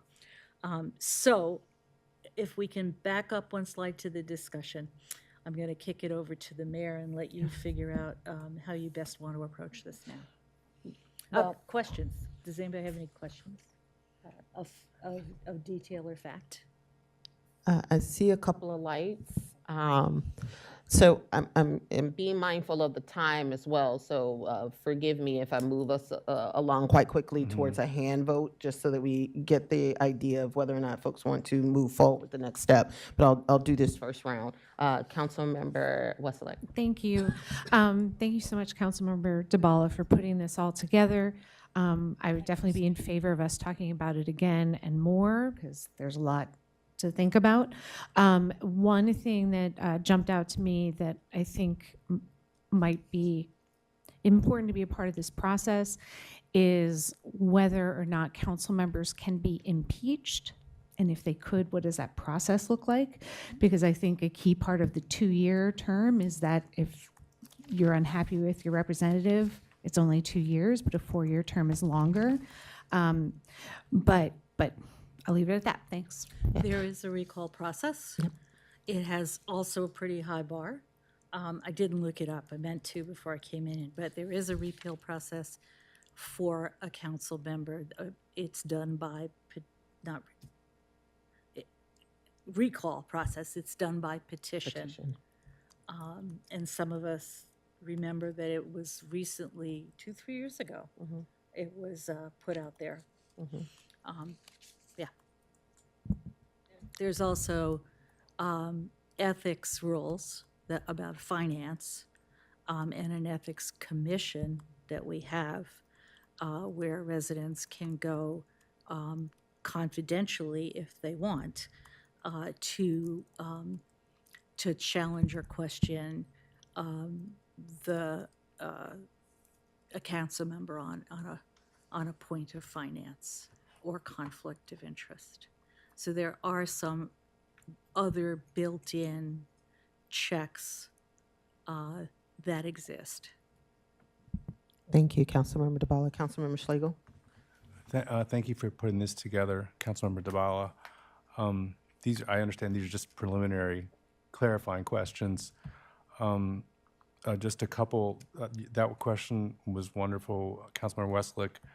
I wondered how, if in a 4-year term, perhaps it'd be more likely for a member to have to step down midterm. So what burdens would those midterm step outs place on the Board of Elections? Or would there be appointments? And if so, how would that be done? We know in Prince George's County, there's a big controversy right now about 3 appointments having been made. This one I did look up. Okay. And so the answer is, so some of you may remember that this happened relatively recently when Councilmember Qureshi got a new job and had to move. If the date of them leaving their service is less than 240 days, which is 6 months, before the next scheduled election, then there's the council temporarily appoints someone only for up to 6 months. If it's more than 6 months, there's a special election for that ward. Special elections cost money. They don't cost as much money as general elections.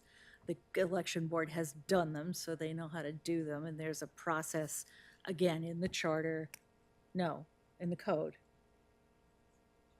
in the charter, that spells out exactly when you do it and how you do it and how many days from this and that and notices and all of that. Okay. So that's the theoretical answer. In practice, I imagine it might happen more than it does when there's with 2-year terms. And so I wouldn't want to say that it's truly half the costs. Like if we spend $70,000 every 2 years right now, and I wouldn't want to literally cut that in half. Right. Because You may have the special elections, but Councilmember DeBala, and I could be totally misremembering. I thought did we look up like like on average the term lengths of council members?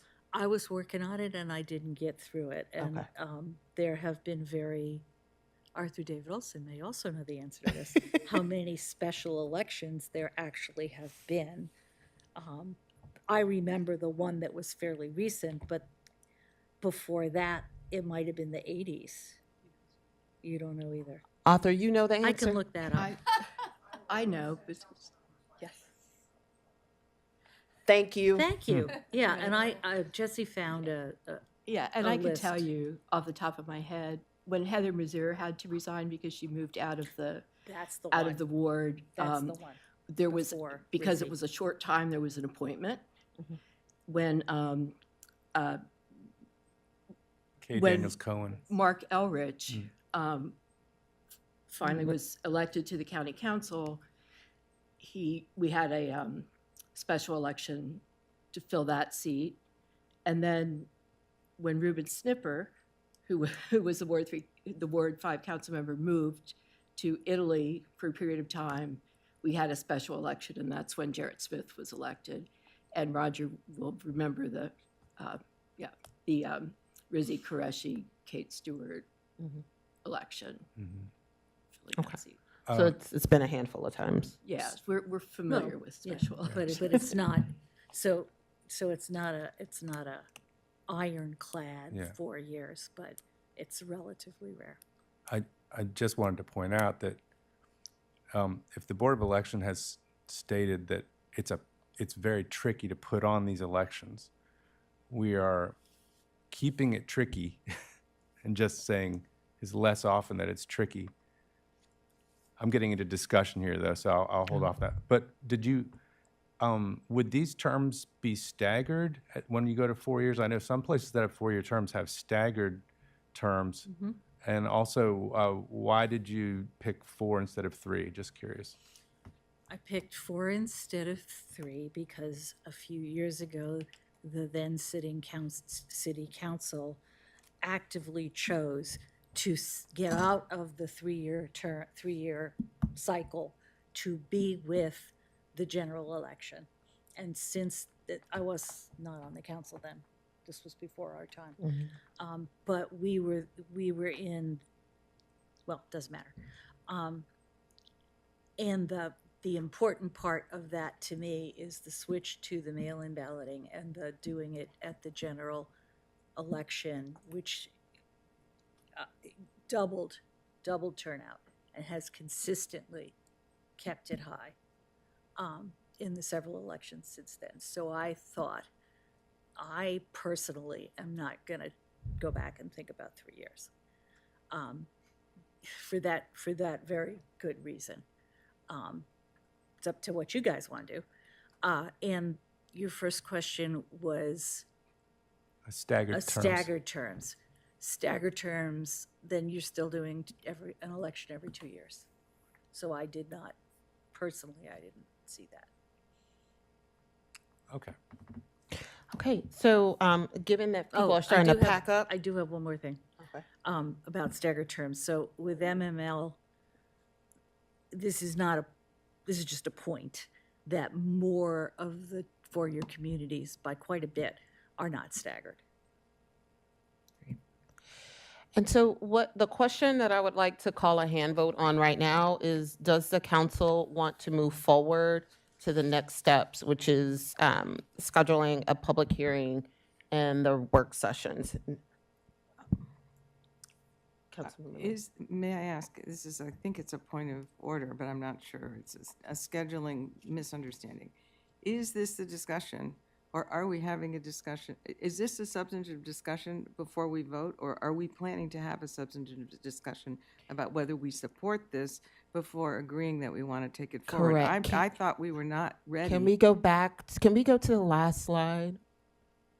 I saw the schedule, but yeah. So I'm- we have to vote on the resolution, but in order to kick off the process because of the timing, we need to make sure that we can schedule the public hearing, and we have to announce it long enough.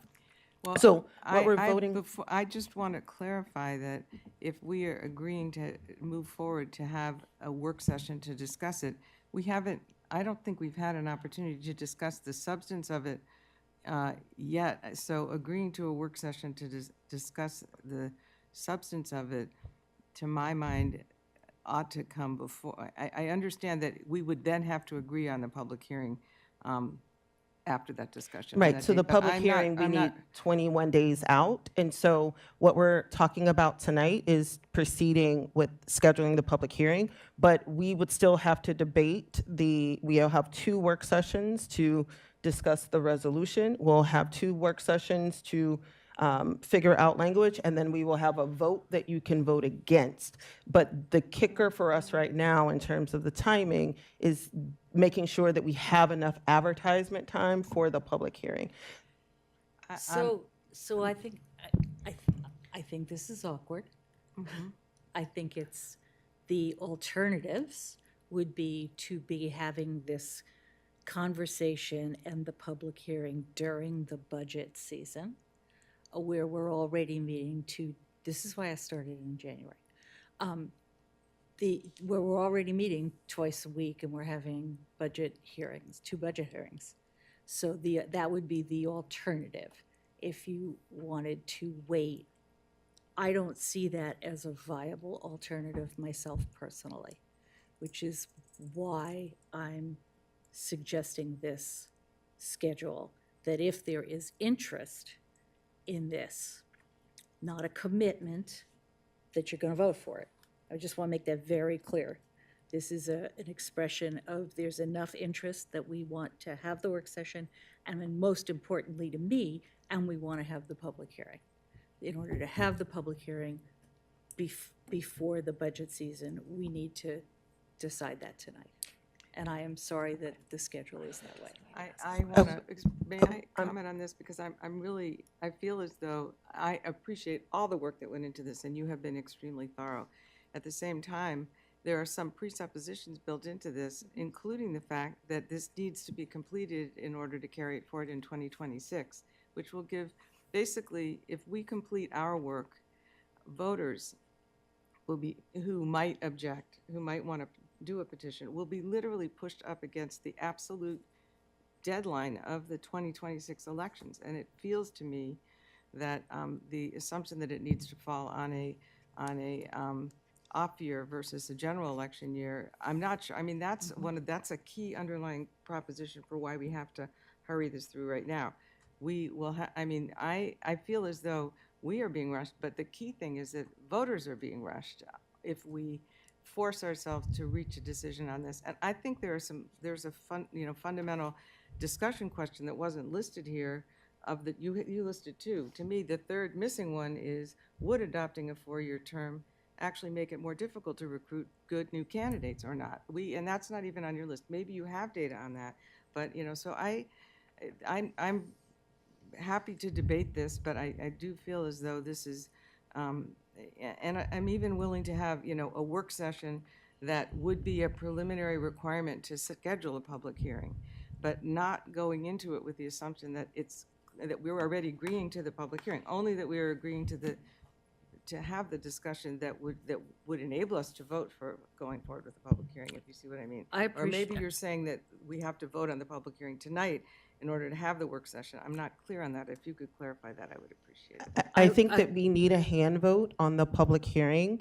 in order to make sure that it is scheduled. I personally would like to have the public hearing and the additional work sessions before any final vote, right? So the public hearing is it's not necessarily the opportunity for us to just tell people, look, this is what we're doing. The idea is that the public hearing would help inform what we ultimately decide, and it's somewhat of a loop-de-loop approach because we have all of these requirements regarding the timing, but you will have, when it's not almost 1 a.m., a work session to discuss more further in terms of what we want to do. We'll hear from the public in terms of their thoughts in an additional work session on the 11th. And then we would have the opportunity to have the resolution. If we need to adjust the schedule, we can, but the idea is that if Councilmember Dabala has gratefully done a masterful job of trying to build a schedule around what we might choose. So if the council were to decide, yes, 2026 is when we want to start this, then we have to do it now.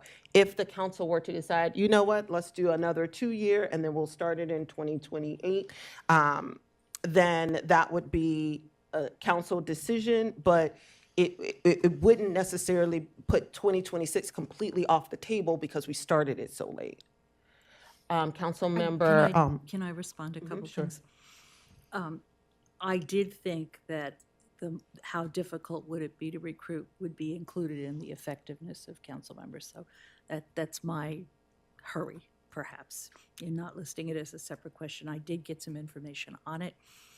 The communities that I talked to in MML said that they did not see and I was somewhat surprised, did not see difficulty in recruiting, that it wasn't any harder. If anything, it was easier because people apparently felt more secure. So we can talk about that later. But I did look into it, and I agree it's a question we need to wrestle with. I just want to say again, 2026 and the 4 years following all of that are midterm elections. 2028 and all of the years following that are presidential elections, if that makes a difference to anyone in your thinking about this. And you said something else, but now I can't remember what it was. Thank you. Okay. I'm sorry. I'm sorry. I want to make sure because I see other lights. Councilmember Wesselek. Oh, that's what it was. No matter when it is, it's 40 days to raise for if there's going to be a petition. It's 40 days. It's 40 days no matter when you start. Right. Yeah, so that doesn't change. Just want to point that out. Thank you. Councilmember Wesselek. I rescinded my light. I might have a point of order, but no need now. All right. Councilmember Schlegel. I really appreciate your thinking this through, and I would be interested to hear more of what your MML colleagues had to say, recognizing that they are elected officials. No, I was talking yeah. staff. Oh, staff. Okay. Honestly, I'm not comfortable with rushing this. Even if we followed all the timelines, and we had this thing done by June, when potential candidates would be announcing, they wouldn't have had any time to even read about it in a newsletter yet, or learn about it, digest a change, talk it over with people. There's also so much going on in our community right now. And we were talking about that not too many weeks ago, about how opening up a potentially protracted process of discussing a resolution or a big change is not something that we have the bandwidth for right now. I think this is a worthy thing to consider, but I just don't see the urgency of having to get it done this year, particularly with so many unknowns with the local landscape, with federal activities. We don't know what could pop up in the next Thank you, few weeks. Councilmember Schlegel. I appreciate- Councilmember, Can I- thank you, Councilmember Schlegel. Councilmember Hanzak. I'm keenly aware that it's late. It just occurs to me that would it be within reason that we could end up having, let's say we were to say yes on a public hearing tonight on March 11th,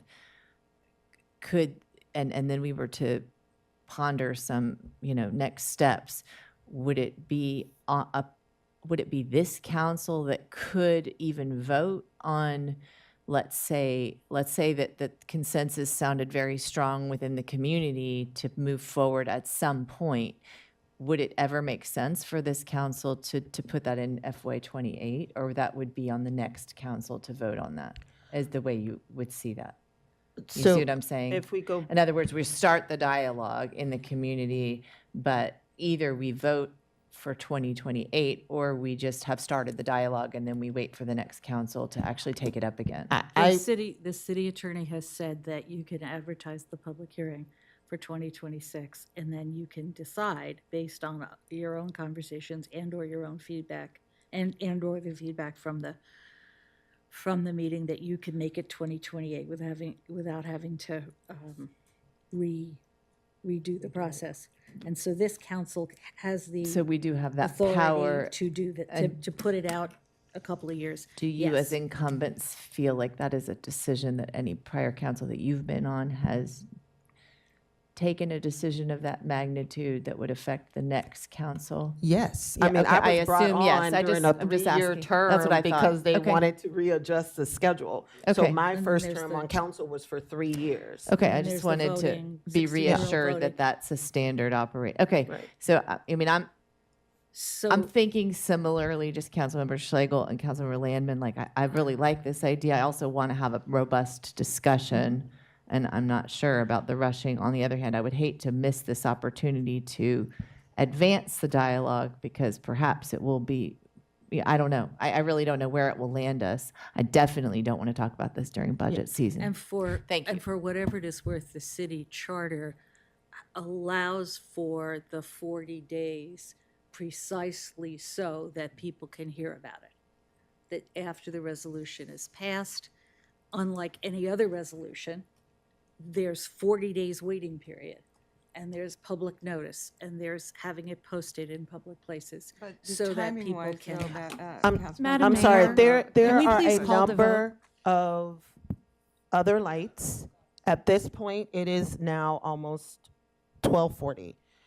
The question before the council, do I have someone that would like to move that the council vote in favor of the proposed schedule for future discussion on the topic, with moving forward with a public hearing scheduled for March 11th? Would someone like to move that? Thank you, Councilmember DeBala. Do I have a second? Thank you, Councilmember Westlake, for seconding. Can I get a vote? All those in favor of moving forward with the scheduled public hearing and taking this topic up for future discussion, please say aye. Aye. Do you have any opposed? Any abstain? Are you abstaining? Are you opposing? Mm-hmm. Oh, okay. All right. Okay. All those in favor of moving forward with this schedule, please say aye. Raise your hand high. Aye. Okay. Oppose? Abstain. Okay. So we're going to keep talking about this as early as next week. And I would really appreciate it if it could be earlier in the agenda. Well, you know, if we get This was supposed if to we be the get work bombarded session. again, I can't make any promises. And All right. I am With that, I would available like to everyone, anybody. please. With that, I would like to move that we close this meeting. All those in favor? Excellent. Good night, everybody.